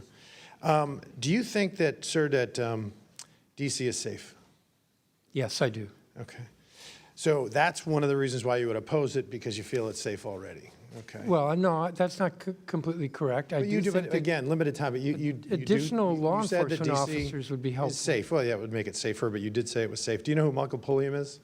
Do I know what is? Michael Pulliam is? Not offhand. Okay, he was the 3rd District Police Commander. He was placed on leave Yes. for questionable changes to Yes. crime data, and then he said that leadership in MPD directed falsifying data. Do you know who Greg Pemberton is? I believe you do, because you had an interchange with Mr. Jordan. Yes, and actually, I'd like to speak to that Well, because he's you know, tweeted I a don't have the threat of me. time, but you do know who he is, and you know that he said that supervisors frequently ordered officers to report lesser of felonies, and you said that he was a liar. Is that correct? And I can tell you why, and Okay, I'd like well, to tell you I'm not why. interested in that, honestly, right now, because we have limited time. I wish I had more time and we could talk about it Yes, more. but he has threatened But, me by tweet in the last okay, hour. So he said that they downgraded certain categories. So the categories that aren't tracked, so very serious felonies were downgraded. So we have highly credible reports and evidence that crime data in DC has been underreported, and there's could be very likely a conspiracy to cook the books. So you said that DC is safe. So it's interesting and telling that when you compare DC to other capital cities around the world, let's say Bogota, Colombia, the murder rate is 15 per 100,000. Lima, Peru, it's 7.5. Mexico City's 11. To give it context, tourist cities like Paris, Madrid, and London are 1 out of 100,000. Do you know what the DC number is? I know it varies, but do you know the latest number? Well, I know that violent crime per 100,000 for DC is about 1,005. I said the murder rate. Murder rate per 100,000. I'd have you to know do what the that is? math. It's 27 per 100,000, which is much higher than some of the most dangerous cities in the capital cities in the world. And So lower if than other DC cities in the United States. Yeah, which are even worse than Honduras. So if DC was its own country, Mr. Mendelson, there's 193 member states in the UN. Where would DC rank if you just use the murder rate? Well, I know we would celebrate the autonomy. You'd celebrate the autonomy, and you'd be the 5th most dangerous country in the world out of Sir, 193. I live in the District of Sir, this is Columbia, my and I time, feel Mr. safe. Chairman. I reclaim my time. 5th most dangerous country in the world, and the only ones that would beat us would be countries like Jamaica, Ecuador, Haiti, and Honduras. That's not safe. I would say that's extraordinarily dangerous. Mr. Schwab, did you refer to President Trump's efforts as dangerous and harmful? And unlawful. Okay, thank you. And it's interesting you say dangerous and harmful, because August 11th through 25th, carjackings were down 87%, 1,200 arrests were made, 120 guns were seized, 88% of arrests had charges brought, and for a 12-day period, gloriously in our nation's capital, nobody was murdered, not a single homicide. That's an odd definition of dangerous and harmful. So there have been, unfortunately, Mr. Chairman, soft on crime policies. No cash bail. 89% of defendants last year were not held while awaiting trial, allowing adults as old as 24 to be treated as minors during sentencing. All of these policies, Mr. Mendelson, that you supported, and according to D.C. and statistics in the FBI, violent crimes in D.C. when you took over in 1998 compared to last year were up 46%. The precise numbers right here. So it is a dire problem. It is an emergency. There is a clear and present danger to the good and law-abiding citizens of Washington, D.C., and not just them, the tourists and all Americans, because this is a unique city. It belongs not just to the residents, but to all Americans. And it would be the 5th most dangerous country in the world. If this was its own country, Mr. Chairman, the United States would issue a travel advisory. That's how bad it is. So I would applaud, and I do applaud, President Trump's bold actions for MDCSA, to make D.C. safe again. Mr. Chairman, I yield back. Thank you. Chair recognizes Ms. Tlaib from Michigan. Thank you so much, Mr. Chairman. You know, I think it's really important. I mean, we're talking about, 700,000 people that live here, and I feel like their voice gets completely just dismissed. And so, if I may, Mr. Chair, ask unanimous consent to enter the record the Washington Post poll of D.C. residents found 8 out of 8 in 10 opposed Trump's taking over of their local police and sending in federal troops. Without objections ordered. I think it's also really important to understand, like, the incredible kind of slanderous, like, defamation. I don't know what to call it. They're just burying Washington, D.C. You just heard them speak about our nation's capital in that way. In a way that I feel very much like that's not what I see. I see people walking around with their families, people enjoying time to see these beautiful, incredible, beautiful monuments and everything. And there's a pride here too. And so I just want to bring the DC residents into this committee because I feel like they are being made invisible. And this really ugly picture that is not reflective. And I'm from Detroit. I've seen it happen to my city. And it's despicable in a way that I feel like, really goes up against our values. One of the things that I know in every abuse of power that, we let President Trump and the administration get away with in D.C., it will be replicated. It will be expanded across the country, and it is going to tear apart our communities. Mr. Jackson, I talked to you about a little bit about this, but I think it's important to understand that we do have a mental health crisis, that we have a housing crisis, affordability crisis. Can you police any of those away? No. You can't police away homelessness. And the way they talk about our homeless neighbors is so, no wonder there's violence increasing towards homeless neighbors. I see it already, the brutality of it. When we see housing costs go up, when we see, again, the lack or dismissiveness of the mental health crisis that we continue to grow. And it's not just this administration, and the previous administrations as well. No one has moved with the urgency that is needed. Just last week, the committee approved over a dozen bills regarding Washington, D.C. And, I'm just curious. Criminalize children. My colleague from Boston talked about this. It basically interfered with legislation already passed by the local government.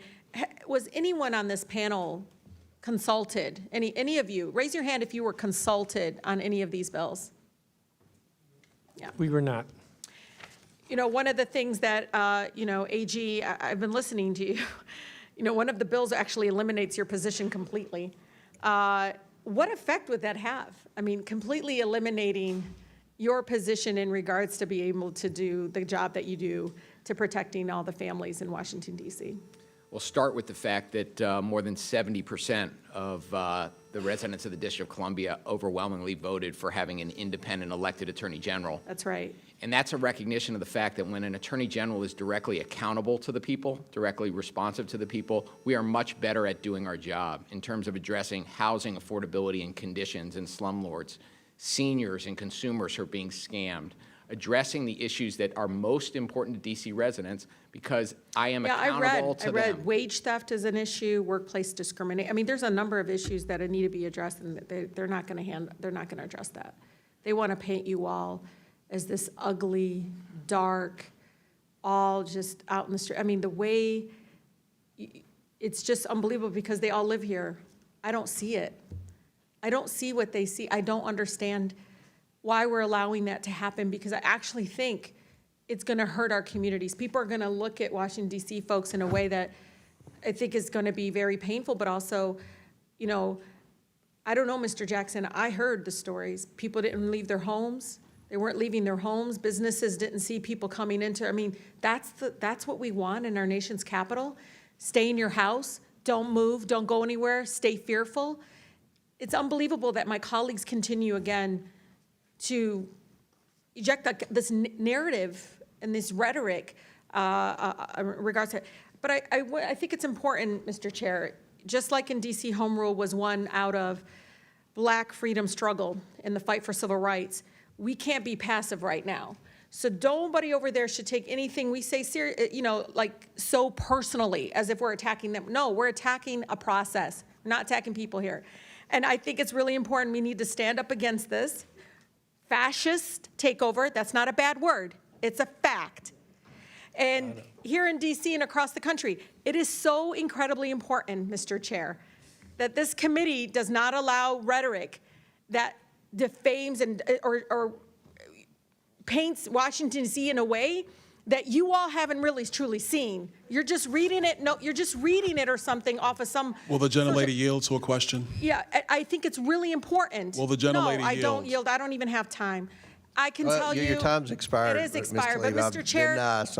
But you all live like here, Ms. and Tlaib. you're not telling people the beautiful parts that you do see in our Ms. nation's Tlaib. capital. And no, it's just wrong how we're doing it. Chairman, I think Wrong. it's insane that the But you're gentlelady gonna doesn't look have at an Washington, argument, but she's going to D.C. as a refer bunch to of me and some of my criminals. colleagues. Mr. Chair, Donald. We were you from the know Third this. Reich. This is You're insane. gonna look at It's 14, insane. 15-year-olds as It's a bunch of insane. criminals? It's insane. Oh, Do I look like a please. member of the Third Reich to you, Ms. Tlaib? Please, Is that what I look like to you? You're the one taking your voting Is that what you think? Is that what you think? Is that what you think? No, that's unethical. I think it's radical and I think it's insane. And I'll respect everything that you say. But to say something like that to myself and a lot of my colleagues is way out of line. It's way out of line. It's way out of line. Regular order, Mr. Way out of line. Regular order. That's okay. But it's okay, right? That is not how it It's goes. okay, right? You hold yourself accountable before you talk about Hold Washington, myself D.C. accountable. Mr. Tlaib. Washington, Hold D.C. your out own of your self mouth. accountable. How Keep about it out of that? your mouth. Hold your own I'm self trying, accountable. Mr. How about that? Free D.C. and make sure you All right. vote with your own voting card. Don't be giving it to Ms. somebody else. Tlaib. All right, time. Chair recognizes Ms. Boebert from Colorado. Order. Wait a minute, Ms. Boebert. All right. Order. Ms. Boebert. Thank you very much, Mr. Chairman. This has certainly been lively today. Madam Mayor, I appreciate you being here today, and I have a few questions for you. Do you believe in regard to crime, DC City Council is moving the district in the right direction or wrong direction?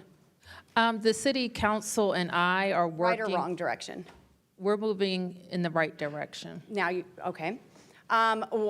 Why in 2023 did you veto the council's updates to the criminal code to eliminate most mandatory minimum sentences, reduce mandatory maximum penalties, and allow jury trials for misdemeanors? Well, I made clear at the time my objections to the rewrite of the criminal code. The criminal code does need to be Your objection was this updated. bill does not make us safer. Is that correct? That's what I believe. Yes, ma'am. Mayor Bowser, as we know, City Council overruled your veto, and the criminal code changes went into effect 2023. This same year, crime rates rose dramatically. They overruled your veto, and then we saw crime rates rise dramatically. Do you believe that this bill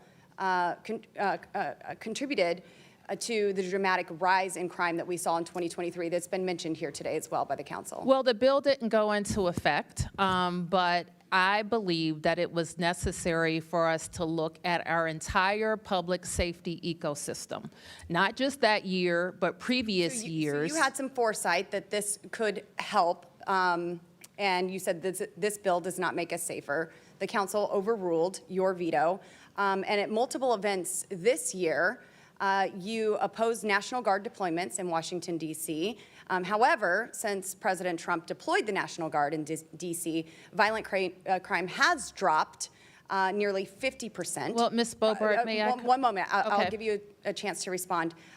Since President Trump deployed the National Guard in D.C., violent crime has dropped nearly 50%. Property crimes like burglary, vehicle theft dropped about 25%. And carjacking saw a dramatic 28% decline compared to the same period in 2024. Will you admit, Mayor Bowser, that President Trump bringing in the National Guard has helped clean up this district? And if not, why have you let them stay here indefinitely?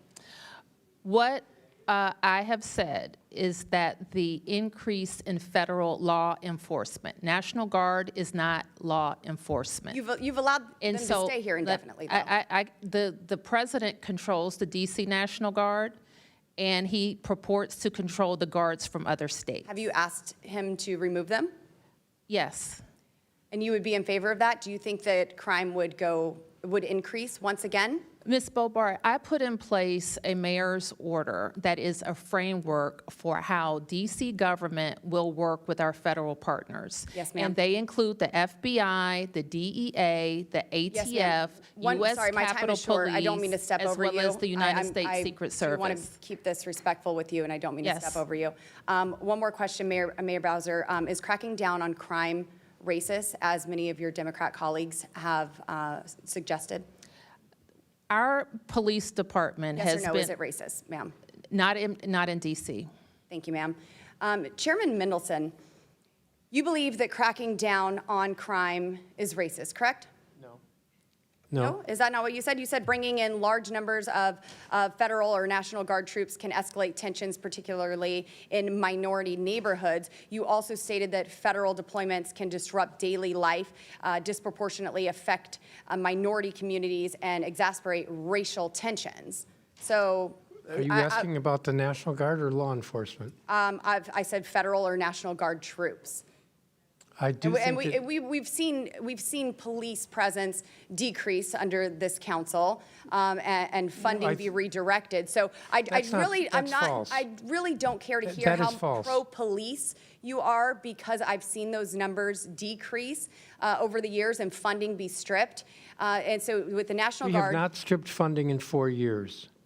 it has happened, and Not crime in has 4 years. increased. What has happened in Chairman 4 years is Mendelson, that if I we've may, not been reimbursed so the $83 federal million by the deployments federal can government for disrupt these police. things, and you said that they can exacerbate racial tensions. So is it racist to bring in, Militarization is oppressive Is it to racist? neighborhoods. Chairman? No. No. Okay, so are you redacting your statement and your No. position? Militarization is a problem. I did not say that was racist, but it is a problem. Mr. Chairman, you said that it increases racist tensions. So I would say that you are characterizing that as racist, bringing them in. Mr. Chairman, my time has expired. Thank the lady from Colorado. Chair recognizes Mr. Min from Chairman? California. Sorry, I have a unanimous consent request, if that's okay. Yeah, go ahead. Thank you. I request unanimous consent to enter into the record this May 16th, 2024 article from the Washington Post titled, "A Congressman Spared Prison as a Teen Tells D.C. to Be Tough on Youth," which covers the story of a sitting congressman who used a pretrial diversion program to avoid think the jail title's time been for read, Mr. physicians Chairman. with intent to distribute and had a bribery charge. Mr. Chairman, the expired. title's been read. And yet that is the Mr. level Chairman, of the Without title's all been you read. have We're to- not reading the Miss- entire Mr. Sorry. document. Mr. Chairman. All you have to do is say the title and the publisher. So without objection. Mr. Chairman, and since the gentlelady is referring to me, I wonder if she would like to debate the actual topic. I'm more than prepared to debate the topic. I've been doing it my entire life. Do you want to? You voted illegally all your entire life? Would the lady yield the gentleman from Florida? No, it's not a debate. It's an article that obviously you admit is about you, about how you were spared prison as a teen and now want to not Actually, allow and other young actually, people for the that same gentlelady, let's be very opportunity. clear, the article is wrong. The article is wrong, and I'm on the record stating that repeatedly. I've never been proud of what happened when I was 18 years old or 20 years old. I was wrong. And under the laws of the state of Florida, I was held accountable for that as an adult. So let's be very clear about what was written in that article, which is wrong. That does not coincide with the language that I passed off the House floor the other day. If you want to read articles and put them in the record, let's be clear about what they are. And since I'm the only subject matter expert on that article, I would like to set the record straight right now. Thank you. All right, thank you. I'm requesting equal time. I'm sorry, Mr. Chair. Was the article about you, Ms. Crockett? It was not about me. Okay, but Chair it was recognizes it was Mr. a Min. unanimous Mr. consent, Chairman, which are not debatable. Mr. Chairman, I'm prepared to take on all comers. So I entertain If somebody tries to put an article in about you, and I've Well, read I'm a few. sure y'all want but to we talk haven't about put my 'em in. private school, honey. If somebody does, you can defend yourself. Mr. Min. Thank you, Mr. Chair. Appreciate the opportunity to speak today. I want to be clear, though, this committee continues to fail to conduct oversight on the most important issues that my constituents care about, whether it's the allegations of chronic and extreme lawbreaking by ICE, the politicization of the DOJ, FCC, and other executive branch offices to go after Trump's critics, the repeated attacks on Congress's Article 1 authorities, including the illegal taxation of goods imported into the United States, tariffs, or the illegal withholding of funds appropriated by Congress, AKA impoundments, and on and on and on. And incredibly, virtually the entire Republican caucus has refused to sign the discharge petition to release the entire Epstein files. Earlier this year, GOP leadership recessed early, hoping that the Massey Khanna discharge petition would fade away. But that is not going to happen. We're going to keep fighting. We're now one vote shy of the 218 Would the gentleman needed. yield to a question Four from the chairman? Republicans, including 3 on this committee, have been brave enough to sign that petition. Would the gentleman Meanwhile, yield the to a rest of the question? conference continues to stay silent. Would you yield to a question from me? Absolutely. Are you not keeping up with the oversight committee? We have requested more information than the discharge petition. And I think you're trying to create a false narrative that this committee's not doing anything or Republicans not doing anything. This committee's been very aggressive. I applaud on the work Epstein. that the committee is doing, but it is proceeding piecemeal, and the discharge petition, as I understand it, would require the entire release of the Epstein files. They're not inconsistent with each other. And I think and then that it I has would to go urge to you the Senate. Respectfully to Would consider you want us signing to on just wait? You just want us to just drop everything in the Epstein and I don't wait understand for the why Senate? the Oversight Committee can't do oversight while also signing on to the discharge petition. Because we are asking for piecemeal items from the FBI and DOJ. We are not asking, as I understand it, for the We've entire asked for Epstein everything. files. We've asked for everything. Now, I'll yield back to your Thank you. time. And if I could have a little more time, I'd appreciate it. I urge my colleagues to fulfill our constitutional responsibilities and to do right by the survivors and sign on to that. And respectfully, Mr. Chair, I would urge you to consider that as well. But I want to turn to today's hearing because I believe this is largely political theater meant to distract us from the fact that Donald Trump is illegally deploying thousands of military troops in the streets of Washington, D.C., following on his illegal deployment of military personnel in Los Angeles. And now he's threatening to deploy the military in cities like Chicago, New York, and Portland over the objections of the local mayors and governors. Now, as a reminder, state governors have broad latitude to call up their National Guard, but the president's authority is very limited, and it is limited under Title X authority, which is expressly limited to 3 circumstances. 1, when the United States is invaded or in danger of invasion by a foreign nation. 2, there's a rebellion or danger of a rebellion against the authority of the government of the United States. Or 3, the president is unable with regular forces to execute the laws of the United States. So I want to ask you all to raise your hands if you agree with the following question. Do you believe the United States is being invaded? I want to know for the record there are no hands raised. Do you believe there's a rebellion happening? No. Again, no hands raised. Do you believe the president is unable to execute the laws of the United States without the National Guard? No. No hands raised. That's right. Donald Trump, ironically, is using a trumped-up crisis over crime to break the law. Will the gentleman yield? No. In January didn't ask us 2024, a this group last called year. United to Protect Democracy published a report entitled The Authoritarian Playbook for 2025, which warned explicitly that if Trump were elected, he would likely follow the same playbook used by authoritarians like Vladimir Putin in Russia, Recep Erdogan in Turkey, Viktor Orban in Hungary, and others. It outlines a number of actions they expected President Trump to take during his second term. So I want you to raise your hand if you think the Trump administration is doing the following. Issuing pardons to licensed lawbreaking. Yes. Raise your hands if you agree with that. Directing investigations against critics and rivals. Yes. Regulatory retaliation. Yes. Federal law enforcement overreach. Yes. domestic deployment of the military. Yes. It probably won't surprise you to know that as this is exactly what these authors predicted Trump would take as far as actions if he were elected to a second term. But one ironclad rule that is still potentially being forced is the Posse Comitatus Act, which clearly prohibits the use of military personnel, including the National Guard, for law enforcement activities unless specifically authorized by Congress, such as with the Insurrection Act. Now, I've actually asked a lot of the National Guardsmen here that I've run into on the streets whether they are allowed to assist with law enforcement, and they've consistently told me that the answer is no. I asked a Guardsman just earlier today what would happen if he saw crime happening right in front of him. He said he could take pictures, videos, he could call the cops, but he's not allowed to engage. So I'm really appreciative of those who serve in our National Guard, and I'm really, really appreciative that unlike Donald Trump, they are following the law. But this is also just massively wasteful and disrespectful to our National Guardsmen who have been pulled from their families, their jobs, and their communities, all to essentially serve as human scarecrows, or even worse, to clean up our streets and do our landscaping. Yeah. This is not what our Guardsmen were trained to do. It's not what they are signing up to do. It's also massively expensive. President Trump's deployment of the National Guard and Marines to Los Angeles cost over $120 million. The D.C. National Guard's deployment of 958 Guardsmen will cost over $200 million.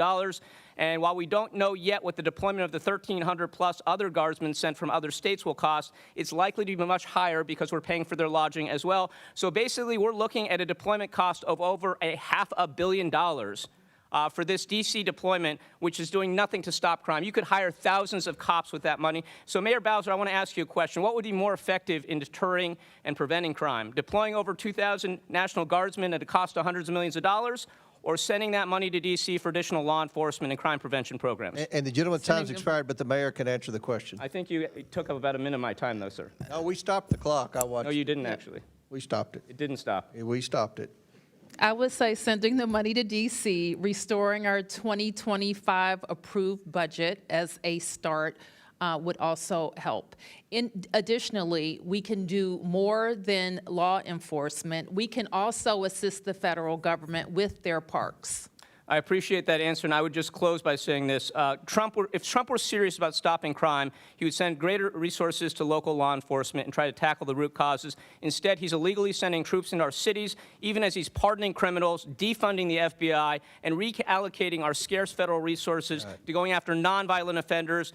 This makes, like day laborers, children, this is making our communities more dangerous, not more safe. Chair recognizes Florida's favorite son, Mr. Donalds. And I'd like to, with unanimous consent, introduce this article titled... I've already recognized Mr. Donalds. You can do it in a minute. Mr. Donalds.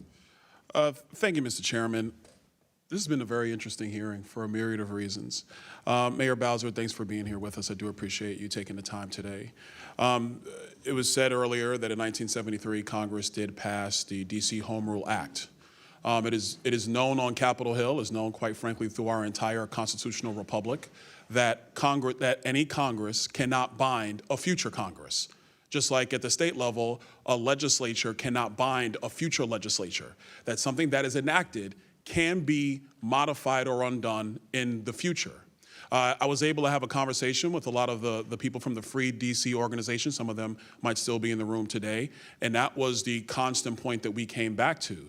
That yes, under the law passed in 1973, your position was created, the DC City Council's position was created, but the ultimate authority for the federal district is still the United States Congress, and with the signature of the President of the United States. Would you agree with that assessment? I would agree. I would agree, and I would also add it's within the power of this Congress to advance the D.C. statehood bill.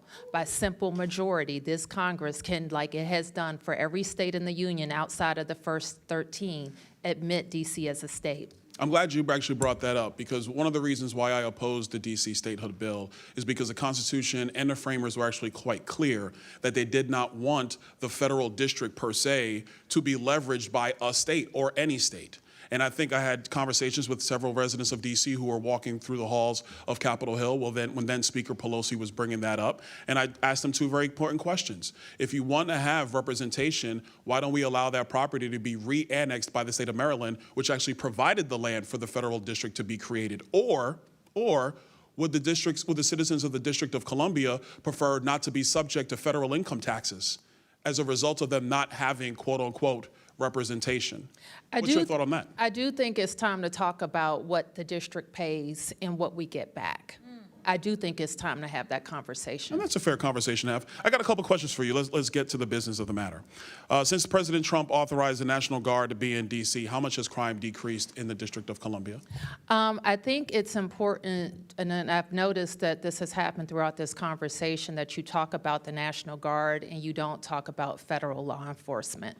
And the federal surge consisted of federal law enforcement, which MPD works with all the time. I'm talking about the FBI, the DEA. Mayor Bowser, I'm really not trying to disrespect you, but how much has crime decreased?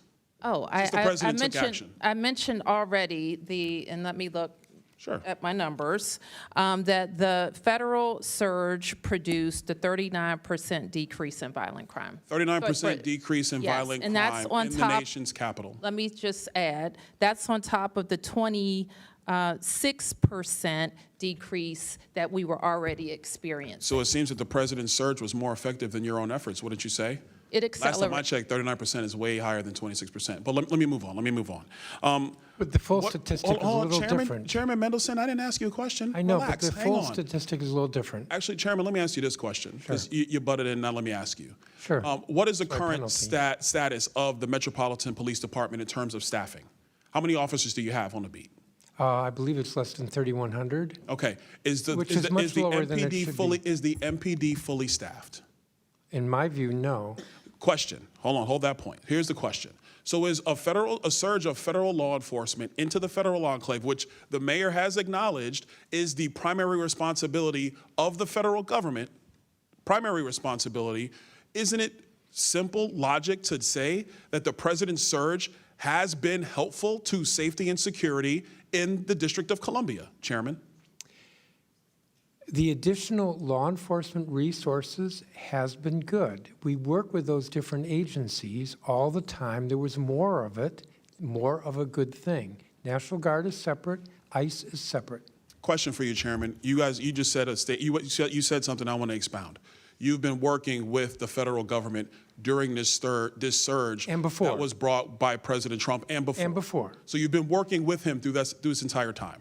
With the federal, like DEA, FBI, MPS Park Police. Mayor Bowser, you would concur that you guys have been working with the President of the United States throughout this entire period, correct?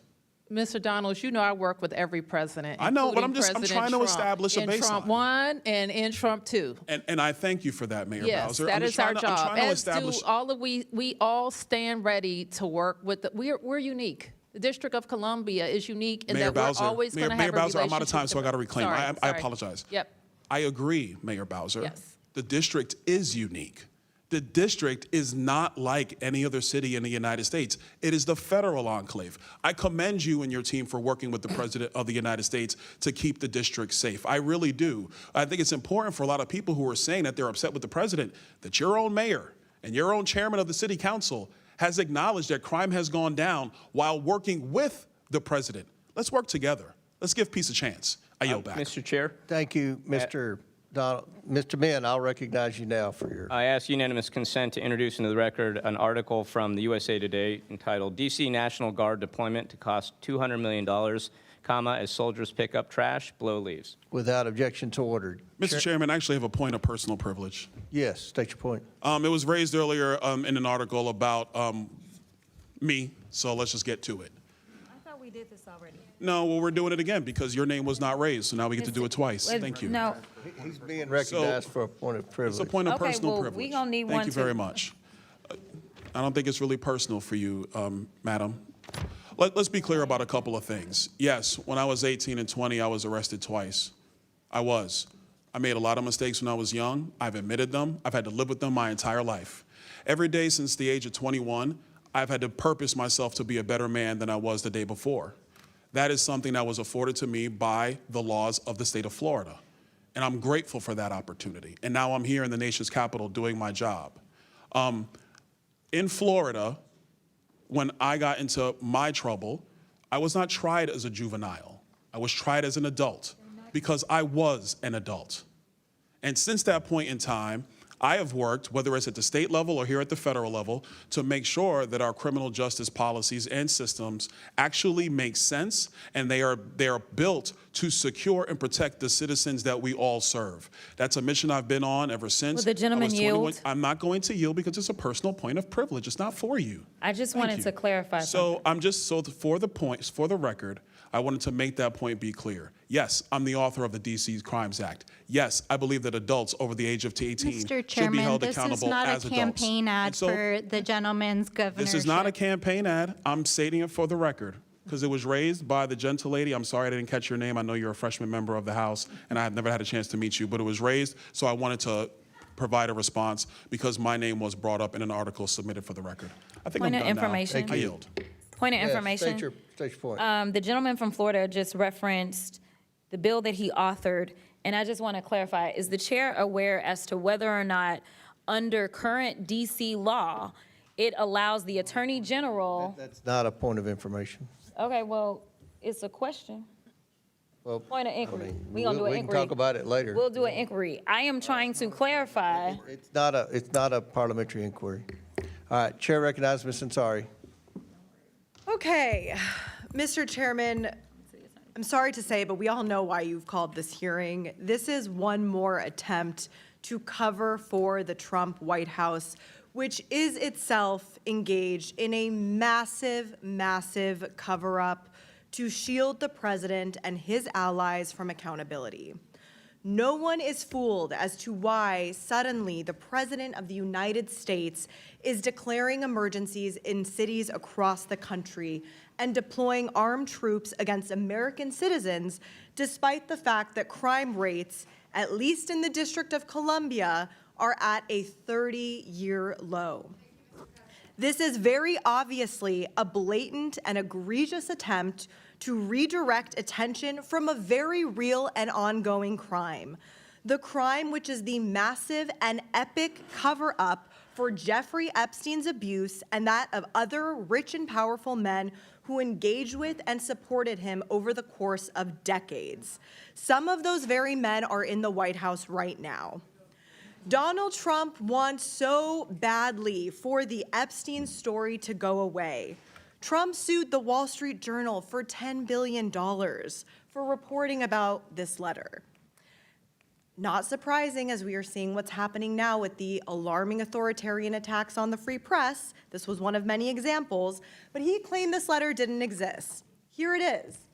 This grotesque, disgusting, misogynistic letter which Donald Trump sent to Jeffrey Epstein.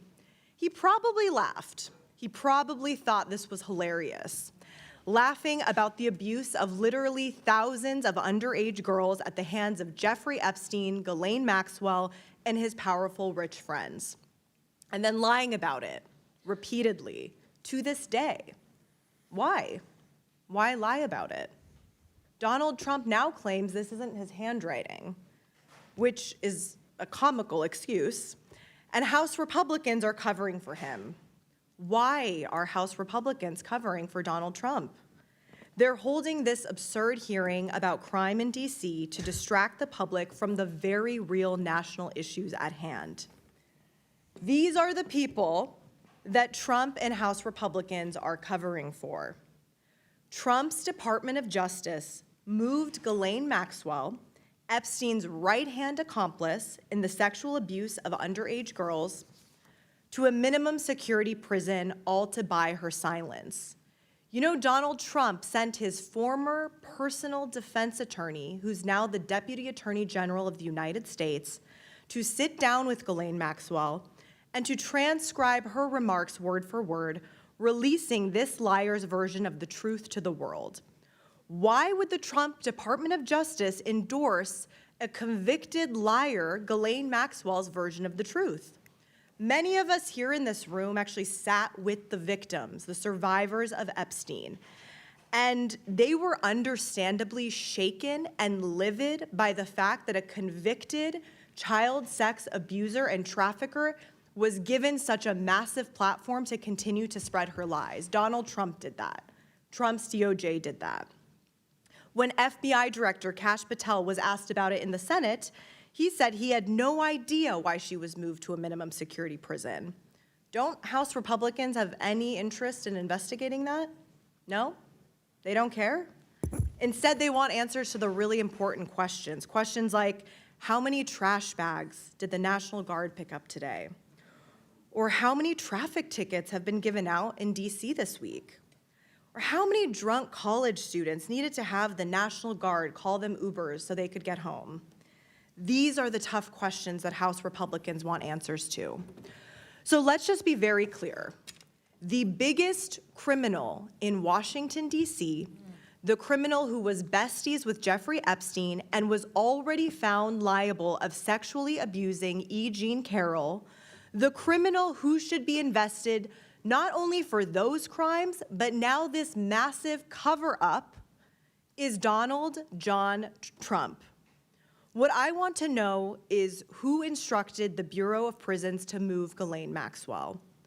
What did the Trump administration promise her to remain silent?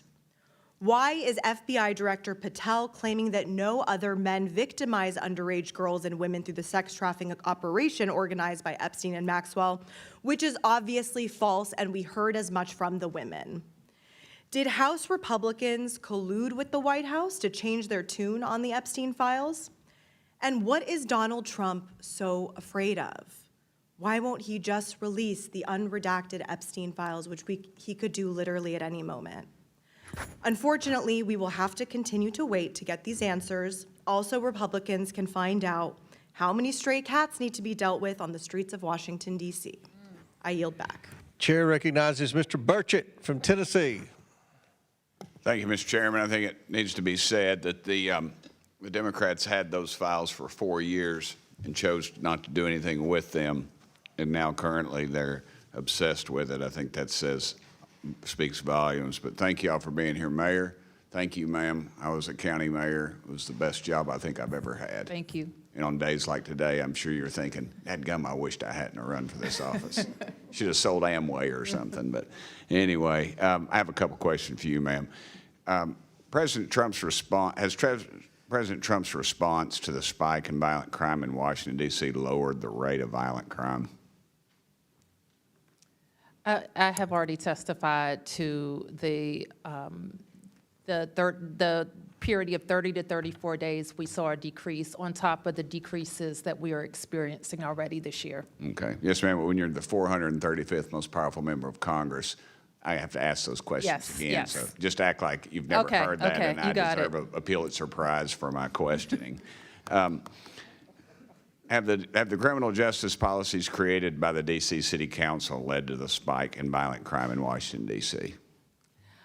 In my experience, Congressman, there is not one single thing that you point to when crime goes up, and it's usually not one single thing you point to when crime goes down. So my experience as mayor and as a member of the council before that is to throw everything at it. We look at the laws, we look at our deployment strategies, we look at our prevention strategies until we see results. And that's what we've seen over the last 2 years. Thank you, ma'am. Why is your, Mr. Mendelson, why does your council continue to push these soft-on-crime policies when violent crime apparently has skyrocketed in Washington, D.C. as a result? Well, I don't agree that we have done that. In fact, in my statement at the beginning, I noted a number of changes to the law that the council. Yes, sir. Well, yesterday, though, we stepped in and have changed a couple of those laws that we felt like proved that y'all were soft on crime. One of those was the age of 14. That actually was adopted by Congress in 1970. Okay. What about the one where they're not allowed to chase someone who has stolen a car? We revised that law, I believe it was last year. Yet we had to. When I say revised it, there were complaints we were hearing from the police chief, and we made changes to that law. Okay. In your statement regarding oversight efforts, you stated that these bills were a completely unnecessary intrusion on the district's ability to make and enforce our laws because of the recent work that council has been doing to combat crime. Are you aware that juvenile crime in Washington, D.C. has increased every year since 2020? I don't believe that's Correct, but the data, the Attorney General would have the exact Okay. data. But I will say that juveniles should not be involved in crime. And that should be the goal of any society, of any community, and that's our goal. We do not want juveniles involved in crime. We want them in school, we want them learning, we want them to have every opportunity to achieve as an adult. Okay. In 2021, Mayor Bowser requested $11 million for additional funding for police officers. In response, you and your colleagues on the D.C. City Council proposed a compromise package that would appropriate $5 million to police officers and various amounts to gun safety initiatives. Because, as is quoted, because the solution can't solely be more police. Why have you consistently tried to impede the work and support systems for police officers? Well, we haven't consistently. So that is true about 2020 for the FY21 budget.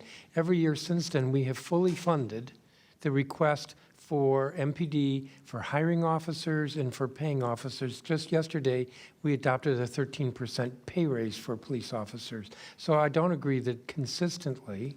I would also note MPD has a budget of about $500 million. I think it's actually more than that now. So when you talk about $5 million, I don't think that's even 1%. That's 0.1%. But that was 5 years ago. But you would gladly turn that money back in then? Wouldn't? Well, in my testimony earlier, I noted that we've been asking the federal government every year for reimbursement through the appropriation process for the EPSF, and that the Congress has shorted us a total of $83 million over the last 4 years. So you can ask me about $5 million. Over the last, how many years? 4. 4 years, $83 million. okay, that'd be during the Biden administration. General Schwab, did I say that right, Schwab? You said kids You should did, not be thank you. treated as adults. At what age does a kid become an adult? Under our law, children are considered juveniles until they're 18. Okay, thank you. And I'm out of time. Again, thank y'all for being here, Mayor. Thank you. Pleasure, ma'am. Thank you. Thank you, gentlemen. Chair recognizes Ms. Crockett from Texas. Okay, I'm gonna try to go really fast because I got a lot to cover, so I'm starting with the AG. I want you to tell me whether or not it's lawful or lawless ignoring court orders, That's lawless. impounding congressional funds, Violates the law. invoking emergency powers when there is no emergency, Unlawful. sending troops without an invite, Violates the law. covering for pedophiles. I just threw that one in there. Okay, I'll move to the next one. What about revoking birthright citizenship? Violates the 14th Amendment of the Constitution. How about violating due process? Violates the 5th and 14th Amendment of the Constitution. How about what we see happening with redistricting that would in some way minimize, if not delete, the voices of people of color as they are going through and illegally going through this process? Is there a constitutional amendment that you can think of that is associated with that? Probably many, but it is Okay. unlawful and unconstitutional and Thank- un-American. Thank you. As well as, can you tell me if it is lawful or lawless to violate free speech? That's lawless. Okay, sounds about right, because, you know, we had to have a conversation about Jimmy Kimmel, so I'm going to say free Jimmy Kimmel for sure, and hopefully we will deal with the FCC chairman. But the reason that I wanted to go through that long list, and that was actually not even the half of it, is because since this administration has come in on January 20th, they have engaged in some form of every single thing that I said on that list, even the part about covering for pedophiles. So my question is, why are we sitting here today? Number one, they already passed their bootleg laws, and it's clear that even the bill author is not well informed about what his bill does. Because as has already been stated, at the age of 18, you are an adult.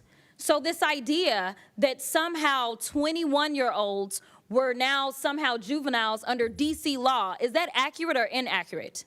It was inaccurate, misunderstood the way the law works. Correct. Could not understand how to read the law and decided that they were going to rewrite the law and mess up the law. And to be clear, we were talking about judges being able to have enough discretion to decide whether or not they were going to give someone an opportunity maybe to clean their record, such as the bill author was given that opportunity under Florida law because his second felony was picked up when he was 21, to be clear. So he was older than 18. And under this law, if you were under, 25, so 24 or under, then the judges had discretion, correct?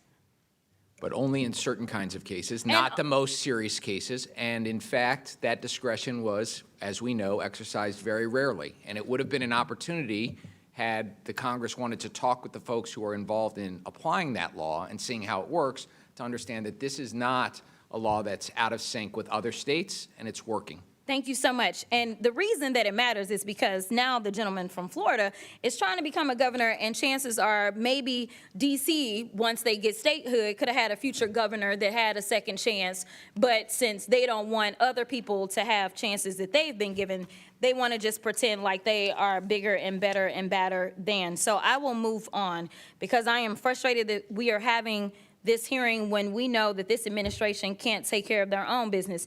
As we know, they recently illegally bombed yet another Venezuelan boat, and we may be headed for a war.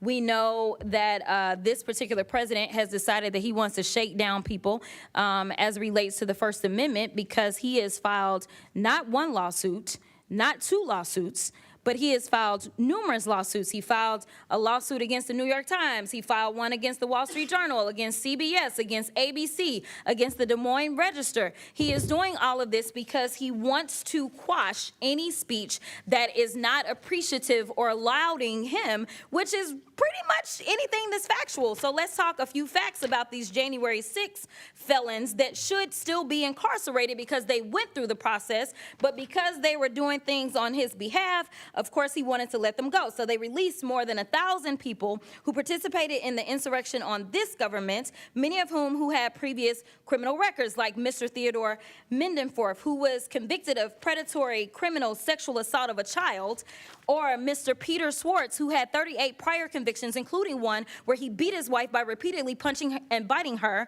Trump also pardoned Mr. David Daniel, who was convicted of production and possession of child pornography. Trump also pardoned Mr. Daniel Ball, who, quote, threw an explosive device that detonated upon at least 25 officers during the Capitol riot. He also had a record for, quote, domestic violence by strangulation. I'm not done. Trump also pardoned Mr. Andrew Taki, who sent nudes to an undercover law enforcement officer who was posing as a 15-year-old girl. Mr. Casey Hopkins also received a pardon from Trump, and Mr. Hopkins was convicted of forcible rape. According to court records, he, quote, had forcible intercourse with the victim, choked her to the point of impairing her vision, banged her head into a wall, and urinated into the victim's mouth as he humiliated her. These are the people that he decided to release in the streets of D.C. So if anybody does need to clean up D.C., I would agree it is this man, because he is the one that is causing half the crime that we have.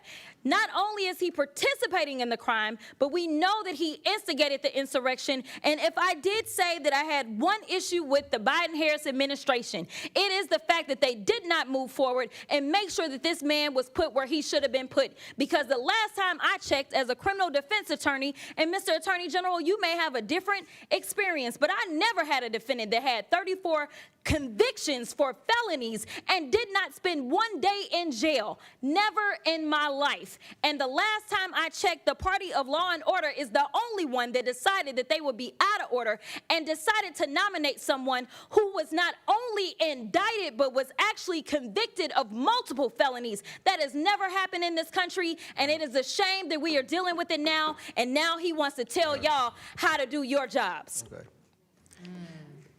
I thought you were going to say when you had one problem with the Bidens, I thought it was going to be on the pardons, all the pardons that the auto pen pardon. It's on the fact that they did. Okay, all right, okay. Chair recognizes Mr. Gill from Texas. Thank you, Mr. Chairman, and thank you for holding this hearing. And I'd also like to thank the witnesses for taking the time to be here today. I know y'all are busy, so really appreciate it. Mayor Bowser, thank you to you especially for coming here. You've been mayor for about 10 years, right? Yes. Okay. And during that time, would you describe D.C. as a safe city? Yes. You would? Listen, Mr. Gill, and it was brought up earlier by the Congresswoman from The murder Detroit. rate in Washington, D.C. is the 4th highest of any city in the country. Would you describe that as a safe city? I have heard every statistic and factoid, and they're all different about where our city. Are you disputing that Washington, D.C. is the 4th highest murder rate in the country? I'm not familiar with that statistic. You're not familiar with that statistic. What I know, Mr. This is Gill, your city. Mr. Gill, Respectfully, this is your city. Respectfully, I know that we have driven our murder rate down. What was the homicide rate in 2014? before you were elected? I don't know. Do you know how much the homicide rate has changed during your tenure as mayor? I do. How much? It has gone up. It's gone up and by it is about going 70%. down. It's gone up by about 70% from I don't think that's 2014 to correct. 2024. I don't think that's Those are correct. from the Metropolitan Police Department. I That don't is think that correct. number is You correct. should know the crime Yeah, and statistics for your I own do- city, I do know especially my whenever crime it's this statistics. dangerous. Do you know how carjackings have trended during your time in office? I know that they have gone down. They're up over 500% since from 2014 to 2024. That's not a safe city. I don't think any person would call that a safe city. We'll move on. Do you agree that defunding the police makes our communities less safe, don't you? This is what I want to say. It's a straightforward question. yeah. You're not Well, going to this is my- filibuster. Do you this is think my that answer. defunding the police This makes is our my communities answer. less safe? What I know is that people have moved here. People have sent their kids here. People have started businesses here. We have record. Does we have defunding the record police make our visitation, communities and more so or less those safe? are the indications defunding the police of make a our city communities where more people or want less to safe? live, work, and You visit. won't even back your own police department right now. I'm asking you, does defunding the police make our communities more or less safe? And you won't give me a straight answer. I've already answered that today. And why don't you tell me again, do you think that defunding the police makes our communities more or less safe? I've never defunded the police, nor would I. So you think it makes our communities less safe, is that correct? I just told you, I've never defunded the police, and I I never would. understand that. You know, you may not have defunded the police, and that's a good thing, but you did provide a $125,000 grant to an organization lobbying to defund the police. Are you aware of that? What is that you just raised? It's an organization called HIPS that you provided just this year, fiscal year 2025. $125,000 grant to. I think we funded them to do public health work. Quote, "It's time we shifted to a society free of police and systems of incarceration." We fund them for public health work. For public health? Yes. Does this make our communities more healthful? By defunding our police? Fund them for public Do you health. think defunding our police and lobbying to defund our police and undermine local law answered that enforcement question. makes our communities more safe? I've answered or that healthful? question. Do you think that providing tax dollars to an organization who wants to defund our police is good for the residents of Washington, D.C.? We wouldn't fund them for that purpose. We would But you fund them. funded them, and you chose to give them money. You gave them hard-working tax dollars to an organization that wants to defund the police. We fund them for public health. Do you think that giving housing, free housing to illegal aliens is an appropriate use of tax dollars? We think if it keeps people off the streets, then we have to keep people off the streets. You agree with giving your residents tax dollars and using them to give subsidized housing for illegal aliens? But Mr. Gill, we also didn't agree with the governor of Texas or Arizona busing people, tricking them to come to our city. And it's we not, didn't agree not with that surprising either. to me because you're also funding NGOs that support free housing for illegal aliens. And I hope you And would they're lobbying agree for that You're other using tax governors dollars shouldn't to provide- send people on provide buses that NGOs don't that are have any lobbying to housing give to our city. free housing for illegal aliens in your city. That makes your city less safe. I want to move on. In May of 2024, and this was referenced earlier, there were some major pro-Palestinian protests and sit-ins at George Washington University. This was during final exam season. They were terrorizing Jewish students. They were doing it for weeks. It was a major problem. The police were called in, and you stopped them from doing their job. Why is that? I didn't stop the police from doing anything. It is illegal for them to block a roadway. We've got the law right here. It's unlawful for a person, alone or in concert with others, to obstruct or incommode any street avenue. That's exactly what they were doing, and you refused to allow police to clear them out. Why is that? That's incorrect. Why would you stop? Clear the record then. I never stopped the police. You didn't stop them. No, I did not. You didn't stop them. Would you like to explain what happened? Why police never cleared out this roadway? Police did clear roadways. They were there for weeks. Police cleared roadways. They were there for weeks, Actually, terrorizing Jewish they were students, and this was probably in your on city. private property, not on the roadway. No, they were on public roadways. No, they weren't. Terrorizing Jewish students, they and you weren't. allowed it to happen. No, I they yield weren't. my time back. No, they weren't. Gentlemen's time's expired. Yeah, we're good.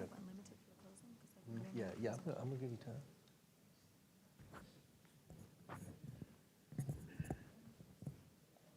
All right, I'm going to recognize the ranking member for some unanimous consent requests.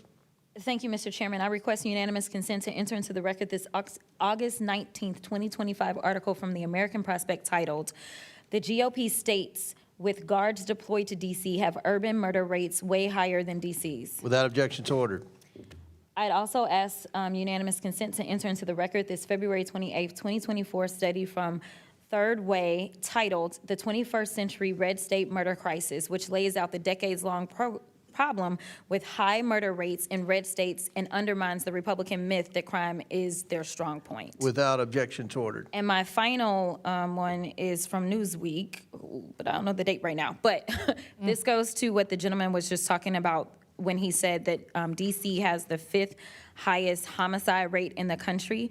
According to Freedom for All Americans 2024 data, D.C. is not on this list at all. It starts with St. Louis, and number 10 is Chicago. Without objection, so ordered.